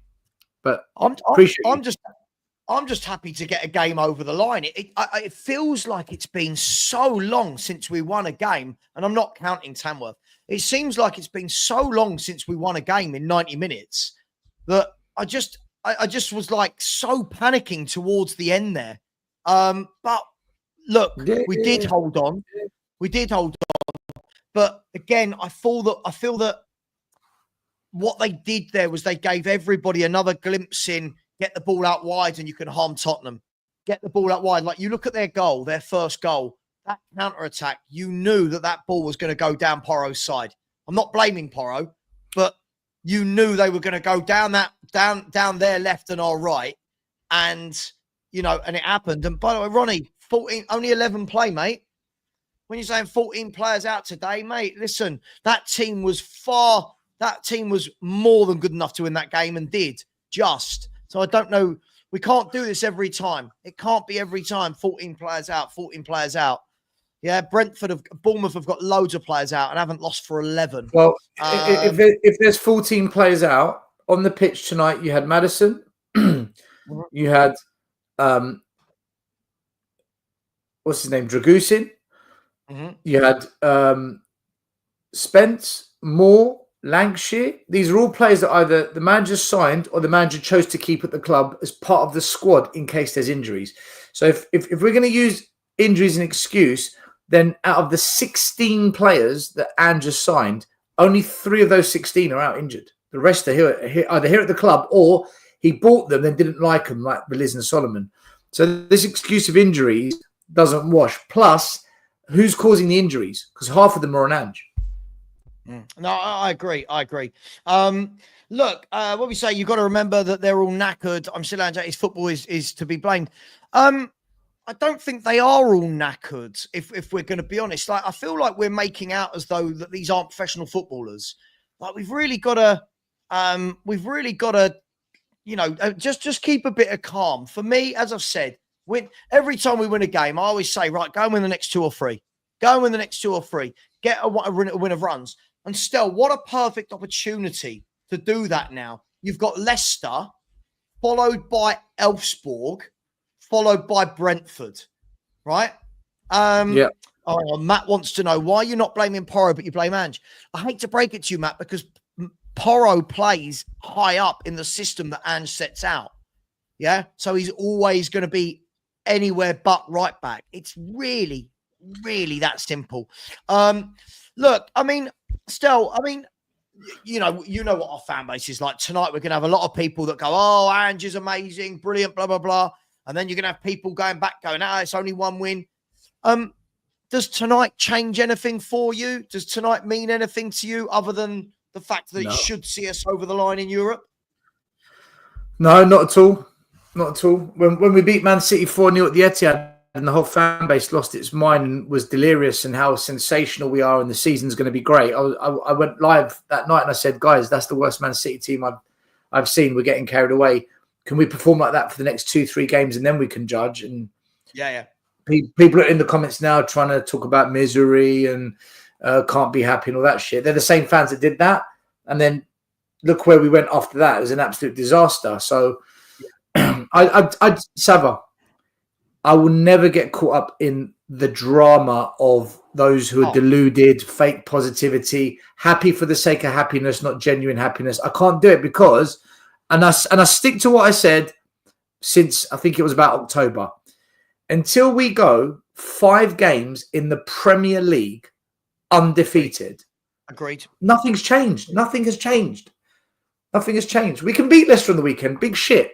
Do I think we'll go on and beat Brentford and Liverpool and Villa? No, I don't. I agree with you. Look, as I said to you before the game. I don't think we're going to win the Europa Cup. That's why I'm not really bothered. Like, good. I'm glad we won because I'd rather be in it. I'd rather not have to play another 2 games, which puts more pressure on the squad. And I want to see us progress. But when push comes to shove, I'm waiting for a Lazio, for a Galatasaray, for an Athletic to knock us out. I'm just waiting for that to happen because that's what I think is going to happen when we play those teams that have got players up front that can actually score goals. No, look, I completely agree with you. Look, I think we're too old and weathered to get caught up in those sort of storms. You know, as I said, you look what happened when we beat Man City. The fan base lost their mind. And then since then, we've won 1 in 10 Premier League games. It's almost like we don't learn. So for me, I just do what I think most sensible fans do. We won. Was it a great performance? No, but we won. We got 3 points in Europe. We get back to the UK. We now look forward to Leicester City. For me, I don't think there needs to be a big drama about Angie and Ange out, all of that. I don't rate the manager. Tonight hasn't changed my mind on anything I've seen as to the way we set up. What I do know is if we are that open against the better teams as this competition goes on, they will destroy us. And that's what I need to see. I need to see a complete performance in Europe against a good team before I think we've got any chance of winning it. And so far, our 4 wins have come against 4 very, very bad teams. But you win the game, you move on. For me, that's it. Yeah. I know. Listen, I know all season long, other than Man City away and Aston Villa at home, I don't look at performances and say, do you know what, that was actually a really good performance. I thought the performance of City was very good, like really good. Probably our best of the season. Great. And I thought the performance against Villa was a good one as well. That was a good performance. But other than that, I can't think of a performance where I say, do you know what, that was really good. I know we beat West Ham, but West Ham were on their knees. I know we beat Everton, but come on. Everton at home, Everton were a disaster until they brought in David Moyes. An absolute disaster. So I thought 2 games the whole season. We've played about, 35 games? Europe, FA Cup, Carabao Cup, League. We played about 35 games. There's only 2 games where I actually say, well done. That's not good enough. That's simply not good enough. No, look, listen, I get it, right? We've been so starved of victories lately. I get it that you're going to win one game and people go, oh my God, it's amazing. See how good we are. As I've always said, got to put a run together. What I want to see is, again, in the Premier League, what I want to see is in the Prem, but we've got 16 games left. Go and win 10 or 11 of them. Draw 1 or 2 or 3 and lose 2, maybe 3 at the max. If we do that, I turn around and go, okay, there's hope, but it can't be. We beat Liverpool, then don't win again for a while. We beat City, then didn't win again for a while. It can't be that. We've got to, at some point, start stringing wins together, and the excuse can't always be injuries. We had a good team out there tonight. Against a team that are battling relegation in Germany. And I'll be honest, I could see why with their tactics in the first half. But look, it is what it is. We got the win. I'm not as easily pleased. Look, there's people in the chat like Matt saying, why is Stell so downbeat? We just won and he's focused on the previous losses. No, I'm focusing on the season as a whole. You're focusing on 1% of the season, which limits your capability to evaluate the reality of where we are. Your incapacity up here, I don't want it to, I don't want it to blind people into thinking it's all okay. If you want to enjoy tonight, buddy, did I at one stage say, hey, those of you that are happy, don't enjoy it? Did I say that? Did I say to anyone, don't celebrate the win? No. So don't tell me what to do, because I've been right for 10 years about this ownership. And I've been right for the last 7 months about Ange. I can't take people like you seriously, because you're always wrong. You're always wrong. And it's difficult to listen to you guys. Look, if you want to enjoy tonight, listen, pour yourself a drink, have a glass of vino, get yourself a takeaway curry, enjoy it. Honestly, please enjoy it. But don't tell me what to do when I've been right all season about this. I'm now fancying a Chinese. Now you said that. Look, I do find it mad. Like Chris, when you're saying exactly none of this proves Ange in or out, fine. But your second sentence of the club has progressed. How? No. Based on what? No. We got to keep winning. What do you mean keep winning? It's these people are very easily pleased. Let's get to some positive. Let's get to some normal people. These people have standards so low. Like the acceptance of average. Do you know what? How we're called a Big Six club, I don't get it. Stephen, we don't have the mentality. Stephen, just so you know, by you writing this, you're actually paying me. So thank you. This channel is unwatchable. I don't understand. What did you... Here's a question, Stephen. What do you want to say? So why are you watching? So why are you watching then? Hang on. What do you want me to It's say, Steve? unwatchable, so I'm going to watch. What do you want me to say? I turned around and said, get the win by hook or crook. We did. Was it a great performance? No. Did we do well to hang on? Yes. And we move on. But what do fans like you want me to do? Like, I don't know what you want me to do. Like, if you want these people that do these watch-alongs that run around their bedroom and, you know, break chairs and shout and I don't know what you want. It was a win that was needed against a very bad team that we had to win. It's fine. It's good. Now, go and back that up. Win the next 3 or 4 games in all competitions. Back that up. Shut me and Stella up. Shut us up. Go and win 5, 6 games on a spin, and I have to go, hang on. Is this working now? Are we changing the side? It just beggars belief. It beggars belief. Do you know what I'd say to people like Stephen Hunter? If this channel's unwatchable, do us all a favor. Start your own channel. Let us know what it's called. Let us come and watch it. But you won't, will you? But you simply won't do it, will you? Yeah. Oh, it's like that guy, Matt, earlier. He was saying all these things. Do you know what he said, Stel? This was brilliant. I don't know if you saw the show this morning. I don't think they're real, Savva. I don't think they're real. I don't think these people are real. Because he turned around and said to me, why do you never have people on that challenge you? So I said, Matt, I throw it out there. I will ask I've said Ben Bowman can come on my show. Mitch, come on my show. Chris Cowlin, all of them. All of these people who don't like me or whatever, I've said they can all come on. I had a show set up still, as you know, called Debate Savva, where I said, come on. These people never turn up, and then I get told you only have people on that agree with you. Look, have people not watched Eddie, the Enoch Out guy who came on and disagreed with the colour of he disagreed with everything, including the colour of my bedroom, the colour of Savva's walls, where we bought the sofas from. Like, he literally disagreed with everything. It went on for about an hour and a half with Eddie. Yeah, it's madness. It's madness. Listen, as I said, good win, 3 points. We move forward. Yeah, let's now go and back this up. By the way, I like Savva and knowledgeable, but the fact you're never willing to admit when you're wrong is annoying. Examples being Kulu and Solanke. I mean, I said Kulu's a good player. I just don't think he's as good as you think he is. Plasma. Hold on. No. This is nonsense. Plasma.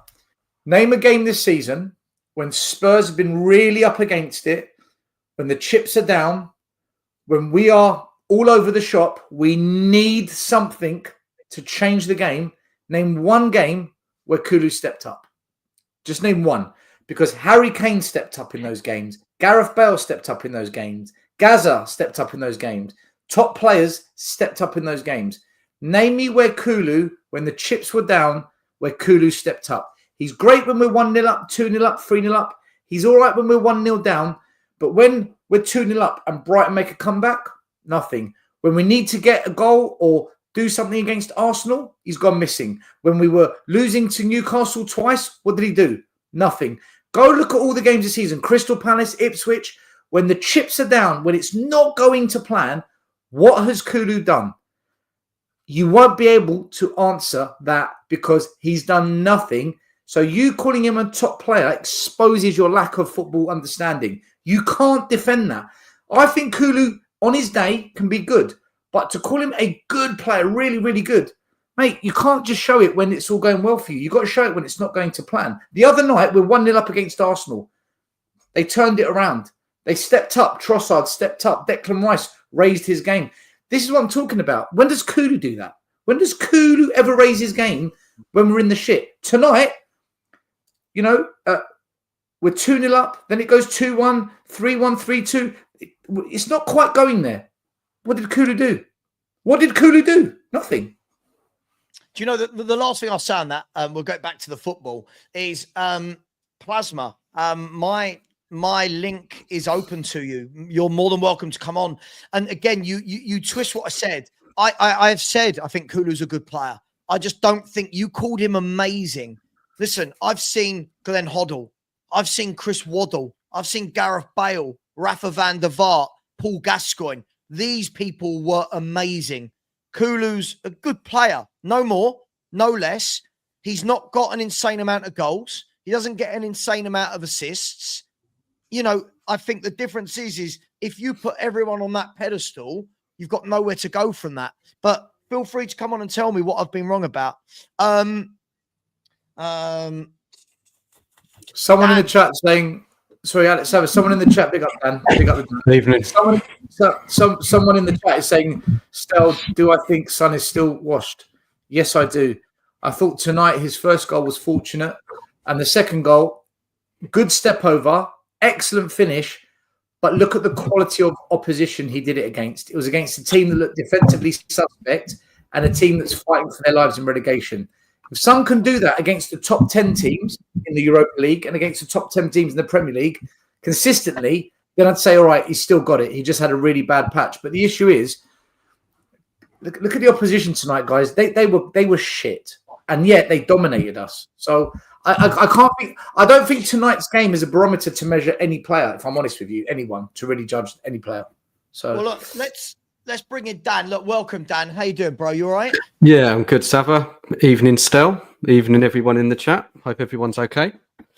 Oh, didn't that game make you mad watching that game? It made me so angry. Let me start off and ask you this.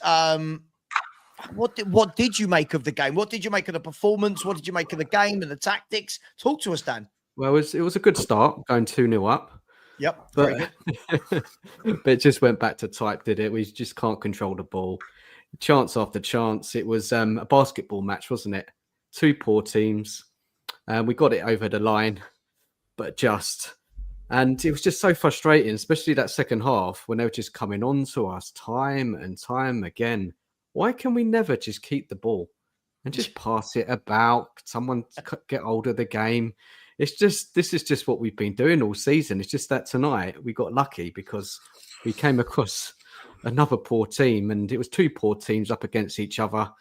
And would you say we were better than them? Probably not. If you look at the stats of the game, they had more chances. No. Yeah, they had more chances than us. We were quite lucky in the end. But, in a positive, we get the 3 points, and hopefully we can get through the Europa League and save that for another manager. Fingers crossed.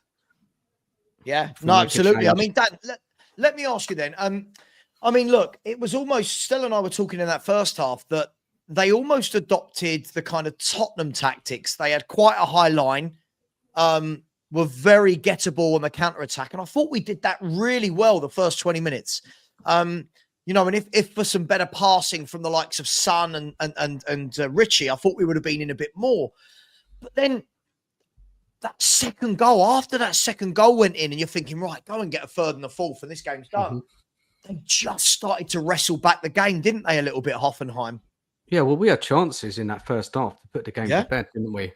There was at least I can remember two. Porro, put that shot wide, Son. Yeah. Look, we should have put the game to bed, but we're just not good, are we, at the moment? We're just not a good team. We don't know how to manage games. It's just so desperate, isn't it? And as I said, we're just fortunate that we came across a team which they haven't got. Do you know what it reminded me of tonight? It's just all of the Europa League games where we've been, like carry bag our chances against us. I can't remember the other teams' names. And if they had a striker, we would have lost that today, like a decent striker. The worry is, when we get into those knockout rounds, we're going to come up against better opposition and we'll get slaughtered. We'll get absolutely better managers as well, like that. Yeah, better definitely. Managers. Yeah, and it's look, it's all good we won and that, and it's nice to get a win because we haven't seen a win for a long time. But this doesn't show us anything really. Look, the players, we didn't have many. Look at the bench. It was like bare bones, wasn't it? But still, we'll see what happens against Leicester at the weekend. See if they've got any energy left. I don't know. I mean, look, are we? Let me ask you the question then. Are we too downbeat on the fact that we've just won an away game in Europe? Or is this symptomatic of how bad we've been for a very long time? Why are we not happier? Why are there some people going, this is amazing? And we're okay, we won. Why is that, Dan? I can tell you why. Why Estelle mentioned it a few moments ago. You just don't go game by game. You look at the season as a whole. That's what I do. I look at the performances of the season. going off one game, and we didn't even play great. And, it doesn't change anything. It's hard to get excited when the team is just so poor and so bad. So it's not managed well at all. It's the transfer window. There's no sign of signing anybody. Injuries are piling up. I know we've got a few coming back, hopefully in the next week. But you can't get excited about it. It was a win, and that was it. And we move on to the weekend, and it's nothing to celebrate, nothing to get excited about. Everybody watched that game and saw how many chances we conceded and how we can't control the ball, how we can't control football matches when you're 2-0 up. Yeah, we've done it so many times this season when we've just lost control of the football match because we just can't keep the ball and just keep it tight. Just don't know how under Ange. Ange just we're not that team under Ange, are we? Just gung ho every game, and look, it's hard to kind of feel any positivity. I've got to be honest here, and I'm sure all you guys do as well. Yeah, absolutely. Listen, just before I bring Philly and Big Savva, Philly, I've got to go, bro. I'm going to wish you all a good night. Thank you very much. See you later, mate. Aftershave still, is it? Sorry? It's not my aftershave, not my aftershave, is it? No, it's your love for Archer Gray. It's killed me. Yeah. I reckon Lubo's aftershave is probably something like Eau de la Grey, something like that. Possibly. Not 50 Shades. By the way, Plasma TV. Before no. He wears Old Spice. Old Spice. Oh, of course. Don't we all? Big up still. Thanks, mate. Appreciate that. Plasma TV, please stop. You've got 3 guys in this chat, and I want to say, if I'm being rude to anyone, I think we're all 40 and over. Is that right? Are we all? Mm-hmm. We're all 40 and over, right? Okay, I wasn't looking at you, Lubo. I knew the answer there. But we're all 40 and over. Plasma TV, I'll be shocked if anyone else on this panel, your previous comment to this was about Kulu and Ginola. Please stop. Please. Kulu, guys, am I being mad here? Kulu can't lace Ginola's boots. What are we? I'm not being mad, am I? No. This is David Ginola we're talking about, right? No. The standards are in the gutter. Different. The standards of Spurs are in the gutter. I watched that match. That was painful viewing. I'm sorry. The second half was just bad. Right. The amount of chances they had, they kept coming and coming, wave after wave after wave. And if they had a finisher, like Alkmaar, like Quabag, like Fenerbahce, if they had a finisher, right, that could have been a whole different story. Now, when we play better teams like Lazio and Atletico Bilbao, we're gonna know what time it is if we give them time and space here. How are they allowed to have 24 shots in the second half without? That was bad, dude. I'm sorry. Yeah. No, it was. I mean, look, Lubo, let me bring you in. I mean, I kind of agree with Philly. Look, I said to you before the game, the main thing is just get the 3 points, and we did that. Can't complain at that. We did. I think the worrying thing for me again, though, is that even at 2-0 up, you could see it was all the signs creeping in of, oh, shit, we're going to, you know what I mean? Like, they just started to control the game. They had shot after shot. What did you make of it, Lubo? Talk to me. I thought it was a decent first half and a really poor second half. To be honest, I think I don't know. Listen, I wasn't expecting too much. I thought we'd win. I thought we'd nick it by the odd goal, which we did. The team's low on confidence. We're missing several players. They were poor first half. They were dreadful first half, weren't they, Hoffenheim? Well, the first 25 minutes they were.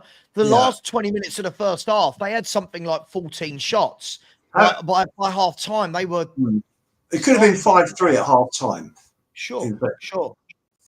I thought we had some good chances, didn't we? Sonny Blaze won over. Bergveld's header was well saved. Porro should have hit the target. The game should have been out of sight, done and dusted by half time.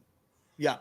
But again, we don't. And 2 goals is never enough for our team. I'm not sure. Well, 3 nearly wasn't against Man United, was it? So, it's. And I think what summed it up was what Glenn Hoddle was saying about their second goal was the balls come in and Glenn said, why is there a high line? The guy's that close to the area. Why is there a high line on the edge of the box? Why not drop back?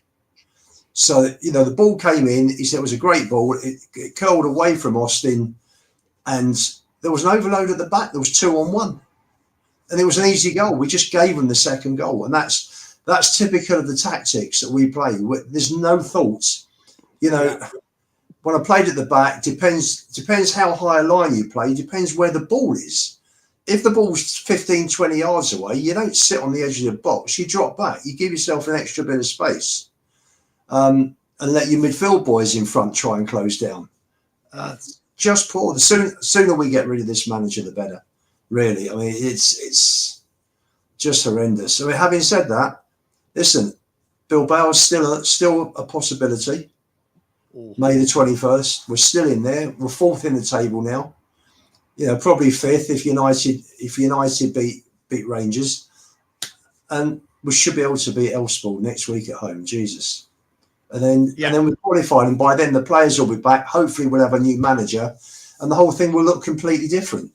At the moment, it's really poor run of form, poor performances. But the important thing was, as you said, we got the results. And we got the 3 points, and it's still in our hands. So, better that than play. That's the thing for me. Sorry, Savva, I know you're going to say in there. That's the thing for me. It's the 3 points here. That was the good thing. We got the 3 points. But Ian, if you're saying that we're going to play like that against a better team, no, we're going to get pammed, mate. I'm sorry, we are going to get beaten. The way that we played today, right, it was reminiscent of Chelsea, right? But Chelsea had finishes, that finished the job against us, and that's why I chose the game. But so for me, when we play against Lazio or Athletic Bilbao, with players who can finish their chances, they are going to hurt us really badly. This team tonight, I watched the performances, and Son for me. All right, people will say, "Oh, he is back and he scored 2 goals." Mate, he is finished for me. At this level, he's finished for me. I can't see him doing anything for us in the later competitions. I don't trust Solanke to get us through the pressure moments because I already see him fluff his lines against Ipswich and the teams like that. So for me, he's not one of them players who will handle the pressure for me. And so I'm looking at this team right now and I'm thinking, we are very lucky that we're playing some really bad teams. And I agree with Savva, we should beat Elfsborg next week. I'm not celebrating victories tonight because you know what?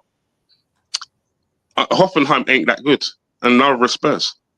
I hate our fan base. Two poor teams, both out of form. So you got the game you expected.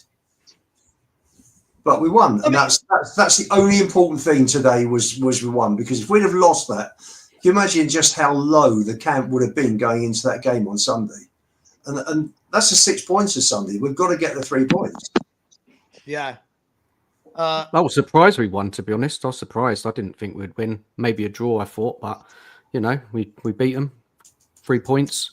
Hopefully we're going to get into that next round now, which we should do now. It's just a point, isn't it? We should need next week. Yeah. 3 points. 3 points. You need 3. Let's have a look at the table. Let's have a look. So this is live, right? So let me just refresh that. This is the live standings with the games that are going on now, right?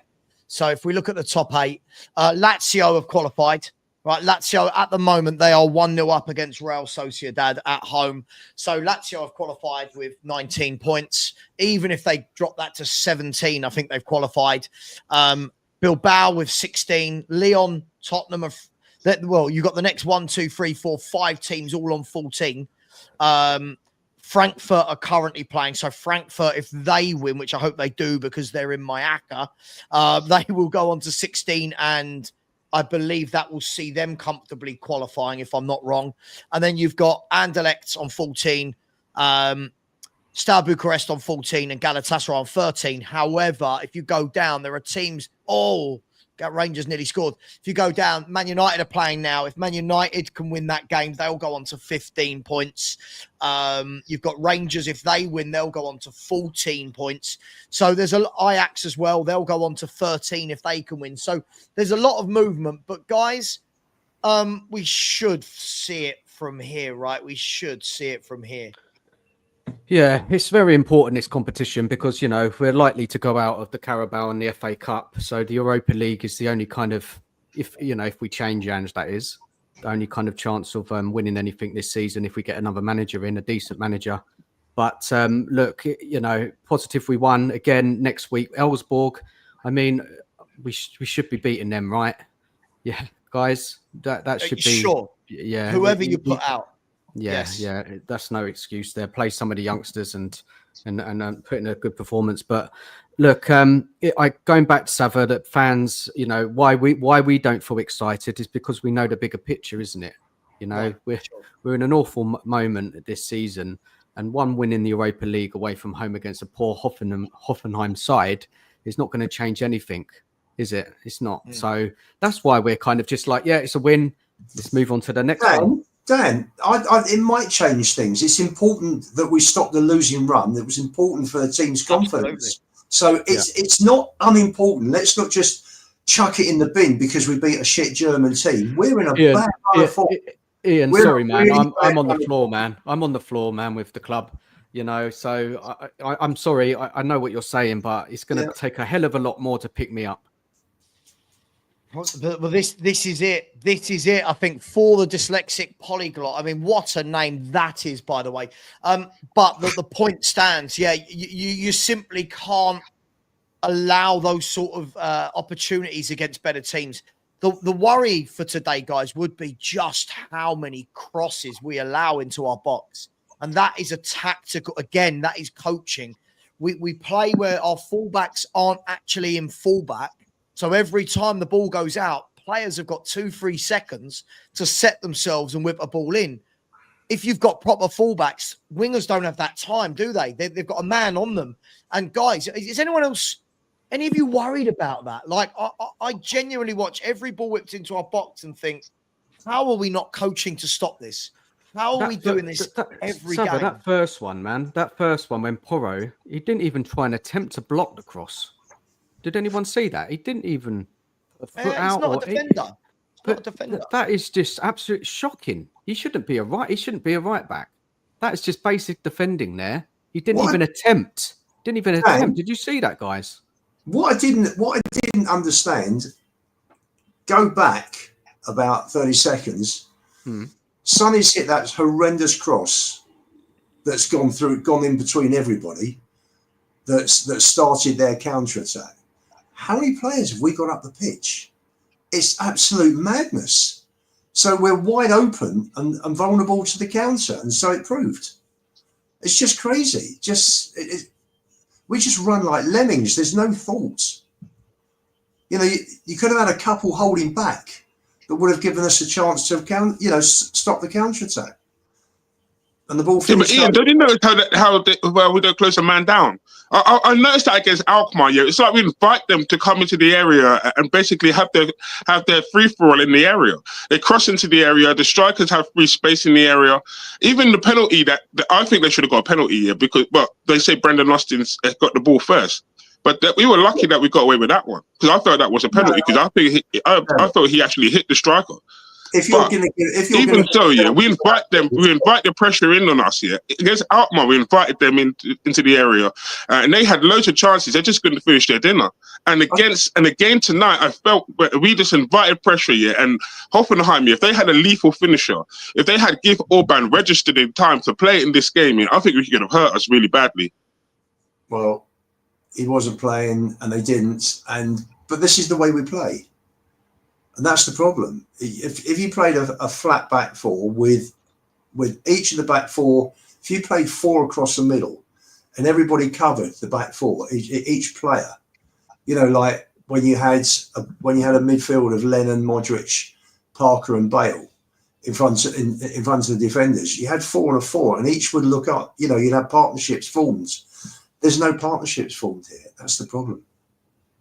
There's nothing. It's tactically, it's not like it's not as it should be. Injury-wise, players are coming in and out, so you never get a settled team. Not 2 or 3 games. Ian, like if you look at that midfield who played tonight, Bergvall, Benson, Cole Madison, you think they're quite technical players, right? They all should be good on the ball, be able to pass the ball. But isn't it so bad that we just can't keep the possession with those players on the pitch? you know, I know we talk about setting up the team tactically by Ange, but where's their game intelligence on the game, actually in the game state, to actually take control of the match? What's your view, Philly and Ian, on that? That changed when Mikey Moore came on. He held the ball up well, didn't he? Yeah. But you shouldn't be relying on a 17-year-old kid to do that. You should have players who can do that. I thought Kulu, I mean, you know, our players go down appealing for a foul, and he just waved it away several times, didn't he? Players have got to be stronger, you know, and the ref cottoned on very quickly. I wish the refs in the Premier League would cotton on to the nonsense that goes on from all the teams every week. You know, we've got to have players who can hold the ball. I thought Kulusevski was. But what Ian? Why can't they keep the ball? Them three midfielders there. I'll say again, they're technical midfielders, right? Philly, jump in with this. They should be able to control that ball against that opposition. So what is it? Is it confidence? Is it just that? Because it's game intelligence. Where's the football IQ there to control the game? Like, I'm just surprised. I think they should be doing a lot better with the football. What is it? Well, we missed. I mean, Richie was poor tonight. Unfortunately, didn't hold the ball up. When Sonny's got pushed into centre forward, he's never held the ball up in his life, has he? You can't play him as a target man. And it improved when Lancashire came on, but that was just, you know, we were 3-1 up at that stage, weren't we? I don't know what to say. You know, we're crying out for a player like Grealish to come into the team that can run with the ball, hold it up, bring other players into play, not lose it, you know, and put us under pressure again. The problem again comes down to tactics, the way he sets the team up. Every time, you know, you daren't lose the ball because players are out of position. I always remember Pochettino said, you know, as far as he's concerned, you don't lose the ball. If you lose the ball, it's got to be in the final third of the pitch. Always. But he had his team set up, and he had people like Walker with pace to get back. So they're just rushing the play, Ian, really. So it just went into midfield and then it went up top and no one held it up. It was just rush. No thought about how to control the game, because there was hardly any periods in that match where we had like a good period of possession where you felt comfortable that, you know, we were in control of the game. I don't know. First 25, I thought was pretty good. That was okay. Yeah, it was. After that, I don't think there was any time where you could say, you know, take control, keep the ball, sustain pressure. I don't think the players are good enough. The system's crap. The players, we haven't got the top level players that you need, and it's a problem. And that's why they should have been all right against Hoffenheim. Those quality of players that we had, they should have been all right again. I didn't know many of the Hoffenheim players, to be honest. I think we should have been better, much better. Look, it all goes back to Ange, isn't it? And now he's set the team up. I get that. But I think the players are better than what we're seeing, like we have seen this season. I do believe that. Look, they're not perfect. Don't get me wrong. Yeah, some of them are good players, but that's it. They're not top players. But I just expect more. I just expect more ball control with those players on the pitch. Kulusevski can hold the ball up. Who else did we have? Son. What about Son today, guys? Because he scored 2 goals. What do you think of his performance? Listen, today he scored 2 goals. He's won us the game. So, you know, you can't. So if you're looking at another game, you're watching a game on television, someone comes away and they scored 2 goals in a 3-2 win. You look at it and you think, well, he's been the match winner today. There's no other way to describe it. Do you think he's finished, Ian? Do I think he's finished? I don't think he's finished. People are saying he's finished. Well, listen, tonight showed he's not finished. Has he dropped down a level? Definitely. Hasn't, you know, he's lost that turn of pace, and he loses the ball. He's just not the same player. He's still got something to give, to offer, but this isn't the sum of a year or two. We'll sort of see 2 years ago. Last season he wasn't particularly good, but he finished up with 17 goals and 10 assists. So, you know, there's stats that you can't knock, but there's definitely been a drop off this season. Yeah, I agree with that. Philly, what do you think about Son? I think at the top level, Son is done. I think he could do something in Italy with the pace of the game in Italy, but I can't see it in this league. Hoffenheim were poor tonight, and he had space and time to come into the area, and he took his chances well. But for me, I'm not feeling Sonny, not at the moment. And I've been looking at and I'm watching him, and I think his best days are behind him for me. I'm sorry, and at this level, I can't trust Son to do the job that I want him to do to make sure Bears win anything. That's for me. So I say sorry about that. I had to feed the dogs and let them go out to the toilet because I've been stuck up here for 4 hours, and they look at me like they hate me right now. Yeah, so you guys are talking about Sonny, are you? Yeah. It's an interesting one because I thought all round he was dreadful. But how do you knock a bloke that grabs a brace, right? It's a tough one, isn't it? I thought the first goal was very lucky. Didn't think it was a good finish at all. But the second goal was brilliant. Second goal was absolutely superb forward play, shuffled it out of his feet, drove it low. But I just think, again, it's we need to see that against the better teams. We need to see that in the Premier League. I need to see that Spurs can do that. I want to talk about James Maddison. Hang on, United are in it. Oh, God, that should be 1-0. Oh, my gosh, that should be 1-0. If anyone's watching that, Garnacho blaze one over the bar. I want to talk about Maddison in that game. For me, that was in the first half, that is where you play James Maddison. You play him in the hole behind the striker, not in centre mid, not in number 8. And it allowed him to do two things. One, running behind, beautiful control, great volley, which I don't think anyone else in our team is capable of that, if I'm going to be brutally honest. Secondly, picking the ball up on the half turn, seeing the pass, playing in Son for the goal. That's where I want to see Maddison, guys. That's where I want to see Maddison, not number 8 tracking back. Man United are 1-0 up, by the way. Man United are 1-0 up with Matthias de Ligt. And I've got them in my ACCA. So, yay. Guys, Maddison tonight, Maddison's performance, especially first half. Again, made the difference. The first goal reminded me, it was very Toby/Dele Alli-esque, wasn't it? From those, long ball over the top, midfield player running past the other front boys onto the ball, bang. And it was terrific. Guys at the top. James Maddison. Maddison, great finish for the goal, great run, good pass from Porro. Yeah, good goal. Maddison, if you look at his stats, he was very good, accurate passing, 92%. He put in a good performance today. If you look at his heat map, he's kind of a lot on the left of the pitch, kind of like in the left wing position. It's a bit strange. So he wasn't playing that central. But Savva, that's what we need him, though. We need him more central. We need him linking in with the forwards, playing that through ball, running into the box. So he can score goals. I mean, his record this season is not bad in an underperforming team. He's got quite a few goals, assists across all competitions. So, Maddison needs to be playing every week for me. Sorry, they've disallowed the Man United goal. I can't quite believe that they've disallowed that goal. Honestly, we're at the stage in football where we're literally watching replays to find a reason to disallow goals. Look, Philly, James Maddison, he gets a lot of stick. It doesn't matter what Maddison does, he gets stick, whereas other players don't. Like we can use Kulu, for example. Kulu, for me, everyone goes, he's brilliant, he's this, he's that. Maddison, his goals and assists output compared to Kulu's is always better. Why does Maddison get so much heat, Billy? We play Maddison in the wrong position. We play him as an 8, but he's not an 8, he's a 10. He's actually a shadow striker.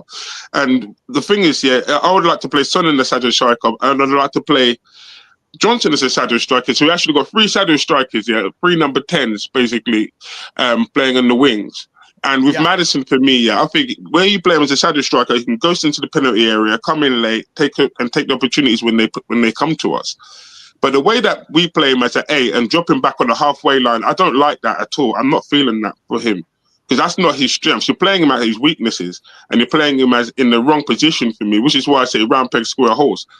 When you look at Kulusevski, he's a ball carrying midfielder, but for me, he gives the ball away way too often for me, and that gives the opposition the impetus to come and attack us. Because how many times did he give the ball away, and then within seconds, they're down the other end and near enough trying to score a goal?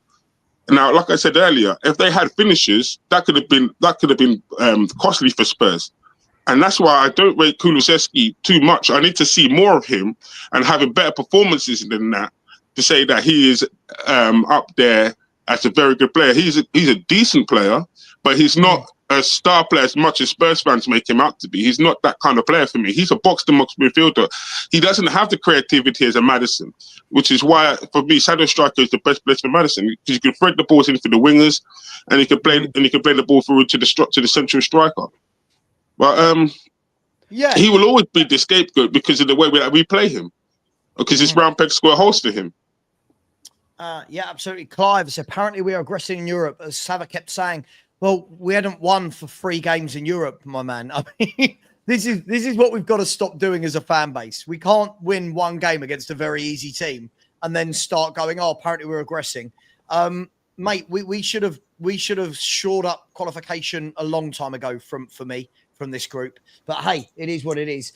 Brian Murphy has said, Bakulu is way too slow. I agree. But he seems to have credit in the bank with Ange. He was also ball watching for their second instead of tracking back. Yeah, look, by the way, I don't dislike Kulu. I think we've got to this stage, guys, as football fans, where if you critique a player, it's automatically seen as hate. I think everyone can be critiqued in any form of life. And for me, I just want there to be equal critique. The way Maddison's critiqued never seems to be the way Bentancur's critiqued or Kulu's critiqued. It always seems to be that James Maddison is the scapegoat. And people are going, oh, he doesn't work as hard as Kulu. He's a playmaker. He's a number 10. I don't know about you guys. I don't want my playmaker running around like a headless chicken. I want him in the last final third, receiving the ball on the half turn, like Maddison did for the goal today. That's where you've got to get him. Where Eriksson received the ball, where Van der Vaart received the ball, where a Bruno Fernandes receives it. Kevin De Bruyne. Surely that's what we want from a playmaker, guys, isn't it? Yeah, definitely. Yeah, of course. I think Kulu is just inconsistent, isn't he, as well? He can be amazing and then he can be rubbish. It's just the consistency with him. Yeah, he doesn't do it week in, week out. And I probably think a lot of that maybe is down to the system and Ange and just a confidence thing. But I don't think he's anything amazing. He can be good sometimes, but...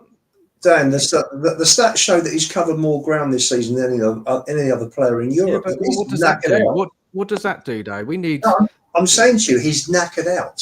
He's knackered, okay. So why doesn't the manager ever rest him or rotate him if he's knackered out?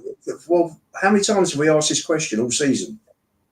You said something for Pora, Ian. But surely we can't be rating attacking players purely on their pressing and chasing. Like we do this a lot with Solanke. They put some stats up this morning on Solanke of he's first in the Premier League for pressing, for this, for that. None of them were actually stats for being a striker. Do you know what I mean? It was all, that's great, hard work, brilliant, but why aren't any of the stats people are talking to me about with Kulusevski about the number of goals, number of assists? It just feels like it's... by the way, I like him. He's a good player. But compared to some of the players we've seen down the years, I just feel like leaves a lot to be desired for me. Just for me. I think it's unfair to judge him because he's never going to be a Klinsmann, a Lineker, a Kane. But he's scored 11 this season. He's high on other stats. If he could... Ange could tweak his role and he's in the box more, he'll score a lot more because he's a decent player. He's had a decent season for us. I don't know. Ian, if I said to you, who would you have here? Who would you have, Solanke here or Santiago Jimenez? Which one would you have? Honestly, I haven't seen Jimenez. Jimenez is highly rated. I've read a lot. You talk about the Feyenoord player. Mm-hmm. I've hardly seen him, to be honest, so I couldn't answer that fully. I don't know. Well, I watched him yesterday, against Bayern Munich, right? And I actually looked at him and I thought, you know what? You run between the lines. You're quite lethal up front. Yeah, you missed a few chances, but you know what? At least I know, when the chips are down, you'll put the ball in the back of the net. I don't feel like that with Solanke. I don't trust Solanke enough. I watched him against Ipswich. And the last minute, you're thinking, you know what? We barely need a goal. This is your opportunity to shine. And you know what? You just blaze it straight at the goalkeeper. That's for me is Solanke. This is why I don't rate Solanke. Philly, players miss chances. They all miss chances. Yeah, I know. You know, you can't look at a player in isolation. He's missed that chance. I can't trust him. They all miss chances. You know, I mean, we've all seen. Where are you getting 11 from? I can't make 11 goals. Sorry? I can't find 11 goals from Kulu this season.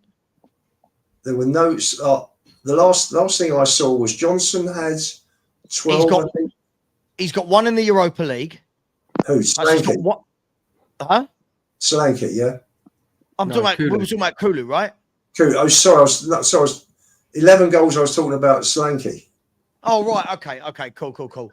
Okay. So I thought we were talking about Kulu. Yeah. Look. By the way, and again, it's not that I don't think he's a bad player. I just feel like we're in this era where everyone gets overhyped for so little. Like, I've been watching this last month or two. I'm really disappointed with his all-round playing. We could say he's tired, but tiredness can't just be the answer for every single time the boy gives the ball away. It can't be every time he gets dispossessed. It can't be, but he's tired. Lots of players play every game for their club. You know what I mean? Like, lots of players. Not with this intensity, though, so that's what's killing him. Yeah. You know, slots guys press, then they'll drop, they'll have a breather. He doesn't have them running and, pressing the way that Ange does. It's completely different. There's thought. This is 100-mile-an-hour chaos.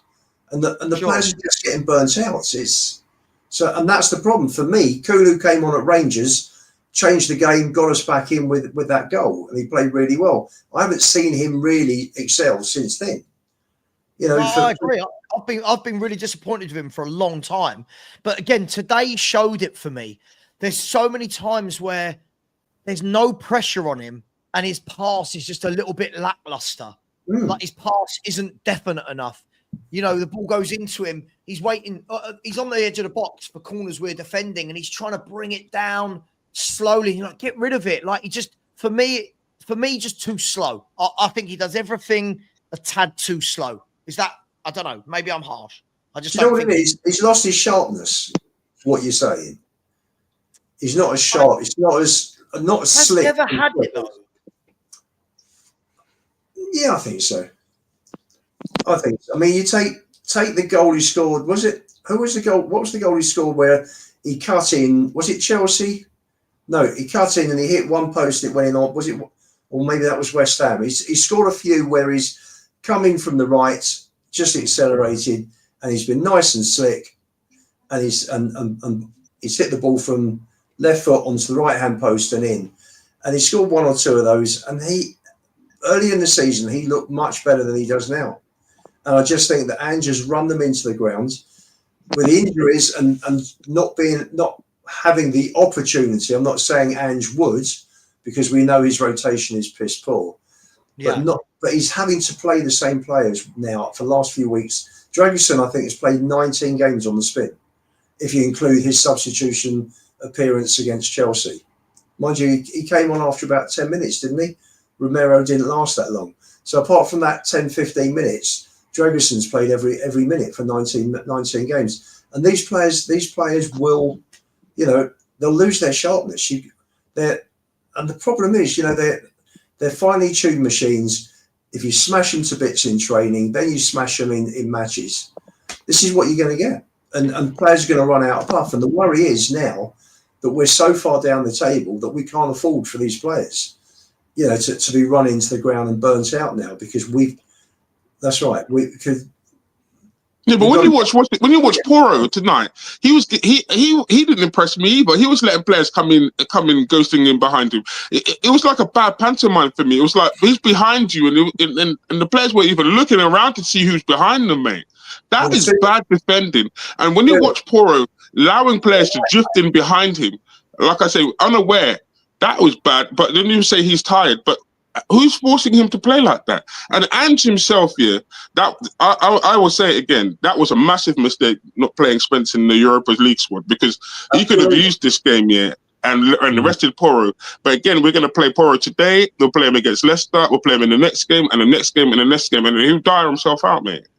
if he's got any sense, he'll give Porro a rest on Sunday and he'll play Spence and Reggie on as fullbacks, which he should have done. We should have done on Sunday. Guys, let me ask you all a question. Who's actually played well since the beginning of December in this team? What player has played well? Can anybody name one? I think you can even go back to further than beginning of December, if we're going to be really honest, Dan. Yeah, that's what I said. Again, beginning of December, yeah. No, I said I think you can go back further than the beginning of December. That was just our last win in the Premier League. That's probably why. Oh, sure. Listen, not many, Dan. I think what we do is, again, we're so starved of top players to watch. I think we're really. Spencer's been your pick. No, that's a shout. Yeah, that's a shout. I think we're so starved, Dan, of top level footballers that I think everybody's really overrating anybody that has a decent game. And I think it comes down to when you look at the players that some of us have seen versus some of the players we're watching now, and people are going, he's class, he's amazing. I just look and I think these standards are just gone. Like these, listen, again, Kulu, good footballer. No one's knocking that. But when people start going, he's class, he's amazing, class and amazing players don't give the ball away as much as he does. They just don't. They genuinely don't. And I'm at the stage where I don't think we've got any standout players. I don't look at any of our players and go, that's a top player that's going to go for 100 million. That's a top player that's going to go for 90 million. I don't see any of them in that bracket. Maybe you'll tell me I'm wrong. Savva, can I throw something into the mix there? Because we talk about this team's lack progression this season, right? We've regressed. Everybody's regressed, right? Yeah. And is it how much do we put it down to the manager? We're not seeing any improvements to most of the squad. 100%. 100%. So then are we being no one's improving? It's the manager, right? Yeah. If no one's improving, it's the manager. It is. So are we being hypercritical with the players because they are performing so poorly? Are they better than what we're seeing? I'm not saying everyone, but do you know what I'm saying? Yeah. No, mate, I get you. Look, by the way, again, I think it's that middle ground. Me blaming Ange for stuff doesn't mean I think every player at Spurs is brilliant and we should be winning a league title. But again, in 18 months, I would have expected some of these players to have gone on a notch. I would have expected that we go, wow, look at the turnaround in that guy. Look what Poch did in a year and a half with Walker, Rose, right? Dembele. When Dembele was here, right? When Poch joined, and let's be fair, he was a bit nothingy. If we're going to be brutally honest, no, he didn't. He was okay for Fulham. Dembele was all right. No, I didn't say for Fulham. I'm talking about Tottenham. Right? He was okay. Within a year and a half, we're all going, God, look how he's come on leaps and bounds by playing them in their right position, getting the best out of them. I'm looking at this Tottenham team now going, who has got better? Who has been upskilled? And I don't think any one of them has. Not one. Yeah, but don't you think it's an in-game management as well? The in-game management itself, is poor. You would have thought you would have learned, at some stage, that to sit back here and take the sting out of the game. We don't even do that. We allow the opposition to keep coming and attacking us. And this is what annoyed me in the second half. Like I said, there was wave after wave of Hoffenheim attacks. And none of you thought, you know what, let me just take the sting out of the game. Let me just pass it around for a few minutes between each other. Let's just calm the game down. Let's just ease the pressure down. Let's not play at such a high intensity. It was just none of that whatsoever. It was just gun-ho and pass. Yo, slow down. Relax, chill, pass it between each other, and with the young players as well. Just let them take the pace of the game and load it and let them slow it down for them. That's all you got to do. And even that we couldn't do. And I felt, and Ian, I like you, Ian. Yeah, you're good, man. But here's the young thing. This is why I didn't like the young players coming into the squad. Our main team itself, our first team, I don't even rate the first team that we have. I think the standards are in the gutter for the first team. I'm sorry, that's how I feel. But when I look at the first team, they're not that good. And I didn't want to put the young players under pressure to come in and have to perform because our first team is not that good. And that's the reason why I was apprehensive of bringing youngsters in. Yes, it's good to bring youngsters in, but to put them under immense pressure, at such an early stage in their career, it's not the one for me. And I said this to Dan the other day.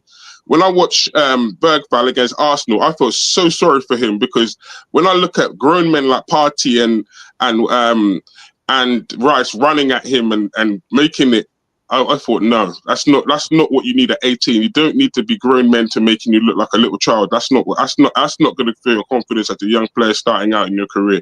That's not what you want. I've got to tell you, Philly, I think that the kids have been the one shining light in this season. Plus, okay, cool. And you might call, I mean, Spencer's what, 23, 24. Put him in with Gray, Bergvall, Mikey Moore, who every time he plays, you can see something. It's very new. It's only the start for Mikey Moore, but you can see he comes on. He looks comfortable. He wasn't losing the ball. I think he lost it once today, and he was on the ball quite a bit when he came on. The team looked more confident with him on the ball, and I think that's the shining light. Gray made 2 great saving tackles in the first half. It could have been. He had a bad game overall, didn't he? He had a bad game overall. Really? Well, you think so? I know you never think Gray doesn't play well. Glenn Hoddle thought he had a super game tonight, so I don't know. You want Glenn Hoddle? I'm seriously. I thought he was okay. I thought he did well. How many times was he caught out of position? How many times he caught out of position? Again, he done that thing today 2 or 3 times. Great save keeper. He did that thing 2 or 3 times where he just dribbles it out for a throw in. His passing, he gave the ball away so much. Again, what? Yes, somebody even put the stats up after the game of how many times him, Bentancur and Kulu gave the ball away. And this is the thing. I think we see what we want to see. And I know you love Gray, but for me, again, I thought today's show was just massively out of his depth. Not his fault. He's not a defender. I thought his positioning was awful. I thought he left his man a lot to get him behind him. They doubled up on him. They knew they could get through.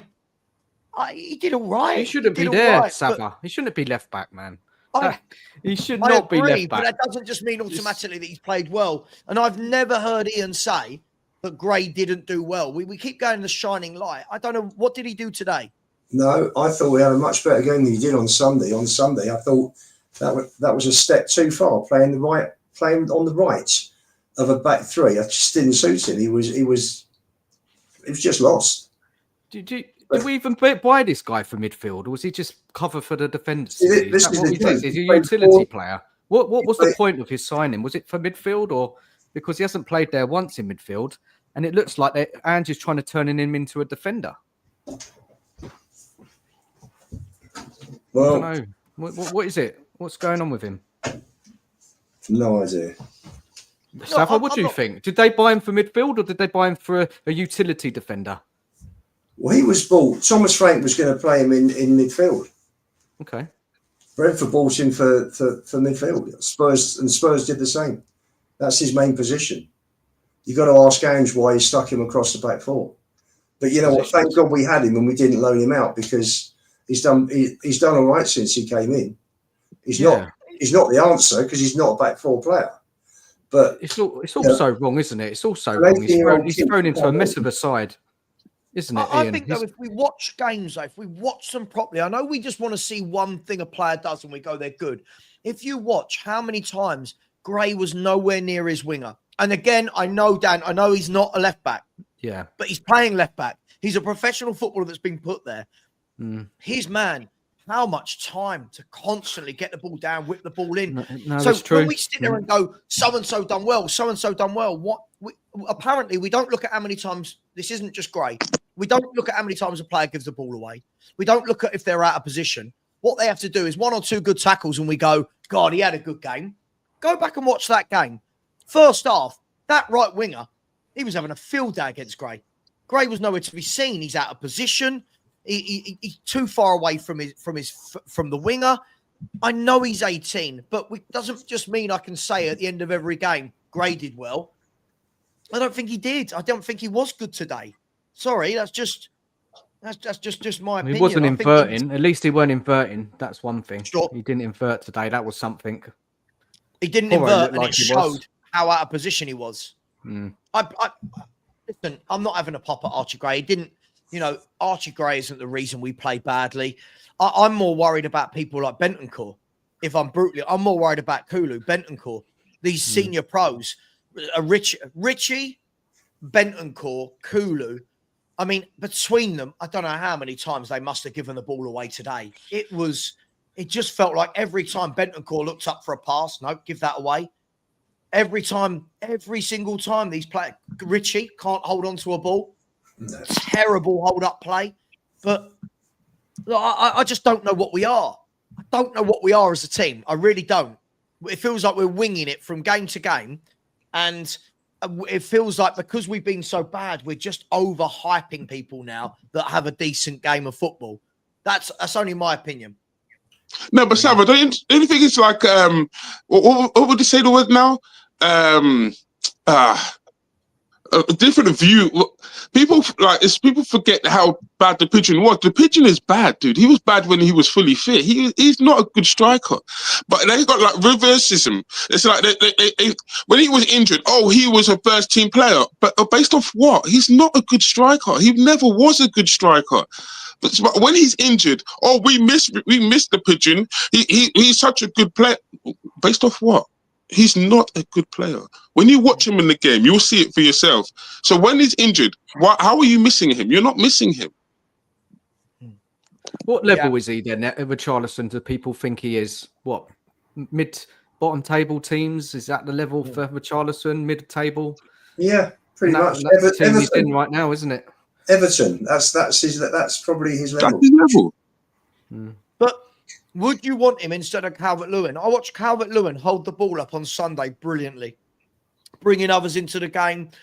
I see the ball bounce back off Richie. Look, let's have a look. Let's have a look at the league table, by the way. I'm just trying to decide whether I want a KFC or a Chinese. First world problems over here. Making me hungry. Big up to Mikhail. Let me just quickly look at the Premier League table, right? Here we go. Let's have a look. Which teams there does Richarlison start for?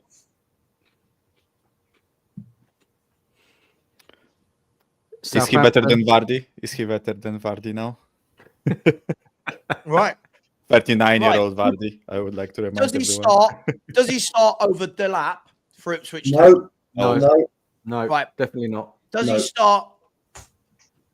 start at Wolverhampton Wanderers over the likes of Hwang and Strand Larsen? Strand Larsen and Hwang are better, in my opinion. So where would he start? Does he start over Mateta at Palace? Oh, definitely not.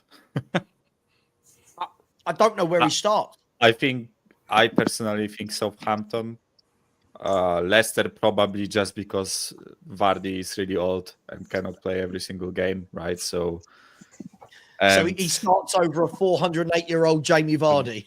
Exactly. But it's just, in fairness, and we're all very quick to criticise, but in fairness, he's only just come back. So the guy's rusty. You've got to give him a few games to get back into it. He hasn't played for months. Ian, he was. But hang on, this isn't a couple of games. He was shit for like 2 years. He's been shit since we signed him, hasn't he? No, hang on. Right now we're talking. Hang on. Now we're talking about revisionism. First year he was there, he hardly got a game because he was understudy to Kane, and he come on now and again. So sure. What did he show? Never got a run of games. But what did he show when he came on? You've got to show something, right? When he had a run of games last year, he scored something like 12 in 13. So which is not shabby in the Premier League. So he's in great either, right? So it's like, is he the answer? No, he's not the answer. But I think to be overcritical of someone who's just come back after 3 months out or something, I just think we're so quick to criticise people. Comments. Hang on. In his first season, he scored 1 Premier League goal in 27 appearances. How many starts was that? 2 or 3? I've not got that in front of me. But there are players that come off the bench for their teams and do things. Look at Harry Wilson at Fulham, who's not even a striker. He comes off the bench and affects games. Look, for Tottenham in the Premier League, guys, do you know how many games do you reckon he started for Tottenham? Not that many. Oh, How many games has he played for Tottenham in the league? Started. No, just Or games, played? just appearances. 60, 70. 62 times. How many He's got starts on 13. that stuff? Mate, I haven't got that in front of me. About He's got 20? 13 goals. He's got 13 goals. And let's be fair, I thought he had a little purple patch at the beginning, at the middle of last year, where he scored a few goals. But watch him; his all-round game is He's a dreadful footballer. His touch, his control. He can't hold a ball up to save his life. Like, surely we're not going to say, oh, but he's been injured. He's a professional bloody footballer. Like, what are we doing? What are we doing? Where's our standards, Lubo? What do we expect from someone who just comes back after injury? We know he's not the answer. But wouldn't you expect? Hang on, let me ask the other three then. Mikel, Dan, and Philly. Isn't that exactly what you expect from? Or is that exactly what you expect from him, whether he's just come back from injury or not? Because that, for me, is Richarlison all over. He's never been good enough for Spurs, has he? Never. Come on, an injury thing as well. He's always injured. Like, hopefully he'll be gone. He'll be gone in the summer. Hopefully he'll go to Saudi Arabia. Hopefully, because he is not going to help this team at all, is he? He's not. Even when he's fit, he's not great, is he? Come on, let's be honest here. We all seen him play for us. Do you know his best ever season? Dan, do you know his best ever goal scoring season in a league? 13 goals for Everton, right? 14, 15. 13. And I think something like 6 of those were penalties. He's terrible. He's just His touch and control is just woeful. I'm sorry. I watched him. I watched him bring the ball down, and then the first touch is just either give it away or the closest. He is just one of the worst strikers I've ever seen. He's the worst Brazilian striker I've seen in 40 years. I'm sorry, he is. He is the worst one for me. I can't stand a striker who can't control the ball, and I can't stand a striker who can't.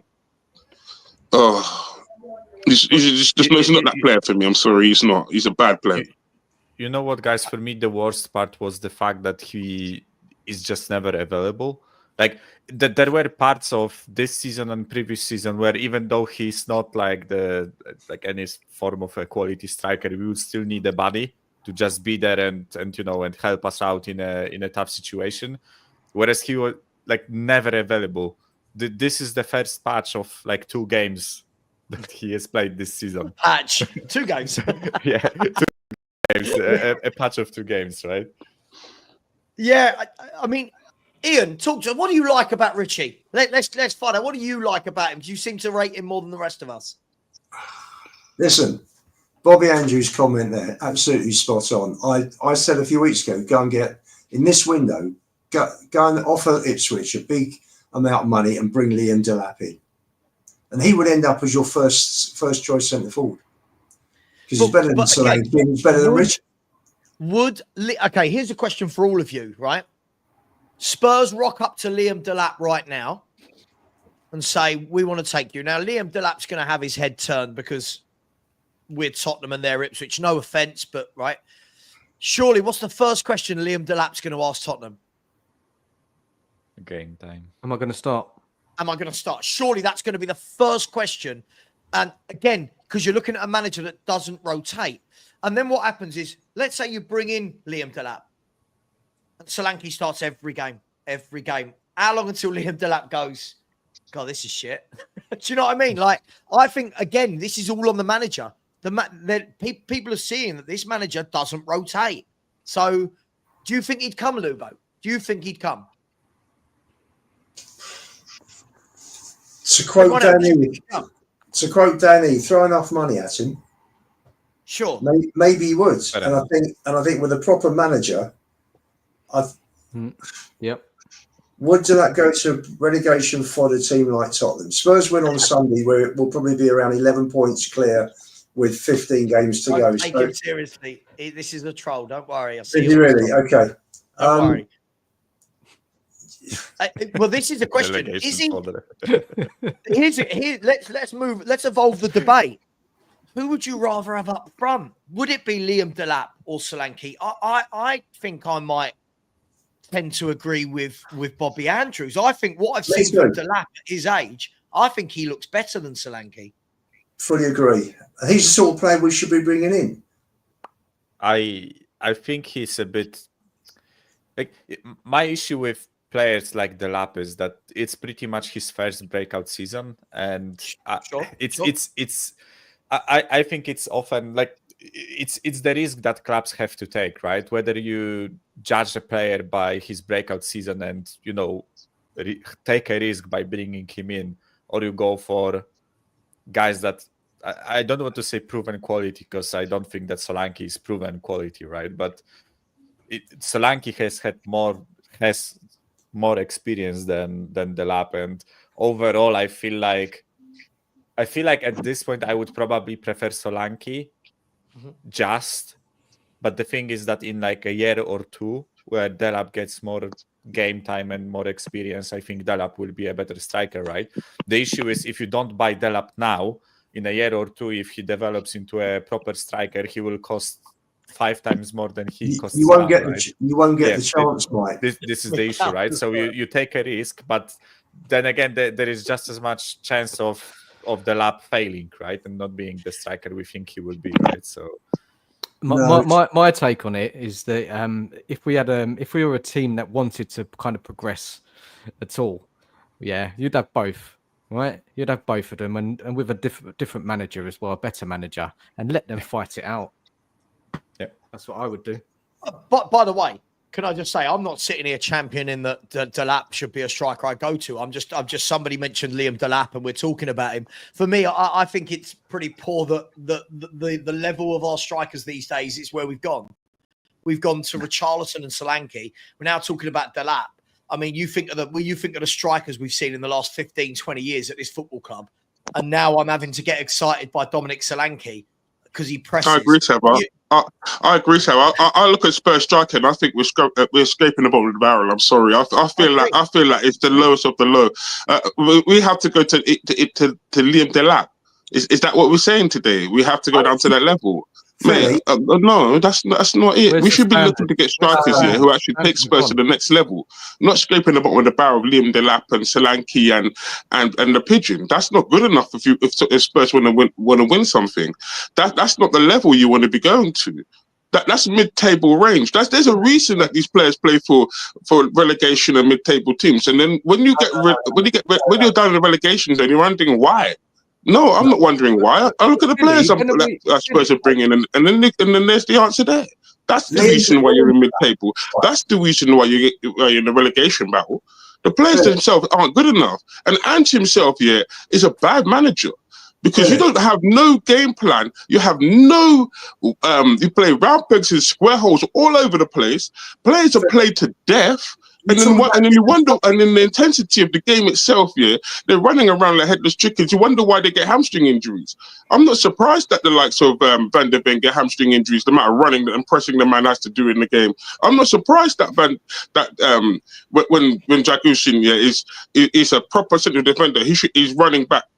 And against that's not his level. That's not what you want to see for them kind of defenders there. But this manager is so bad there. He plays players all their weaknesses. Let him go. He's on the rant. Every game. Why? Let him finish his rant. He's ranting. Billy, you've just done an Eddie. He starts on one subject and he goes on to another 7. We're YouTubers. It's what we do. Guys, but when have we ever been a club to sign anybody a top striker? Can you think when Klinsmann was the last one? That was it, wasn't it? When have we ever gone out and brought a top striker in form? And I must tell you something, Dan, the same way that Guardiola's looking at Cole Palmer thinking, shit, how did I let him go? He'll be saying, yes, I think so. He'll be saying the same about Delap. Right. I think this is revisionism, right? First of all, right, Pep Guardiola never has striked me as a person that goes, oh shit, I let that player go. He is somebody that if players want to go, it doesn't matter if it's De Bruyne, Haaland, whoever, he says, see you later. He's always done that. Barcelona, yeah, Gaffer, I want to go. See you later. I'm not going to try and keep you. If you want to go, go. right? The only one I can remember him really wanting to keep was Carl Walker last season, right? Let's be fair. We're talking about, I can't believe that he's let go of Cole Palmer. Since they let go of Cole Palmer, they've won everything. Since they let go of Cole Palmer, the guy that plays in the number 10 position, Phil Foden, was Premier League Player of the Year. Like, isn't this now revisionism going, oh, I bet they're regretting letting go of Cole Palmer? Cole Palmer's the main man at Chelsea. At City, he's not the main man. At City, he's got lots of players around him. Not many of them are the main man at City. He's got Grealish around him, Doku around him, De Bruyne around him, Silva around him, Foden around him, Savio around him. This is where I don't think we look at the bigger picture. At Chelsea, everything goes through Cole Palmer. Is that right, guys? Everything goes through Cole Palmer. At Man City, everything wouldn't go through Cole Palmer, and he wouldn't be playing 90 minutes every week, Ian. He wouldn't. I think this season he's different league to Foden. He's in a different world to Phil Foden this season. Phil Foden's now starting to find that form again. And let's be fair, Phil Foden was the Premier League Player of the Year 6 months ago. How quickly we forget. Like, Phil Foden's a top-class footballer. Because he had a slow start to the season, oh, my God, I bet they regret Palmer. Phil Foden's now got, 6 in his last 6? Hang on. Palmer wasn't played as a 10 at City. When he played wide. Sure. Why? Why? Well, listen, you got De Bruyne and you got Foden in there. Palmer didn't get a look in. But to me, I must tell you something, I'd rather have Palmer playing wide than Jeremy Doku every day of the week. Yeah, but it depends. Doku's the biggest waste of £55 million I've seen that Pep's made in years. I'm really not impressed with him. Yeah, but Ian, this is the difference, right? You're not Pep Guardiola. Look at the style of player that Palmer is and Doku is. There's a reason why he's got different players playing in those positions. He's got Doku for when he wants a runner. Doku doesn't play every 90 minutes. Doku plays when he thinks that I'm going to rinse that fullback. He's got players like Grealish that play out on the wing for when he needs to hold the ball up, for when he wants to draw fouls. It's not just saying, oh, Palmer would start every game over Doku. It's different players for different opposition. You're thinking like Spurs, that there's only 11 players that play. Man City rotated, they mix it up. Do you not think Guardiola's looking at Palmer thinking, I had him for years? No. Maybe I could have done something more with him. Why? He's won everything without him. What's the sudden? Oh my God! I've let Cole Palmer. This is Pep Guardiola. So football didn't stop at the end of last year. It goes on this year, next year, and so on. So look, he'll go out and buy a Marmouche. What's he care? He doesn't care. I think the issue is that we are looking at Palmer now with the context that we know, right? We have a context of him performing top class for 1.5 seasons, right? And at the moment where they were signing Cole Palmer, first of all, he had pretty much no Premier League experience. And the reason why he developed into a player he is right now was mainly due to coaching that he received at City, but also at Chelsea. But I think the primary thing was the game time that he had at Chelsea, right? Which he wouldn't have at City, right? Which is also the reason why he left City, right? Because it was stated plenty of times that the reason why he left City was because he wanted game time, right? Yeah. When we look at Phil Foden, when he was breaking through to the City team, I think there were solid 2 seasons where he wasn't getting as much game time as everyone expected. Pep was slowly bringing him through to the ranks, right? And even now when he's 23, 24, I think Phil Foden, right? Even now there are games where he's dropped, right? He's not a staple starter. Pretty much nobody is at City except for Haaland and KDB, right? But I think Pep definitely had a thought once or twice that there was this type of player in there and maybe I could use him right now, right? But I just don't think Pep Guardiola is, and Manchester City to an extent aren't a club where You know, they let someone go and now they are just killing themselves over it, right? Yeah, I think they just accepted the fact that Cole Palmer wanted to leave. They let him go. They got like what 45 million for him, if I remember correctly. 40 million. And they just move Now, on, let right? me ask you this. To back up your point, let me ask you this. And again, this is what I think we're missing. The reason why Cole Palmer has flourished is because he's gone to a team where he's the main man and he plays 90 minutes. Yeah. He's the first name on the team sheet. How does Pep give him 90 minutes? Like, when did he leave? Last year, right? At the beginning of last year. 1.5 seasons ago. How does Pep turn around to Cole Palmer and say, yeah, you're going to play 90 minutes in the number 10 role, in whatever role, when he's got Phil Foden, Kevin De Bruyne, Jack Grealish, Jeremy Doku, Bernardo Silva? Like, how do you can't, right? You can't guarantee him that game time. Now at Chelsea, he's pulling up trees, but do we really think Pep Guardiola, that's won 4 league titles in a row, however many Champions Leagues he's won, FA Cups, League Cups, Spanish Cups, this, that, the other, do we really think he's going, oh shit, I wish I had Cole Palmer? Do we really? I'm sure. Yeah, but Savva, we saw this before. We saw this even before Pep Guardiola. You could say that with Alex Ferguson did it. When Beckham was ready, and he said, let him go. Kanchelskis, he let him go. You have to let players go. Sometimes you just have to recycle, and move on to the next generation. You can't just keep, if a player wants to leave, let him go. No player is bigger than the team, and that's Alex Ferguson. No player is bigger than the team, and if the player wants to go, let him go. And you don't look back in anger and say, "Well, we could have kept the player." Why? Let the man go. Does this make sense? Because you're always questioning your performance, and that's what these professionals do. They're looking at players all the time. These guys, none of them think they're perfect. None of them think they don't make mistakes. They're looking to make sure, I made a mistake. I don't want to make another mistake. This is how these guys think. They're just totally focused on success. Can I ask you a question then, Ian? And by the way, for me, Bryce, this is what I want to see. Bryce, this is absolutely spot on.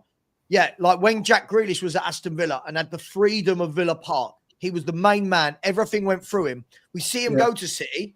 You're not the main man.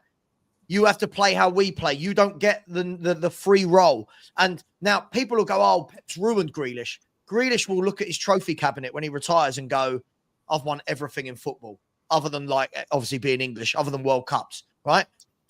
Here's the question, right?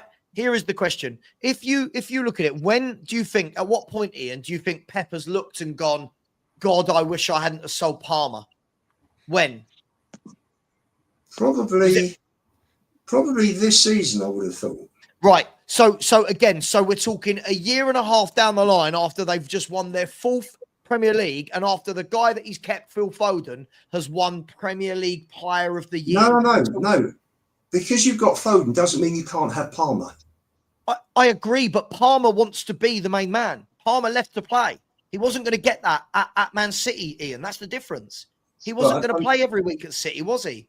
And I think Pep probably would have looked and thought, do you know what, this is the 2nd season that he's doing really well. Just maybe, people make mistakes. Where would Pep have played him? Where would Pep have played him last season?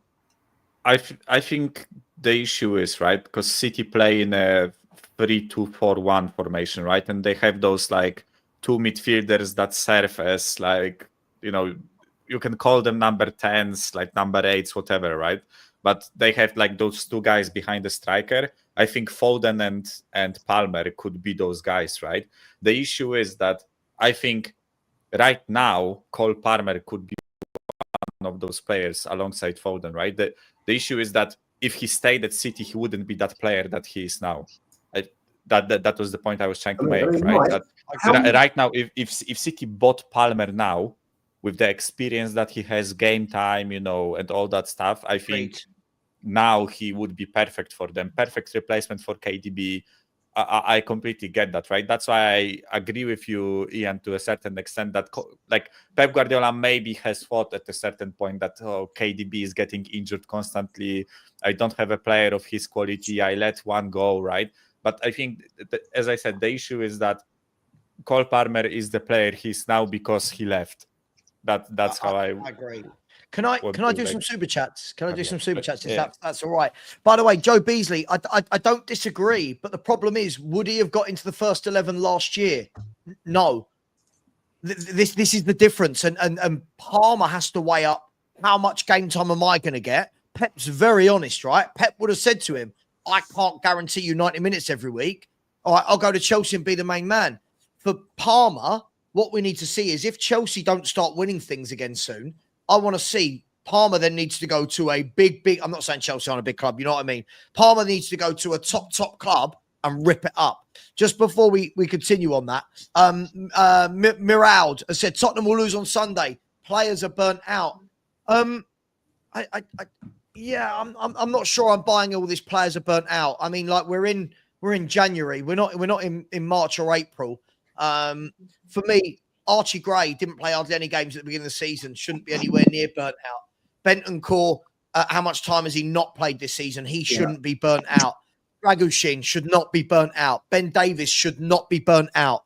The goalkeepers, not burnt out. Bergval, not burnt out. Mikey Moore's not burnt out. I'm sorry, I'm not going down this route that everyone is burnt out. Bentancur, he's not burnt out either. He's just come back. He's had a few games off. Exactly. Mark Taylor with a super sticker. Thank you so much, Mark. Really appreciate you. Really, really, really do appreciate that. And there's been some movement in the Europa League. We'll check the table in a minute. Mark Taylor again saying, who we are, mate. We're horrible to watch. I agree. I don't think Spurs are a good team to watch at all. But listen, there's some that love it. And trust Ange. Apparently, it's his third year where things get better, not his second. Big up to you. Rich has said, big up. Our fan base is far too easily pleased. Sack Conte, hire Ange, and we're signing and we're singing. We've got our Tottenham back. We must demand more. Rich, completely agree with you. But as I said, we've got people who think players like Solanke are top class. And until we get out of that mindset, for me, I don't think we'll ever get back there.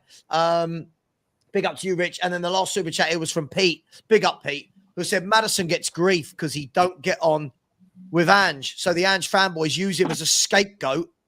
Sorry, I thought Man United had scored. As a scapegoat for Ange being a pony manager. Yeah, Pete, can't disagree with you. I feel like every time Spurs lose a game, it's Maddison's out. And whenever I watch the Ange in channels, so to speak, they're always having a pop at him. Always having a pop at Maddison. I'll have a pop at all the players. But big up to you, Pete. Thanks for that. Look, where were we? Look, by the way, I'm not saying, Ian, I'm not saying that Palmer's not a quality player. Of course he is. But hindsight is a wonderful thing, right? And Man United are 1-0 up. Hindsight is a wonderful thing. But I think it's all about the moment. And in the moment when Cole Palmer left, you've got Phil Foden, you've got Kevin De Bruyne, you've got Bernardo Silva, you've got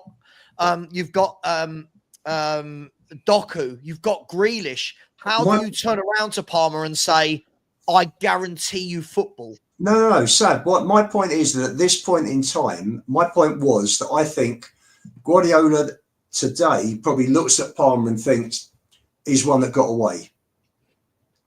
And I think he'll look at Liam Delap in the same way in a couple of years' time. He has got Erling Haaland up front. He's in a poor team. No. He's in a poor. Listen, they've lost Alvarez this year. Yeah. You know, City have suffered this year. This isn't the City of the last 6-7 years. No, of course, but that's not down to losing Alvarez, is it? There's a lot of No, but it hasn't helped. It hasn't helped. Haaland's not been particularly good this season. I've seen lots of critiques. I mean, for a guy that's not doing well this season, he's scored a bloody lot of goals, isn't he? Right, but he's not scoring at the same rate that he has been, and his teamwork, link play, has been nowhere near up to what it should be as well. I've seen a few people criticising him, saying, you know, if you're comparing Kane to Haaland, Kane is the better all-round player. Of course, but you've got to, again, I always do this with Kane and Haaland. Whenever we do this conversation with Kane and Haaland, I feel, again, right, we can talk about Kane because he developed over his career, right? At the age of 24, Harry Kane isn't the Harry Kane we know now.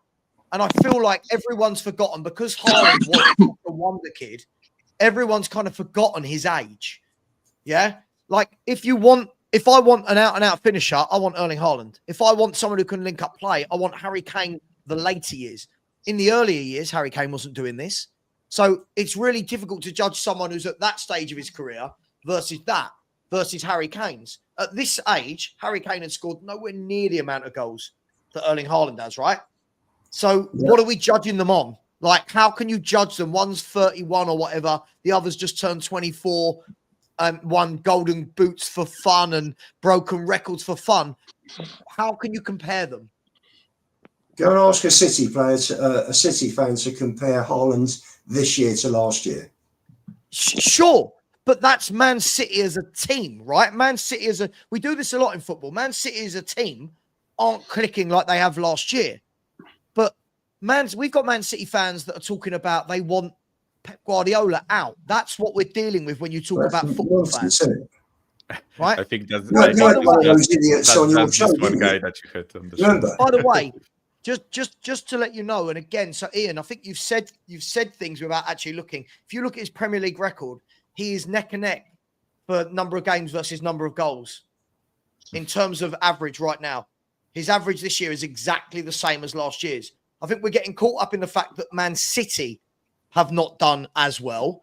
But Erling Haaland, last season, got 27 Premier League goals in 31 games. This year, he's got 17 in 22, which is there or thereabouts the same average, right? I think the difference was that he scored a lot of those goals in patches. Which, listen, I don't knock him for it, right? I'm pretty sure he scored 10 in the first 5 games. So you could make it. And sure. Listen, City suffered, right, for certain periods of this season in December and early January. But I just. Yeah, that's basically what I wanted to say, right? I think the whole team wasn't performing to a certain standard, not only him, right? And he plays a type of position and he's a type of player that he's heavily reliant on the other parts of the team working with him, right? He isn't that type of a guy that will just carry a team on his shoulder, which further fuels the argument you just made, whether you would prefer Kane or Haaland, right? I made the same point with Lewandowski, and some people in the chat tried to roast me for it, right? But I think, for example, Jose Mourinho's or Conte's Spurs team benefited way more with Kane in the team than they would with Lewandowski, right? Lewandowski is more of a finisher type of player, same like Haaland, right? He isn't as good as build-up play as Kane is, right? Kane carried our team for big chunks of the season purely on his back, right? And nobody else's. Whereas I think Lewandowski and not to the same extent Lewandowski as Haaland, but Haaland is definitely reliant on the team performing, right? Mm-hmm. Yeah, but I'm going to take, Mike, I'm going to take this from Ian, yeah, because you said something earlier, yeah, that resonates with me. Yes, Haaland misses a lot of chances, but he doesn't let them hold him back. A good striker, yeah, misses chances, but when the chances come to, but they don't let the first error in their game. They actually use that, yeah, and they will score later on. Because Haaland won't look at the chances he's missed, and he'll just the next one, yeah, he knows that he'll bag it. He knows he will score the next chance, so he doesn't let them try. He doesn't let the missed opportunities hold his game back. And he is 24. He will develop. This is why I don't rate him alongside Harry Kane, because it's not right to say Harry Kane at 31 is a better player than Haaland at 24. They're two different stages of their career. Haaland, yeah, hasn't reached his plateau yet. We don't know what he's going to be yet, because like Savva said earlier, Kane wasn't backing out at 24. Kane wasn't scoring goals at 24. He wasn't doing that level of he wasn't that level of striker. But Haaland, yeah, he misses a lot of opportunities, but he does take a lot of opportunities as well. Well, look at this. Let's have if we have a look at this. I've never seen a goal-scoring machine at this age get so much flack. I genuinely don't get how anybody gives this man so much flack. Look at those stats. Look at those stats. They are frightening. And he is 24 years of age. He's got 268 league goals by the age of 24, right? He is Norway's all-time top goal scorer, if I'm not wrong. Somebody will tell me if I'm wrong. And he's got 38 goals in 39 games for Norway. Look at his Champions League. If we look, where's the Champions League? In Europe. His European record is 52 games and 51 goals. Like, what are we doing here? How are we possibly going to go, Kane, much better than... Well, sure. Well, at this age, could Kane have said this? At this age, had Kane done this? So why can we turn around and go, well, Haaland versus Kane? Yeah, at the age of 24, Harry Kane had broken into the Spurs team, right? No doubt. But he wasn't doing all the link-up play. It wasn't the Kane we know now. It wasn't the Kane who drops deep into midfield and turned into a playmaker. And Haaland's a different player, but I don't understand how we possibly berate players. Like, look at those goals. Look at these goals. 88 Premier League games, 80 goals. And we've got people on the same breath talking about Dominic Solanke being a good player. Like, what are we doing? I don't get it. Sorry, guys. I just don't get it. Where's the fault? Yeah, but even now at 24, I could look at Haaland and I'd rather take him in a high pressure moment because he's been there and done it and got over the line. And that's something Harry Kane can never say he's done. You've been to semi-finals, you've been to finals, but you've never carried a team over the line to win a trophy. Haaland at 24 has already done that. So how can you slam Haaland and say he's a bad player? Because he's done it. He's been there and done it, man. He's a bad player. No one says he's a bad player. No. But you do realise he gets a lot of stick considering that he's... I mean, I can't think of enough. I mean, guys, I'll throw this out to you guys. Anyone think of another player that was doing this at 24? No. It's consistently. I can't. Ronaldo, Lewandowski. Even Lewandowski, to be fair, he was a late bloomer. I think at 24, he was just beginning his career at Borussia, right? I can be mistaken on that. I don't really remember how old he was, right? But I think there are only legends of the game who have this level of consistency, this amount of goals at that age, right? But again, he's a freak, isn't he, Haaland? A freak. Yeah, 80 playing for Man City. Why is he at Man City? Because if we look at his goal scoring record at Borussia Dortmund, it was 86 in 89 games. His record before that as a teenage kid, he was like 15 or 16, was 29 in 27. We just seem to want to find ways to belittle top players. I don't get it. Guys, you'll notice this. Look how we praise our players who have achieved absolutely nothing. You get a world-class striker like Erling Haaland that's smashing records left, right, and centre, and we want to pick holes in him. I don't get it. I will never understand how we I just don't get it.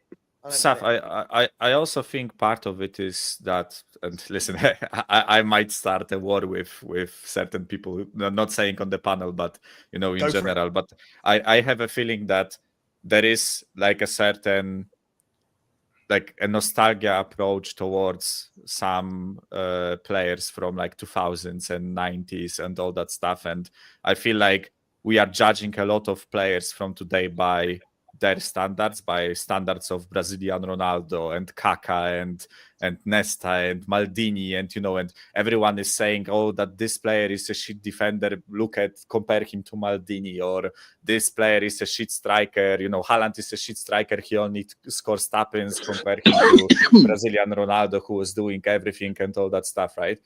I feel like people only remember those nice moments, only remember those players from their world-class moments, and they don't remember like an average performance of those players. By the way, I'm not in any word knocking out the players that I mentioned, right? Knocking down the players, sorry, that I mentioned. But I feel like we just try to judge players of today by the best memories of players of yesterday, if you get what I mean. Right? Sure, but I just feel like some people try to say that Haaland is a shit striker, right? Because they remember Ronaldo dribbling past 5 players and scoring a worthy, right?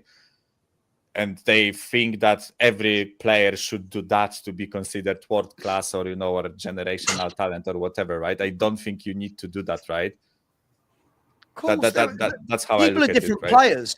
What I don't understand, guys, I don't understand why we can't turn around and go, this is what that player is, and he does it fucking brilliantly. Like, Yeah. I feel like everyone has to be, well, we can't do what Kane can do. Well, yeah, Kane couldn't do that at 24 either. And by the way, all of these people that say, other than score goals, he don't do anything. I can tell you, never watch German football. I can tell you who watches European football and who doesn't. Because when I watched this guy for Dortmund, right? Dortmund didn't play like Man City, right? Dortmund didn't. And he came deeper a lot, got the ball, linked up play, fed other players in. And he got good assists. He got some good assists for these teams as well. The difference is, at Man City, they're not asking him to do that. At Man City, they don't want him dropping into midfield to link up play. That's what Rodri's there for. De Bruyne, Silva, Grealish, right? Foden, those players do that. They want him to score goals, but we're knocking him for the things that he doesn't do because he's not been bought to do that. Not every striker needs to be a link-up player. Like, also, can I quickly make one more point, right? As like an example of what I meant, right? Because there are like Arsenal fans in the chat, right? Like, how would you guys compare Thierry Henry and Bukayo Saka, right? What is your opinion of Bukayo Saka, guys? Because I've seen Bukayo Saka get so much shit from everyone. Like that, there are Arsenal fans and fans of other clubs who completely like put him in conversations he should never be put in, right? But there are also a lot of people who try to downplay him and say that he's an average footballer and that all he does is cut in and you know that there is nothing special about him and whatever, right? Then the reason why I mentioned him with Thierry Henry, right? I think Thierry Henry is a way better player than Saka, right? But Saka, by today's standards of football, today's standard of a winger, right? When we look at him in the context of today's football, I think he's, whether you say world class or not, he's as close to world class, in my opinion, as you can say, right? But when you compare him to Thierry Henry was special. Thierry Henry was, one of a kind, in my opinion, right? So do we knock Bukayo Saka down just because Thierry Henry existed 15 years ago, right? That's kind of what I meant, right? Do we say that Haaland is not a world striker because 20 years ago Ronaldo existed, right? That's the point I'm trying to make. Different players, right? Those guys. I'm not even like, I'm just comparing, like, because Thierry Henry was striker / winger, right? All right, then. All right, Michael. I like you, Michael. Yeah. Here's where I take it from you. Yeah. Look at Mbappe at Real Madrid, and he is the closest you'll ever see to Thierry Henry, which is why I wanted to give Mbappe time, and why I get annoyed when I see Real Madrid fans slamming Mbappe, because he is the closest thing you get to Thierry Henry, and that's converting a winger into a striker is a very difficult trade because it's a whole different position that you're learning.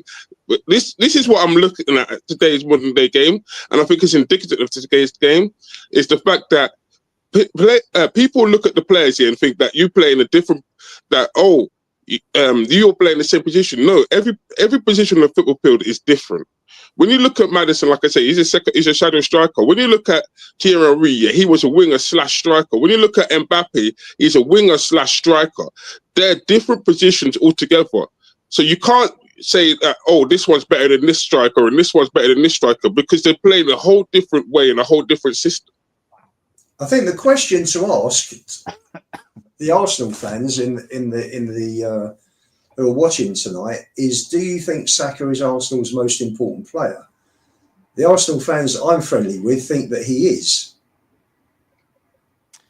That would be a good question to ask. Listen, Henry did it for many years. Saka's just learning his trade. How old is he now? 20, 21?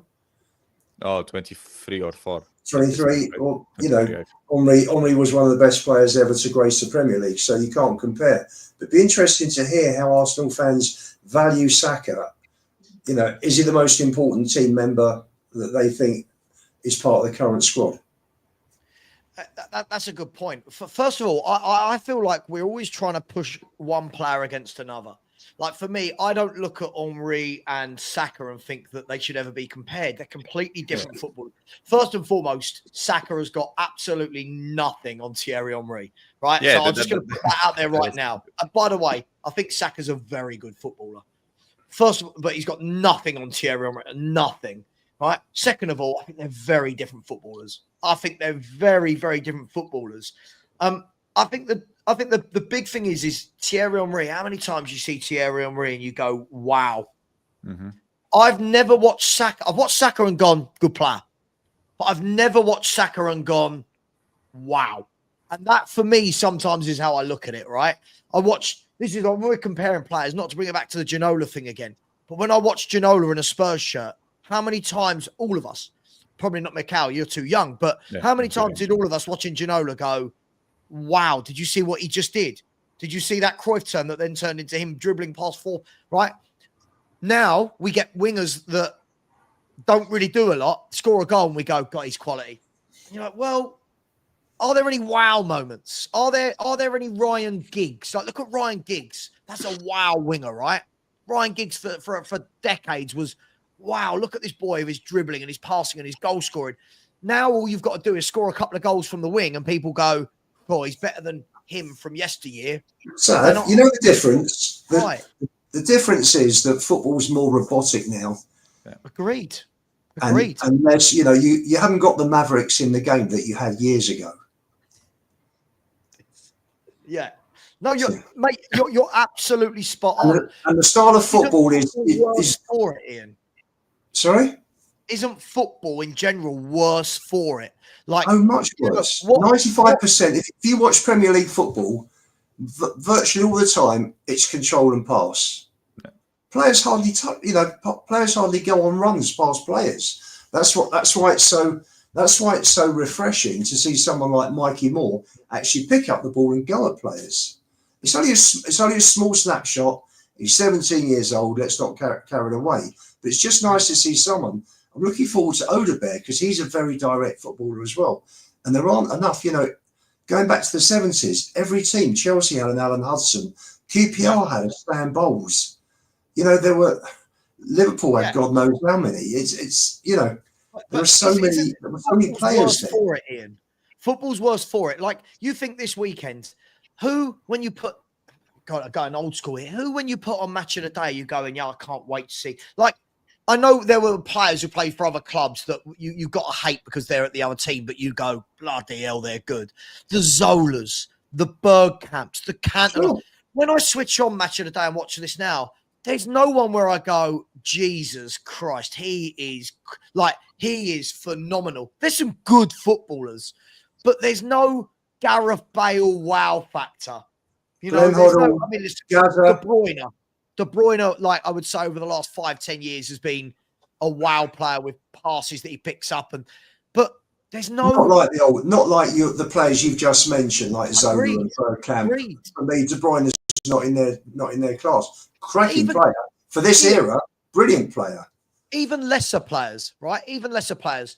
By the way, Stevie Boy, for a world class player, I've never seen him in a massive game turn up and be the difference maker. A big game for Arsenal where you go, Arsenal are about to head out of this cup. I want to see my best player get the ball, beat 2 or 3 men, stick it in the top corner, and you go, that's why you are the best player on the team.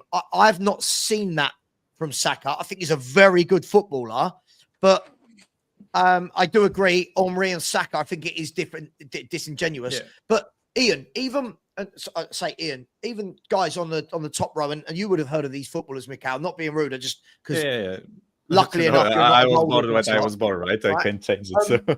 Even when there were players in the Premier League that weren't world class, but you watch like Georgie Kinkladze, right? JJ Okocha, right? These little maestros that got on the ball, did bits, and you went, oh, that's quality. Now it's knocked out of players.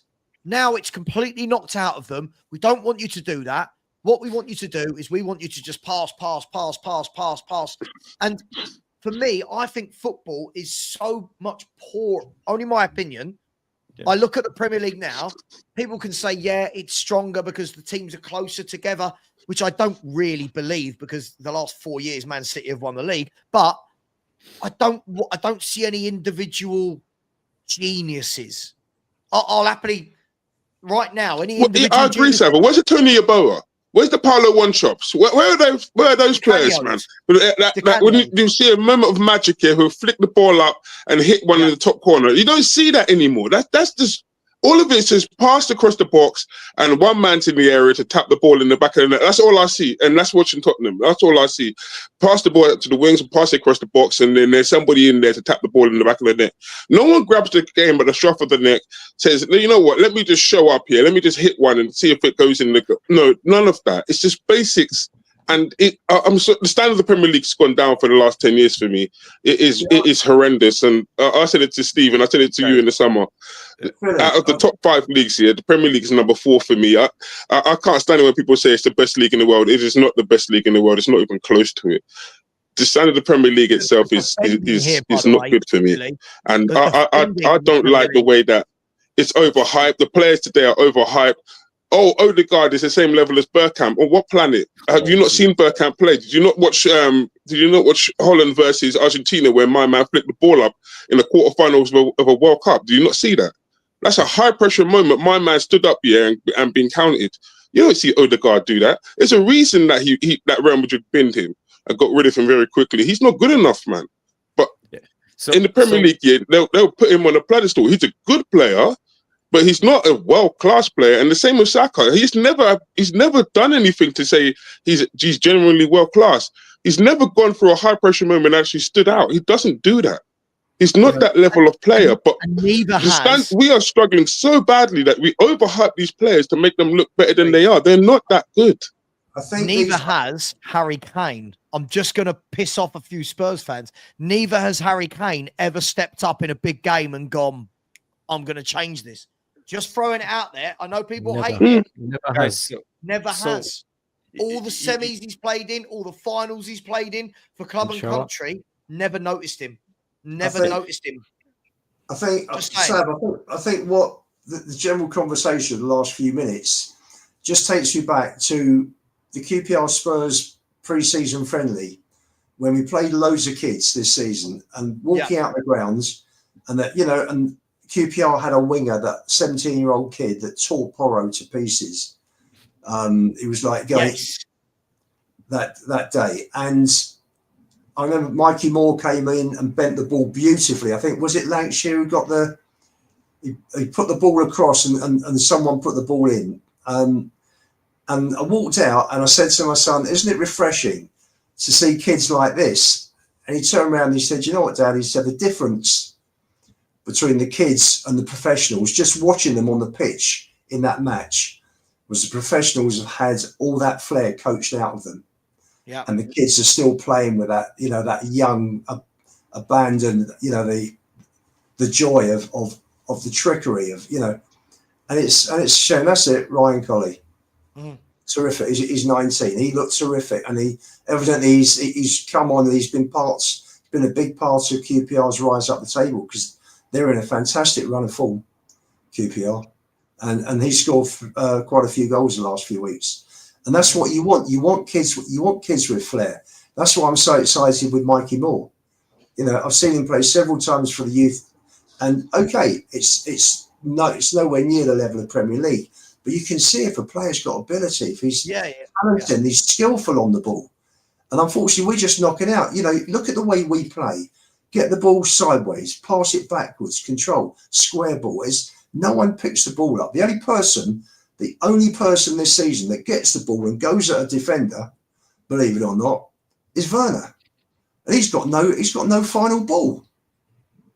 Yeah. So it's just a shame, because and this is the same in the Premier League. You take someone like Liam Delap. I've seen him score some goals for Ipswich this season. Picks the ball up, goes wide, takes on defenders, and hits it. It's terrific.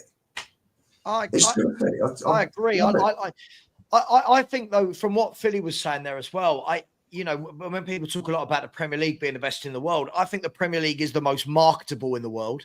I think the Premier League has got the most money in the world.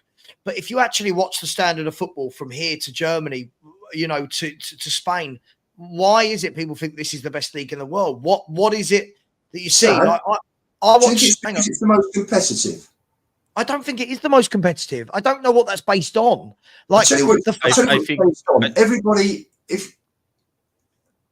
a bottom team can beat a top team. Same as in any other league. This is it. No, but see, this is what I love, Lou. I love it when people do this. I hear this all the time, that anyone can beat anyone. Yeah, I watch Real Madrid lose games they shouldn't. I watch Atletico Madrid lose games they shouldn't. Barcelona, Bayern Munich lose games, right? PSG lose games. All of these clubs lose games, and we go, it only happens in the Premier League. Well, that's not strictly true. No, like it happens in all the leagues, but more so the chances of a lower level club beating a top level club is greater in the Premier League. And I think all the clubs, hang on, Sav, I'll tell you why. I think all the clubs have got money.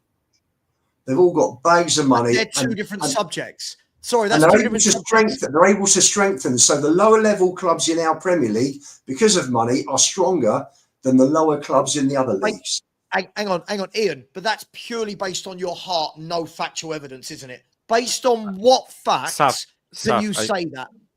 I watched teams at the bottom of the La Liga that would smash the crap out of Leicester, Ipswich, and Southampton.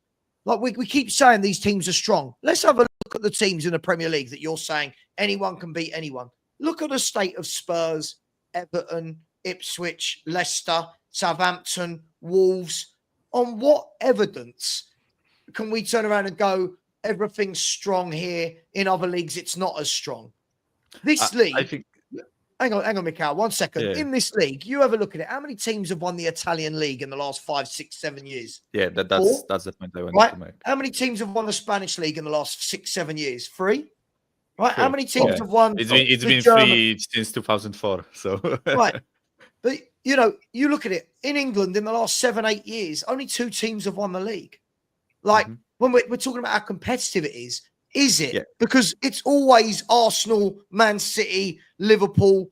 It's not. I just don't get it. I feel like we're so English biased that without any evidence to back these things up. Saf, I think that's how you define competitive, right? Because I agree with you when you look at competitive in terms of who wins the league, right? English league it's not competitive, right? It's just not. City have won 6 out of last 7 titles, right? It's not competitive.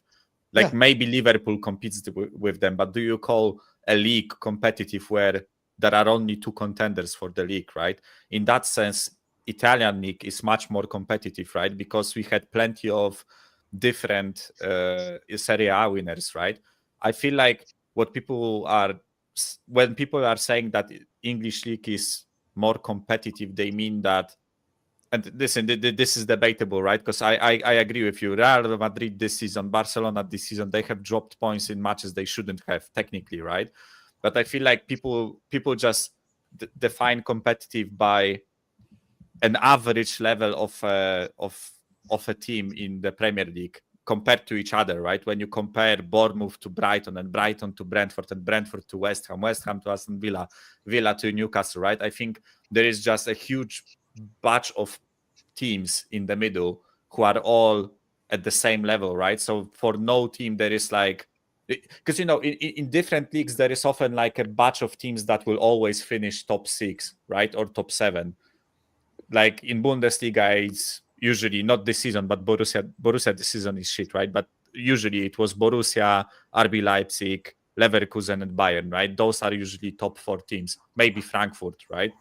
Just gets in there. But there is a batch of middle teams that cannot really compete with those other teams. I feel like in England, especially past like 3 to 4 seasons, I feel like there are more teams that break that deadlock that used to happen in England, right? In England, it used to be top 6 and no one else, right? It used to be top 6 in whichever combination you want to put them in.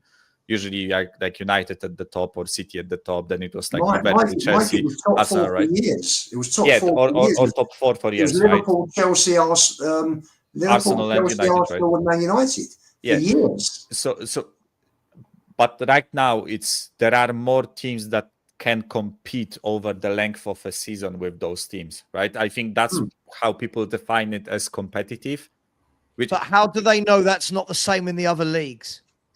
I'm just saying, like, why people are saying that Premier League understand is that, Michael, competitive, but right? I'm trying to find logic because I I agree with understand you. I don't think Premier League is competitive because City wins the league like 6 out of last 7 years, and Mike. even this season, if they don't win it, Liverpool will win it, right? So we still have the same champion for past 8 seasons, right? Mike, Let's say it's out of 2 teams. we should win. So on that basis, though, Let me clarify.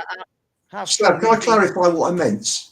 If you look at all the top leagues, normally, apart from Italy, I think, if Real Madrid win the league, they can win it by 10 points from Barcelona or vice versa. In Portugal, I'm looking at the Portuguese league. You got Sporting, Benfica and Porto, 44, 41, 40, Braga 34, then 31, 27. So it's just, there's a real drop off. If you look at Holland,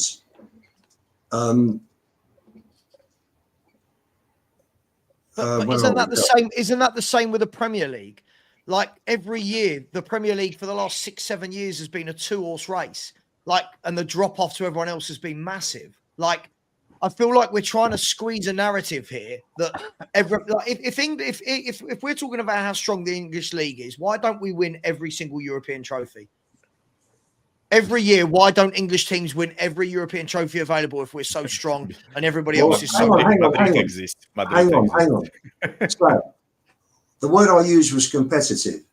I didn't say it was the best. I didn't say the teams were the strongest. I said it's the most competitive because, yes, you've got in every league, you've got the top 2 or 3 that take it every single year. But I think the strength in depth under that, myself, and I think the games are more competitive. And 4th against 12th in a lot of the leagues, the 12th team is not going to win. I mean, but Ian, you've got nothing to back that up. Again, that's a throwaway statement. I watch the Bundesliga. I watch Serie A. I watch La Liga. There are loads of teams that win where you go, didn't see them winning today, but I feel like Sky Sports have rammed it into everyone's throats that, well, you don't get this in any other league. Yes, you do. You get it in the other leagues a lot. You get it in the other leagues all the time. But because we only watch Premier League, when you're saying about what you were just saying there about competitive, right? Let's have a look at this, right? So last season, Man City won the league, right? The gap from Man City to 4th place, we're talking about how competitive this league is. The gap from Man City to 4th place was 23 points, right? So again, the top clubs miles away from everyone, right? Now let's look at the season before, 22-23 season. The gap from Man City to 4th place, it was 18 points. It's not competitive. The teams at the top are so much better, right? The 21-22 season, the gap from Man City to 3rd, right, was 19 points from 1st to 3rd. This isn't competitive. I'm talking about the teams under the top 2. Sure. That's what I'm talking about. That, I think, is more competitive. Okay, so without looking then, Ian, you tell me right now in Italy, who's the top 6 in Italy right now? I would think, Napoli are top, Inter Milan are 2nd, Juve 3rd, or Atalanta? Lazio, Juve, Fiorentina. Why is that not competitive? Bologna, Milan, Roma. Why is that not competitive? But the Premier League is. Italy this year is as competitive. Has been for about 5 or 6 years, Ian. Probably the closest. Why is La Liga not as competitive?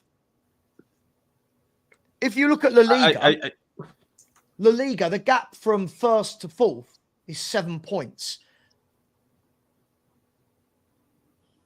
7 points, the gap in La Liga, right? The gap in the Premier League at the top is 6 points alone with a game in hand. So what are we? I don't understand what we're basing this off. I don't feel like there's any clear evidence to say this or this.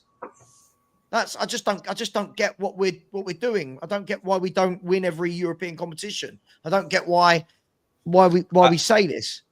I think even to maybe back up Ian a bit, right? I don't think calling an English league competitive like in its own environment means that it has to win against other leagues, right? It has to be better than other leagues.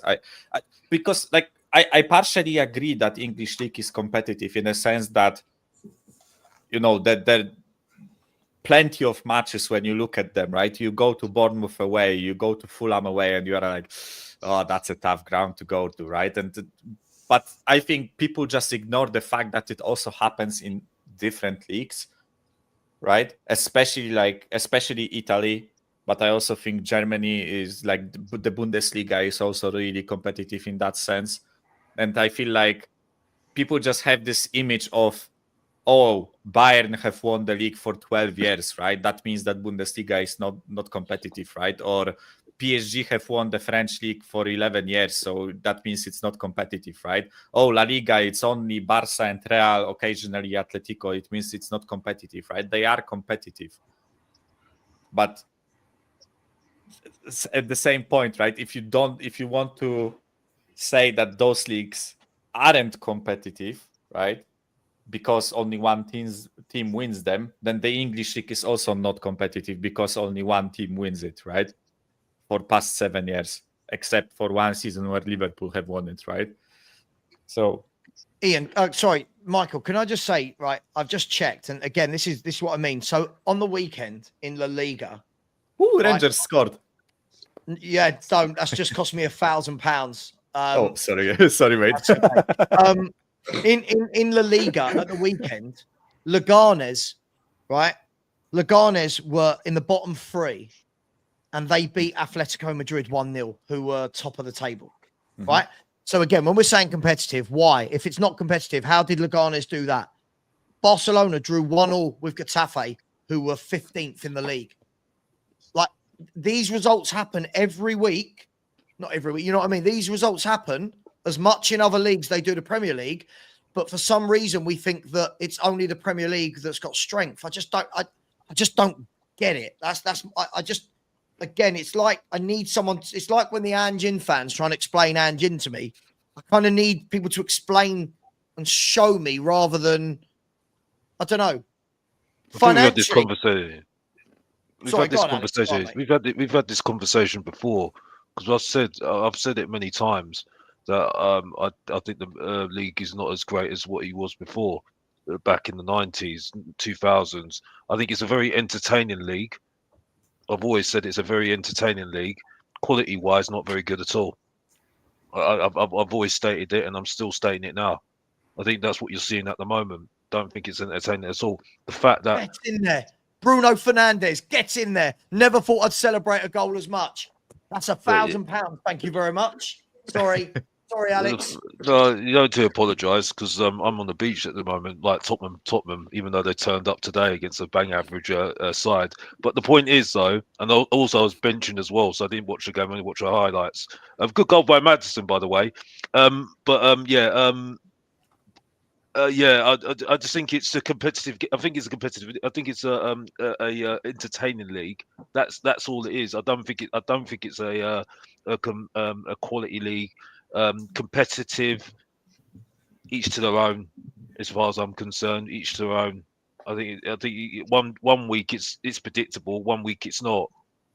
I still think I'll take 90s and the 2000s over this thing right now, all day, every single day, because you have real players, real teams.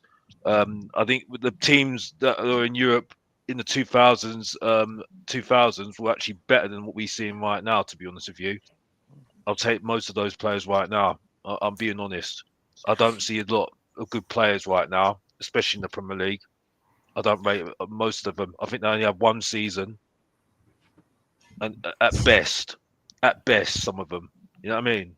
Only some of them. I like Alex's point there. The entertaining league. That's it. Spot on. Well, no, it's true. It's the truth. It's the truth. It's just entertaining, the Premier League, isn't it? But competitive compared to others, Sky Sports do a very good job overhyping it. And TNT. I'm being honest with you, because most of these players, I mean, I hear some of the rhetoric for certain players, and I'm sitting there thinking, I need to go and watch this player. And some of the rhetoric I hear, I'm like, really? You know what I mean? The things that I hear Alex, about it's Kulu. like those people, Alex. It's like those people that for years watched Lionel Messi and kept saying things like, "But could he do it on a cold, wet night in Stoke?" As though like Stoke's defenders could get anywhere near him, and like people said it with a straight face. Oh yeah, but on a cold, wet night, what? Like it doesn't rain in Spain? Like every game in Spain is played in glorious, glorious sunshine. Like It's not as cold. It's not as cold though. yeah, no, of course. But can I ask you guys, what do you think about? We're only going to go for another 10 minutes, but can I ask you, what do you guys think about the standard of defending in England now? Awful. I think the rules of the game have stopped proper defending. Agreed. I Actually, think it's really affected it. You know, you can't touch a player. It's, you know, you use there's no physical contact. Players go down the slightest touch. You know, I mean, for that referee to even consider giving a penalty today, you got the two guys have gone for the ball. The keeper's got the ball fractionally before the guy. There's been a collision. It's a collision. It's not a foul. And he's given the penalty. I mean, thank God today for VAR. agreed. Yeah. Actually, I agree. I just feel like, guys, the question I ask is, it just feels to me that teams aren't coached to defend anymore as back fours. There's no unit. There's no defense, two centre halves really talking to each other, really telling the fullbacks, "Oi, you get in here." I feel like it's all gone it's very much, oh, well, if a player can bring the ball out from centre half, we call him a top defender. I think it's all about interceptions, reading the game rather than tackling. I think it's much To win the less. ball. It's much less about individual defending. It's much more about like team defending, you know, as a unit, you know, pressing and doing like, you know, zonal marking and just, you know, pushing players to the side, pushing them out wide and all that stuff, right? I think it's much more about the team defending and much less about individual defending, right? When I was watching football in 2000s or, you know, when I was watching matches in the 90s now, because I wasn't born at that point, right? But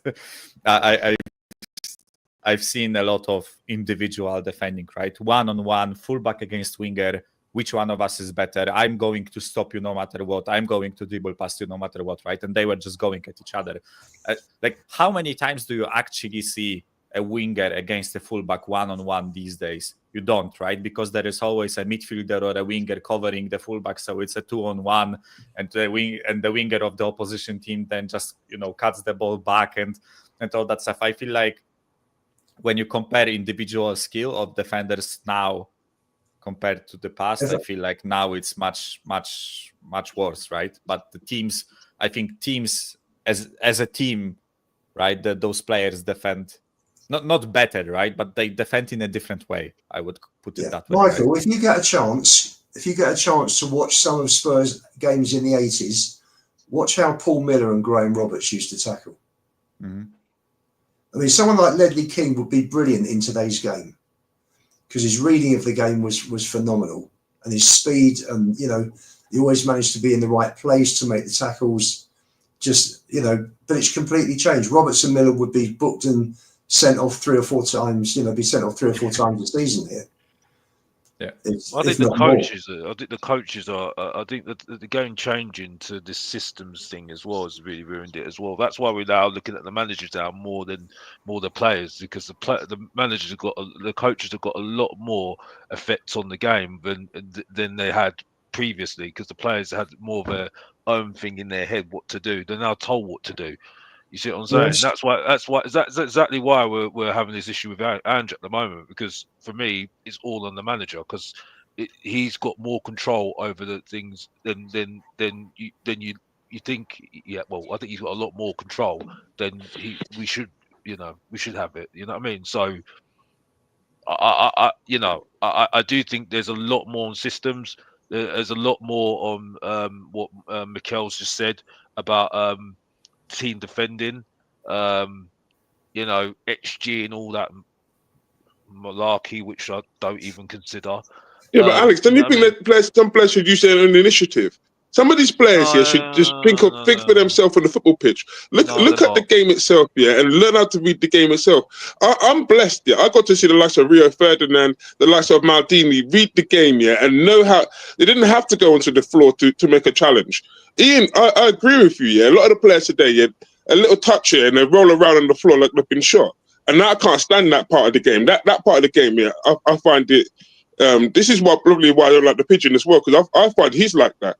A little touch here, a little gust of wind, and he'll roll on the floor here like he's been shot. I don't want to see that in a football player. I think that's disgusting. I want to see players think on their feet and learn to read the game, come out, touch the ball. You don't have to follow the manager system all the time. Sometimes the manager gets it wrong. You're human. You get it wrong. But when I look at Andrew's football, yeah, the style of play that we have, we got the wrong defenders to play that football anyway. Right. You've only got Van de Beek who actually plays that system properly. But that's just me alone. I'm thinking that.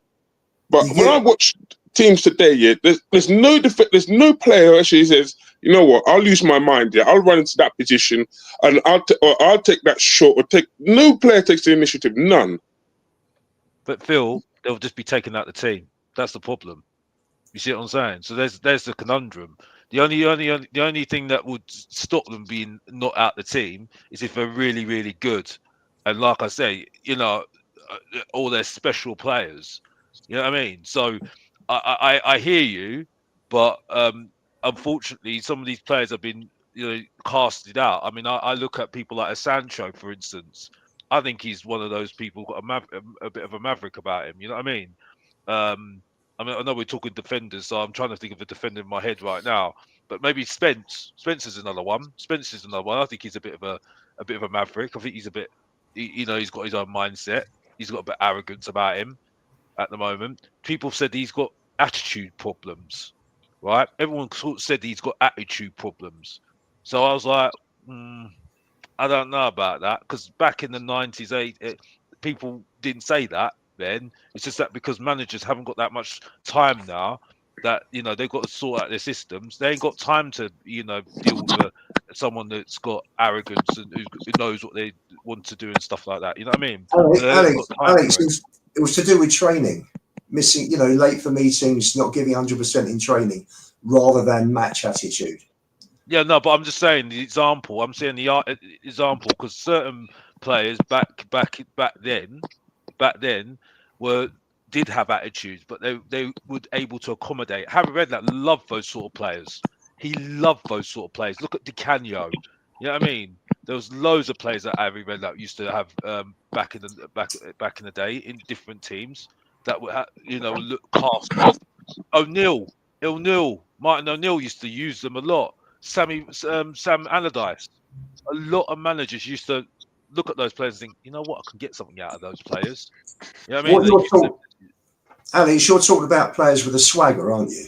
Yeah, but just like, you know, like a Cantona, for argument's sake. Yeah, but I'm just saying that to Phil's point, saying that players don't think for themselves, but they're not allowed to think for themselves, because if they think for themselves, like a Pep Guardiola, he will say, "Sorry, mate, but you're not doing what I want you to do." You see what I'm saying? You know, and who are you going to listen to? You're not going to not listen to Pep Guardiola, are you? You know what I mean? Well, that was Grealish's problem, wasn't it, in his first season? Well, that's the point. That's the point. You see what I'm saying? Unless you're Lionel Messi, when he let him do what he exactly. Well, yeah, because they're special players. They're special players. Yeah. So you're not gonna ignore that, are you? You know what I mean? You know? Yeah. But I think they're trying to what's the word? Clean the game up where it didn't need cleaning up. You know, you can't hit a tackle. You know, the slightest, you make a foul, pull a player back, it's a yellow card. I know. It's also soft. Somebody scores a goal, they take their shirt off, it's a yellow card. It's the same offence as if somebody goes through another player, takes them out, but it's not violence. It's the whole thing's crazy. Defenders aren't allowed to defend. You're not allowed to tackle anymore. No. You know, the thing is, I think as well, the new handball rules make defenders not defend properly in the box, because everyone's so worried about being like that. You remember when we were all taught as kids how to defend? As a fullback, you were taught to defend side on, right? Yeah. And if you're side on, naturally your arms aren't by your side. You don't, when anyone's in a running action, you don't run like that, right? You side on. And because you're on your toes, Sav, because you're on your toes, so you can go either way, you know, your body's slightly elevated as well. Of course, but those handballs we're seeing now, Ian, you know, someone crosses a ball in from 5 yards away, it hits the arm, and we all go, oh, it's unnatural. You're like, well, unnatural in what way? Like, unnatural in I'm running. I don't run with my arms by my side. I run with my arms. I run. Sure. You don't see the 100 meters run at 100. You didn't see, you know, Usain Bolt in a silhouette running. You know, so those defenders didn't have to worry about that back in the day. If that hit their hand, refs would just go play on. It wasn't. Now it's sorry. Was your arm slightly out? It's unnatural. Well, I beg. That's not the word I ever use. Why on earth have I said beg? I would implore people the next time they're playing football and you're defending, try and defend with your arms by your side because you're worried about where the ball's going to cross in. You know, you know, Alan Shearer, people like that, you don't jump with your arms by your side. You jump. You're up. Your arms are in the air, right? If a shot comes in and I go like that, right? Yeah, that's handball. But if I'm turning to the side because I'm a fullback and someone's trying to whip in a cross past me, my arm is naturally Ian, sorry, I say Ian, we've all done this, right? When you're defending, naturally, you're taught as a fullback, as you see your man down the line, you close the gap. So you actually lean in so there's less of a target. Yeah. When you lean in naturally, you lean in with your arm, not to stop the ball with your arm, but for balance. Now, any cross that comes in, fans go, handball. You know, well, what was he meant to do with his arm? Well, it shouldn't have been out there. Well, where should it have been? Where should I have my arms? And this is the whole Joe Linton thing from the other week. Where did people, I know it wasn't given against us, where did people want Joe Linton's arms to be? He's going into a tackle. Do we think he's going to go into a tackle? No, he's like that. He's ready to go. He's in a running motion. The player hits it against his hand. We go, handball. Well, based on what? The game, based on body, it's all very flimsy and flaky now for me. Yeah. So the game. But do you think the basics of defending has lost itself?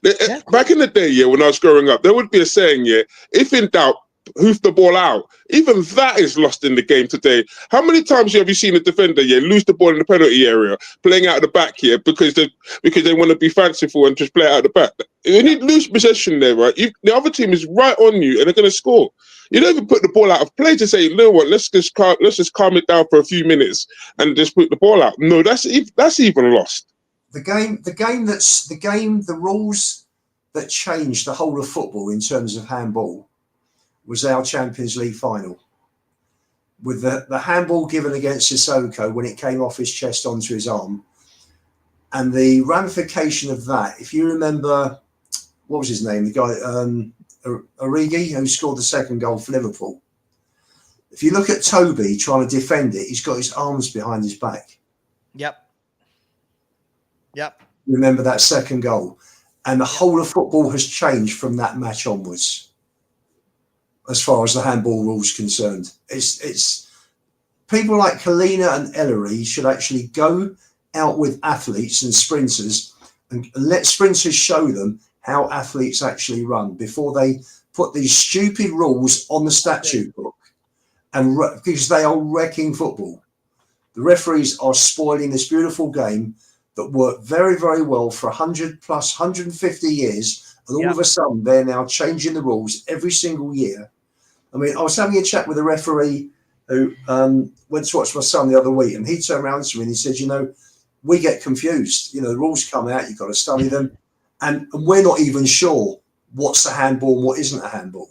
It's just crazy now. I think the reason why he is because there's so much riding on decisions now, right? That they've now put this in now, and they can't go back now from it. And I think now it's now modifying the game so much that now that because decisions are so much riding, so much money riding on it, but they've gone so much into this technology now, they can't go back. And now, when the decision's been made, now it's like looked at so much that now the actual thing about talking about it. Well, okay, decisions made by the referee. No one disputes it. That's it. Final, done. But because now they're getting lots of abuse for it, we need to just back ourselves up. So at least the referees verified what they've done in the first place. You see what I'm saying? So this is where the issue is. I personally don't like VAR, because when I'm at the stadium, personally, when I'm watching something and it's taking about 20 minutes to find it sort out, I don't know what's going on, I can't stand it. I think it's annoying. It's just out of order, and the fact that the audience, the paying public in the stadium don't actually know what's going on. It's for me, it's disgusting as far as I'm concerned. You know, Alex, they're trying to make it the perfect game, and it's not the perfect game. Well, that's why people love it so much, because it's imperfect. What's the whole point? I think the most ridiculous thing for me is that whole, like, was the movement of the hand intentional, right? Like, how do you know that? How do you know what thoughts went through that player's mind, right? In an example that Savva gave, right, where you are just side on, you are trying to defend, right, and you have your arms close to your body. I'm not saying that you are standing like a mannequin, right? But you have your arms close to your body. Someone makes a cross, and you just move your hand slightly, right? Let's, for the sake of it, right? Let's just make an argument. You move your hand slightly, right, like 5 centimeters to the side, and it hits your arm, but it's still in a natural position, right? But your intention was to slap the ball with your hand, right? How is a referee supposed to know that that was your thought, right? It's so ridiculous. For me, those types of rules should be like, binary. In my opinion, we should make them more binary so that it's an easier decision for the referee, right? Make it respectable, make it reasonable, right? Because there was a certain point where those rules were binary, right? Any sort of contact with any part of the hand or an arm was considered a handball, right? But then you had ridiculous situations like the one, I don't know if you guys remember, we played against Newcastle under Jose, and one of Newcastle players headed the ball at Dyer's hand. Yeah, at Dyer's hand. Dyer was, standing with his back towards the player, and he got hit on the backside of, like, on the triceps area, right? Yeah. And they called it a handball and gave Newcastle a penalty, right? That was ridiculous, but you can make those rules binary and cut out those ridiculous mistakes, especially now when you have VAR and you have video control, right? And you can do it fast. You can just, make a replay, see if it hit, a player over the sleeve or not, right? You can just make them more binary, because right now we are in a place where it's pretty much all for the referee to interpret it how he wants, right? Like, it's up to a referee to decide whether a player intentionally moved their hand towards the ball. How is he supposed to know that? Right? That's ridiculous. Like, Mike, remember the decision that Spurs scored a goal that was disallowed? Lucas up at Sheffield United. Mora got fouled, got pushed on the ground. The defender smashed it against him. It hit his arm, rebounded out. Kane scored, and the referee blew up for handball. And you just look at that, and you just think the game's gone. Yeah, it's completely gone. The referees are ruining the game at the moment. They're ruining the game. And if a referee and a linesman gets it wrong, occasionally they get it wrong. Players get it wrong all the time. Yeah. We talk about how many misplaced passes. I mean, Porro the other week hit 45 in one game. And we're moaning about a referee making 2 or 3 mistakes during a game. It doesn't make sense. Yeah, I just find that, like what Alex was saying, for me, I think it slows everything down in the stadium. As I said, I go and watch Bromley and Dartford play, 2 local clubs to me. Dartford in the Conference South and Bromley in League 2. Those games are brilliant. There's no, when a goal goes in, if there's no offside flag, it's a goal, right? And there's no replay of fans celebrating. And when you see like the players standing around, they've celebrated, now we're waiting for VAR, and then they celebrate again, it kind of loses it loses the magic, that oomph, doesn't it? It's all now very clinical. It's clinical, should we say? Now we're splitting hairs, literally nose hairs, on whether somebody's offside or not. And I was speaking as I said, I've got a coach, a mate who's a coach for Chelsea. I speak to him about loads of stuff, and he said the most difficult thing about this, he said, is he's a striking coach. He said when we're teaching the kids, you know, he said you used to be that you'd coach kids on how to play off the last man, right? And the best example I can give of this would be a Jermaine Defoe or a Michael Owen, how they would play on the shoulder of the last man and they'd arc their run, right? They'd arc their run, so their body was actually arcing past the defender, but their feet weren't, right? So they had that and gone. Now, said you can't do that. You can't teach kids to arc their run, because if you arc your run, you're offside, right? So they said now players are more upright.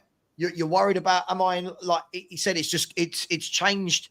It's changed everything because we're so clinical. There's no benefit of the doubt to the striker. In a game where we want to see goals, the benefit of the doubt always goes the other way, doesn't it? You watch a goalkeeper gets touched. Someone goes on a goalkeeper, yeah, foul, right? So what about Solanke 2 weeks ago? Foul. It's all so like tonight, right? Not tonight. Sorry, what game was it we watched? Solanke. It was the Solanke goal against Liverpool in the first leg. How did they make that offside? They're looking for the tiniest millimetre. Do you remember? The ball that was put through. This is the thing. This is the thing. Like more to the point. It's like today. I don't know if any of you have seen the Man United game. That goal that De Ligt scored from the header. Everyone's pushing and pulling and fighting. He gets the header and scores. And it's like they showed them watching the first phase. No, everything's fine there. Watching the second phase. Oh, we're not sure about that. Watching the third phase. Had the ball gone out? When you're like, what are we doing here? Like, are we trying to make this game so clinical that there's no room for, like, you don't need refs. Aren't we at the stage where you don't need refs? Agreed. What's the point of having a ref? The linesman, the linesman, what do they do? What's the point? What's the point in any of it? The other thing also, Sav, is that your VAR make mistakes. So you're just replacing a referee on the grounds in the split second making a mistake with someone in Stockley Park making a mistake. It's you're just transferring, the mistake from one to another. But Ian, do you remember the days? Oh, I said Ian, sorry, everyone is of age. Remember the days where corner kicks would come in and free kicks would come in and your goalkeeper would come and flatten somebody and two centre-halves would go up and fight against each other. Now, any time there's a little tussle, it's free kick. You're like, what for what? Like, what happened? Like, men now can't knock into each other. Goalkeepers can't come out. Like, you can't go near a goalkeeper. You can't go near a goalkeeper. They blow for everything. Unless you're Arsenal at a corner. Yeah, but listen, Ian, that's not true. It is. They get away with murder. Ian. That's not true. They get away with murder. No. Do you know what? Do you know the difference there, Ian? They're a team that are well coached from set pieces and cause havoc. That's the difference. Agree. We can't do that. If we did that, you'd be the first one sitting here going, "Oh, well, we're really good for this," and 90% of our corners. But Arsenal are bloody good at corners. They are bloody good at them. We've got to acknowledge that, right? Sav, can I quickly maybe change the topic a bit, right? I know you want to finish. Just quickly wanted to say, right? Sorry, we'll go 24 hours, Mikhail. We'll go 24 hours. Let's do it. Yeah, because the other matches from Europa League ended, right? We actually have like a clear situation on what grounds we stand in the Europa League, right? And I've just seen the table and seen the matches and all that stuff. I feel, based on today's results, I feel like if we draw, we are pretty much not guaranteed, but we are well in for a top 8 spot. If we win, we are guaranteed, of course, right? But even if we lose, there is a chance that we finish in top 8, right? I feel like this win from today was really important in that sense. I know it's maybe going around to the beginning of the show. You guys probably talked about it, right? But I just feel like it's important to state this, that whatever the performance was today, it's actually important that we won, and plenty of teams around us lost, right? Which makes our situation easier. But by the way, we were lucky to get through. By the way, because I don't think we played well at all. The first game we played not a great team. They absolutely dominated us. Right, should have scored their chances because they didn't have a good chance. The other games, I don't think they've been impressive either. So, because I heard earlier today when I heard you earlier, the start of the show, some people were saying we played okay. No, we didn't at all. I'm not being funny. And then the 3 games we didn't do well at all. Rangers should have lost.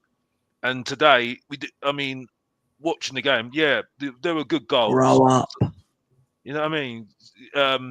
There were good goals. Maddison's goal was very, very good.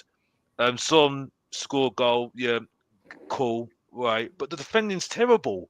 The defending's absolutely awful still. And that's where my concern is.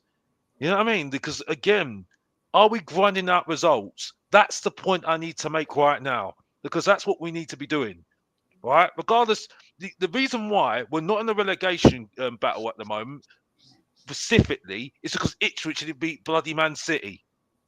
And for me, they grind out results because they've got a better coach than ours at the moment. So I can't get happy about it right now. No, I can't. That's why I went to gym, because I'd rather bench. You know what I mean? Because I'd rather do that. You know what I mean?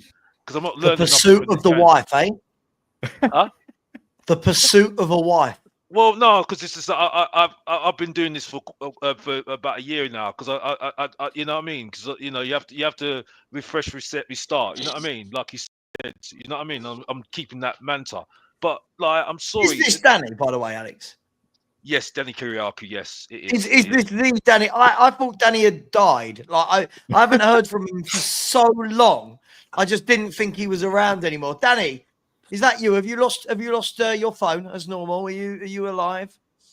No, Alex, he's look, he's cool. Let's bring it back before we sign off. Let's bring it back. I'll bring that table up again. Look, for me, there should be. Oh, hang on. Where are we? That's all the matches for next week. Let's look at the table. There we go. For me, look, qualifications done. From this point, there should be no worries at all. Even if we get a point at home, we'll get to 15 points. Yeah. You have to look how many of these below us are going to look. The only ones that can catch us if we get a win. If we draw, we go to 15 points, right? The only ones that can catch us are these 4.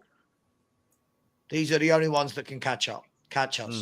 And we've got why not Olympiacos and Pisa? Yeah, they can. No, so four below top 8.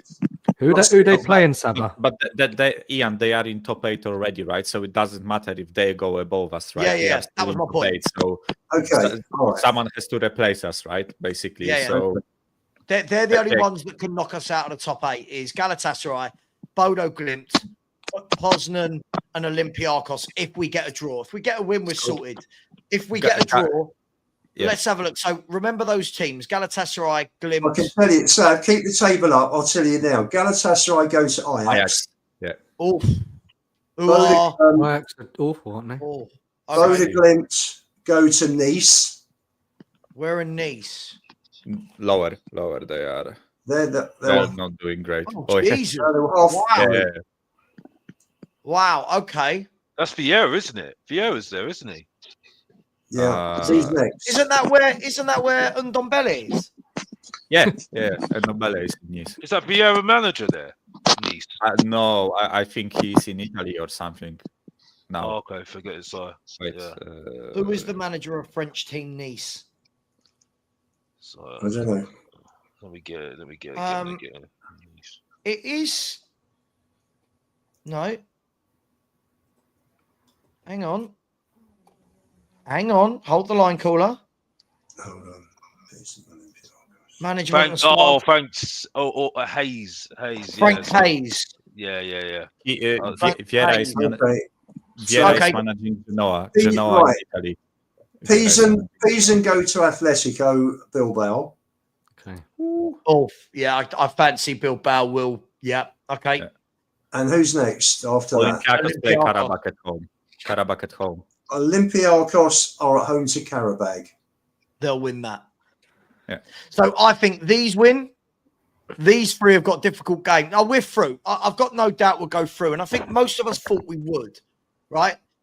But look, I think that I want to see us. I don't know about you guys. I want to see us beat a decent team in Europe before I get excited. So far, the 4 teams we've beaten have been very mediocre. We've not played well in this competition, have we, at all? No, We haven't. We haven't played well. I said this after the Alkmaar game. We haven't played. I said this before the Alkmaar game. The Quebec game, I didn't watch that. I watched the Watchalong. I heard Savva saying that they were in on us so many times, going in behind the back line. They just didn't have a finisher. I heard it with the one about Fenerbahce. They were in so many times, they didn't have a finisher. Alkmaar, I watched that game. They were in so many times. Poku had a field day. It's Archie Gray. Every time you just kept coming in on them. The one and that game we lucked out that one. The game against Roma, towards in the second half, they were the better team, and Roma should have won that game. The game against Rangers, you could say that's a hallmark of a team that might be able to win the trophy because you need a bit of luck on the way. But I just can't see Spurs winning anything, and I can't see Spurs being any good team when we get to the knockout round. I'm sorry, I just can't see it. We haven't played a full team yet. We haven't had anything near a full strength side. Roma was the closest. We were missing. It doesn't matter, Ian. We're not. That shouldn't No, matter. it does matter. It does matter. Not with the teams we've played. Come on, look who we've played. But he's talking about going forward. I'm just saying that we've got a chance with a full strength side. Based We on haven't played a full strength side. again, based on what? The full strength side that couldn't beat Ipswich or Palace. The full strength side that have beaten Man City and Liverpool this season. The full strength team didn't beat Man City. Again, see, this is the revisionism. The full strength team didn't beat Man City. When we beat Man City, we actually beat them with loads of injuries. All right. Man United, Villa, that's it. Yeah, but Man United, well, let's not talk like Man United are a games top as team. well. 2 legs. Man United have sacked their manager and are 14th in the Premier League table. Man United are like us. They're like really inconsistent, but they've had some really good results this season. But they've got a better coach than us. Why would a full strength Spurs team win the Europa League? I think we've got more chance than the teams we've been putting out in the group stages. I think we've got more chance of the Carabao Cup, to be honest with you. I don't think we've got hope in hell at Anfield. I think we're going to get absolutely crucified. Guys, that's the most positive you see in Mr. Bott's office. Trust me. Let's see who we get first. Let's see who we get first in Europa, right? Because the match is in March. A lot of shit can happen until March, right? Yeah. By the way, I still want him gone if he gets Carabao Cup. By the way, sorry, Mikel. Definitely. Yeah. He's not beating Liverpool at Anfield. We're not going to Anfield and beating Liverpool. The way that we play, we're going to invite Liverpool to attack us. There's going to be open spaces in behind.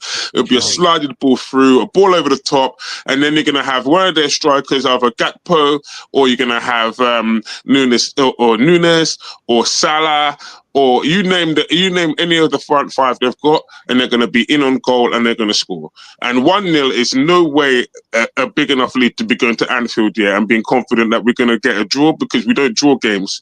So it's going to be all out attack from Ange, and we're going to get picked off at the back. And now this could end up more than the game that we had at White Hart Lane where we got slapped 6-3. This could be a whole lot worse, because we're going to Liverpool in a high pressure game and we crack, brother. When we play away from home in these big pressure games, Tottenham crack like an egg, mate. So I'm looking at this game and I'm thinking we have no chance, brother. Do you know what I don't? I hope Tottenham get a result, but am I confident Tottenham will get a result against Anfield? No chance. I don't know what anyone has seen from Tottenham. I don't know how Ian watches all the same games as us and then thinks that with a full strength team we can win the Europa League.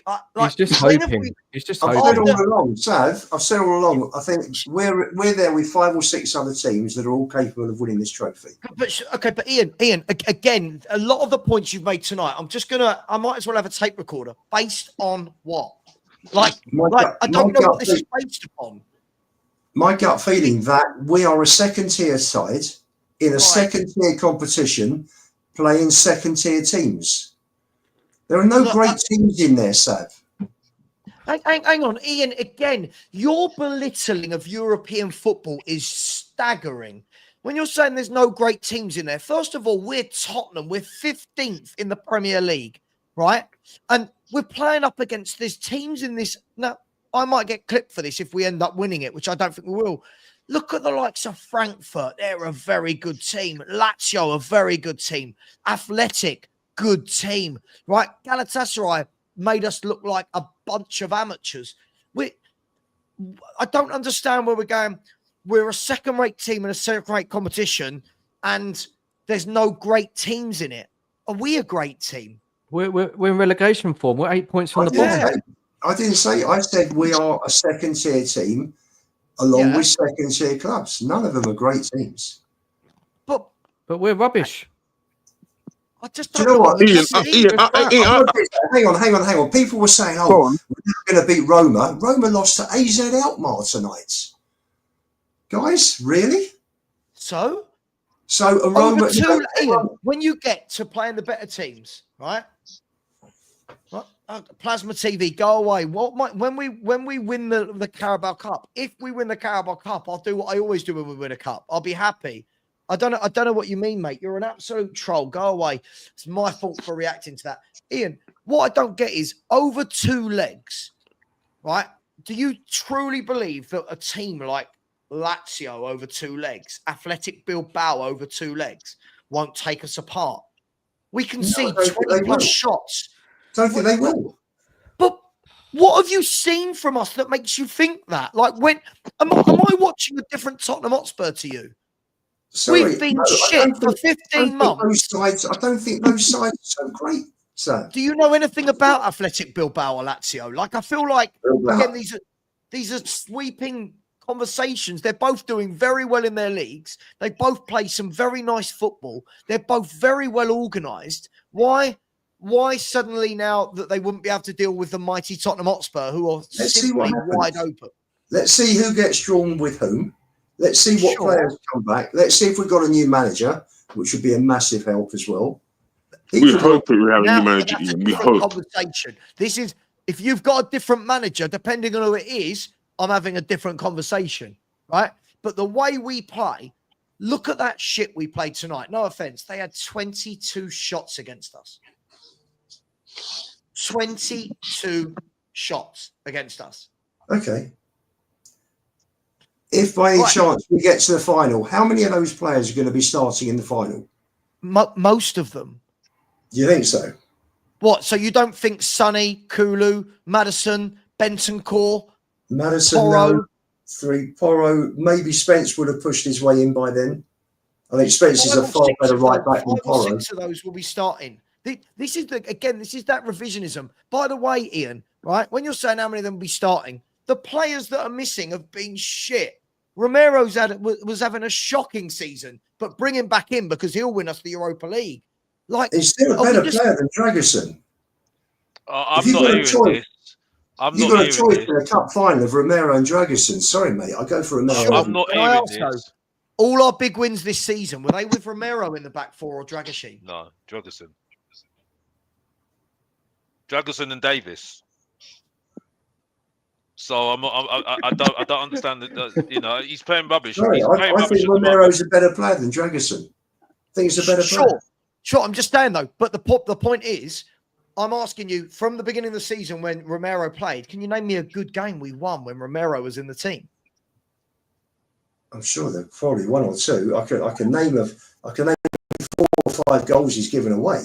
I can name more than 4 or 5 he's given away. I just feel like even with we'll see, but I just don't know what you've seen that makes you go that first 11 of Tottenham with these tactics is better than the rest of that European competition. I just don't know what you. No, I didn't say they would win. I said they're in with 5 or 6 other teams that have got a chance of winning the trophy. But I think other teams have got. Galatasaray. What's their fixture like? Fixture schedule like? Because I think at the moment with the Premier League as it is at the moment, we look like we're getting through, right? So that's doing us a favour, right? Yeah. So we've got less games in February, yeah. But when it starts picking up again, right? We don't know what's going to happen in the FA Cup. We don't know what's going to happen in the Carabao Cup, right? Because then you're adding on more games. You see what I'm saying? If we, you wouldn't expect them. Alex, you wouldn't expect Spurs to beat Liverpool and Villa, would you? Well, at the moment, you don't know. You don't know what Tottenham's going to turn up. I've got no belief in this manager, so you know what I mean. And you know that's done for me. But my point is though, in the cup competitions, there is an opportunity there. So then, if you're dealing with that, then you're dealing with Europe, dealing with how he manages the squad already, right? That are tired at the moment. I don't think we've got a chance in Europe at the moment. You know what I mean? Because I think there are very much clever managers out there that will outdo and tactically. And that's the problem I have at the moment. You see what I'm saying? You know? The only thing Alex, that was over interesting... Over 2 legs, can you see Ange outwitting some of these better managers like the Bilbao manager and the Lazio manager? No. This is a good but guy. even worse than that, Savva, when you look at their wingers here, them wingers take on a man and beat a man. When you're looking at Nico Williams here and Inari Williams versus our fullbacks, they're going to have a field day against them fullbacks because they don't defend. So when they're running at you, you're going to see a whole different side of the game. Even Lazio have wingers that take on a man and actually come into the. They're going to rip us to pieces, dude, at the back. What are you Ian? What are you watching that's telling you that? And if that Spurs are going to win this competition, because to me, I'm looking at these teams here when they come to us there. Because I watched Alkmaar and I watched Poku, and I remember the game because Dan was in the chat with me, and I remember saying to Dan, Poku had a field day against Archie Gray, and not even just Poku. When he played against Spanivaros, their wingers had a field day against us here. So I'm looking at better wingers than that. Inari Williams is better than that. Nico Williams, you saw in the Euros, he's hit and miss, and Savva knows I don't rate him as a player. But my gosh, that man will have a field day against Poro. And when you look at Isaacson, and the other man that they got at Lazio on the other side, they're going to have a field day against us, bro. So I can't see us winning the Europa League. And do you know what it is? I'm looking at Amorim, and I can see him bringing in some players as well. So he's going to be competing for that as well. Because Man United are going to be more. I think Man United are more of a threat here to win the Europa League than Spurs are. I agree with that, but do you know the difference is Ruben Amorim will change up his tactics depending on who he's playing. So he might keep the same formation, but he'll adapt and change it. We've seen him do that with Sporting Lisbon. The problem is Ange Postecoglou will go into both legs of whatever team we get. I'm not saying the first team we get in the knockouts are going to beat us, but I think the first time we play a top team, their manager from game 1 will work out Ange, and game 2 will outclass him tactically. And this is what the top managers are doing to Ange Postecoglou. You know what my hope is? That Ange gets sacked at that point and we have a different manager, because I actually think this squad is capable of competing for the Europa League, right? I just don't think he for me, he will be the hindrance of the squad in that competition, right?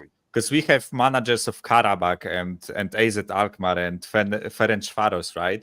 Working us out on one leg and the footage that they get, right? And they know how to play against us. Just lump a ball behind our back line onto the side, right? Let the winger take on our fullback one-on-one and, and pray, right? You don't have to have much quality to just slump a ball up the field and pray your winger touches it down and dribbles past Poro, right? Because we know that dribbling past Poro is not the hardest thing out there, right?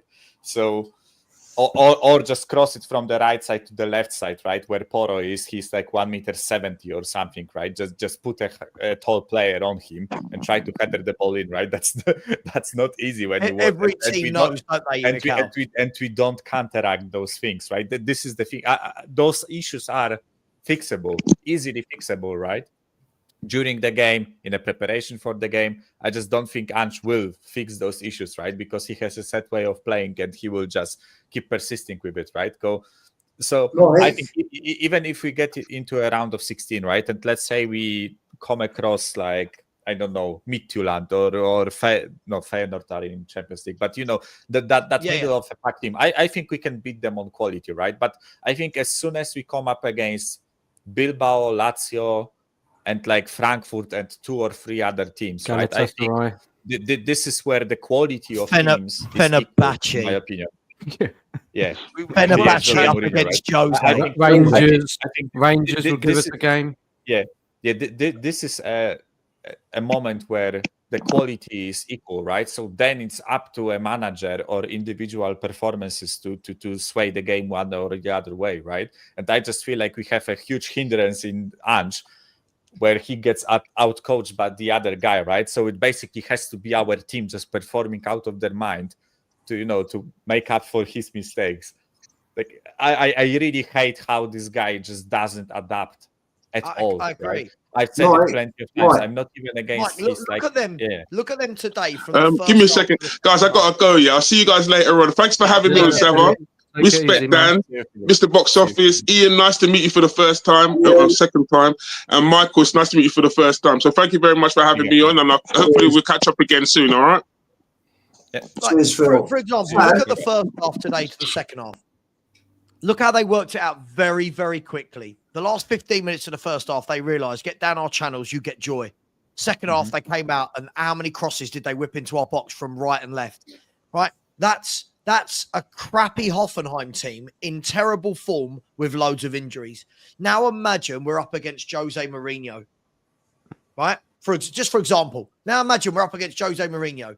That man will have figured out, and he will shit out his way to anything. The problem with Ange is, Ange will not look at the opposition and go, here's how we beat them. He'll set up and go, we're Spurs, this is what we do. And over 2 legs, I've seen nothing in a year and a half that suggests he can handle that, like Ian suggested he can. I think he's gone. So I think Ange is gone. Think about it logically. You were joking with one of our Levy back who presses the trigger on managers who are screwing up big time. He's 15th. His record's appalling. You're reading on social media all the reports coming out of why the head of medical science left. Big arguments since he's left. There have been even more hamstring injuries. He's not being backed in the transfer market. We're the 23rd of Jan now. They brought forward a transfer of the keeper that they were going to do in the summer anyway, because they obviously don't feel that people like Austin are good enough, although I thought he had a very good game tonight. They're not backing him at all. And I'm with Danny's way of thinking here. I think we'll go out to Liverpool. I think we'll go out to Villa. Villa are very good at home at the moment. Away from home, not so good. They've lost 7 out of 10, but they're at home at Villa Park. I think we're knackered out as well. 3 days after Anfield, I think we'll lose both games, and then I think Ange will be gone. I think they're probably... what I think is going to keep him in? Can I tell you what I think is going to keep him in, Ian? And then I really do need to end the show. I'm 6 hours and 35 minutes deep, and then I've got super chats to do as well. I think what will keep him in is this game against Hoffenheim that we were going to win because they're crap. Leicester City at home, we will beat them because they're crap. And then after that, we've got Elfsborg at home. And what people will say is, 3 wins in a row. And I think then people will go, oh, we're turning the corner because we've played 3 really bad teams. I genuinely, I'd sack him tomorrow. The thing is, though, it's not going to change because he would have done something in pre-season. All top managers prepare and do things new with their players in pre-season because they know the season during the season they've got no time. You know what I mean? So if anybody thinks it's going to change, I'm sorry, you're deluded. You are absolutely deluded because he ain't doing it. Because he would have done it in pre-season. He would have prepared for teams. He would have done this back 3 that he did against Everton. Right, should have been done in pre-season. Should have been done in pre-season. But now they're doing it now. It's too late. Do you know, Alex? They didn't even train last week with a back 3. Well, that's the point. That's how off the cuff it was. Ridiculous. So this is why I'm saying it was a massive back. If we're going to be honest, I don't think it was an out-and-out back 3. By the way, I feel like for the first 10 minutes he was kind of in a back 3, and then after that he went to an inverted right back. Well, like, I feel like everyone's making a big thing about he changed his tactics for that game. I saw the same old sloppy shit. But look, we'll see. I'd love him to be sacked. I don't think it's going to happen because, as I said, this run of 3 games, let's be fair, if you can't beat Leicester at home, who have lost 7 in a row, then he's going to get sacked, but he will. And then we've got Elfsborg at home. No offense. I mean, Elfsborg, who are Elfsborg are Elfsborg are 20th. Elfsborg are 20th in the group. You've got to be beating them at home. And then you've got Brentford. So I feel like he's got a nice little run of games at the right time to save his job. And then we'll see what happens with Villa and Liverpool. But you know what will happen, guys? Even if we get knocked out to Villa and Liverpool, what are people going to say? He's still in the Europa League. It's a project. No, they'll say we're still in the Europa League, mate. Doesn't matter if we're 15th, 16th in the league. We're still in the Europa League. Look, guys, I need to go. Thank you so much. Ian, massive shift. Dan's putting a good old shift there. Mikhail and Mr. Box Office coming on with the youthful legs at the end of the stream to keep us going. Big up to SD Football, who has said a Richie hat-trick on Sunday. That's what we need. A bit of comedy before we go to bed. Big up to you. I genuinely don't. I think if this guy scored a hat-trick, I think the internet would implode. Big up to you. We got Rodney Trotter in the comments, haven't we? Huh? We got Rodney Trotter in the comments. Oh God, don't. Yeah, Rodney, he makes me laugh. Time to dare to do. I said when we went 2-0 up, I was like, for F's sake, what next? Then he said, Savva, give Ian a break. The guy talks sense. I'll never give Ian a break. I love it. Imagine we were all nice to each other and everyone agreed. It would be well shit, wouldn't it? When are you going to do your own two? When are you going to do a show with you two? By the way, when are you going to do a show, you two? Because you two have a good show, good together, you know. We could do a show whenever. We could do a show whenever. Time to dare to do is coming again. Thank you very much. I said few teams in each league have the resources of the others. Yeah, I agree. Time to dare to do is coming again and said, Philly, can you turn your mic down well loud? He has got a loud microphone, hasn't he? Big up to you. And then Time to Dare to Do is coming. Very generous. Thank you very much. So just wanted to say, love the differing opinions from true Spurs, diehard fans on here. We are Spurs and all want to bring back the glory days. Come on, you Spurs. Well, listen, first of all, thank you very much. I'll ask shamelessly, please, if you haven't subscribed, please do. We're now only 120 away. My maths has completely let me down after 7 hours. 125 away from 16K. Please go and subscribe to Mr. Box Office. Please subscribe to Dan as well on the Danalist. Please subscribe to Stel was on earlier for Tottenham away. I'm so tired I can't remember anyone's name. Hotspur Hood. Hotspur Hood. Please subscribe to Dan. He was in as well. Big up to each and every one of you. I'm going to go and eat. Take care, everyone. See you later. Ange out, Levy out, Enoch out. But come on, you Spurs. You Spurs. Woo.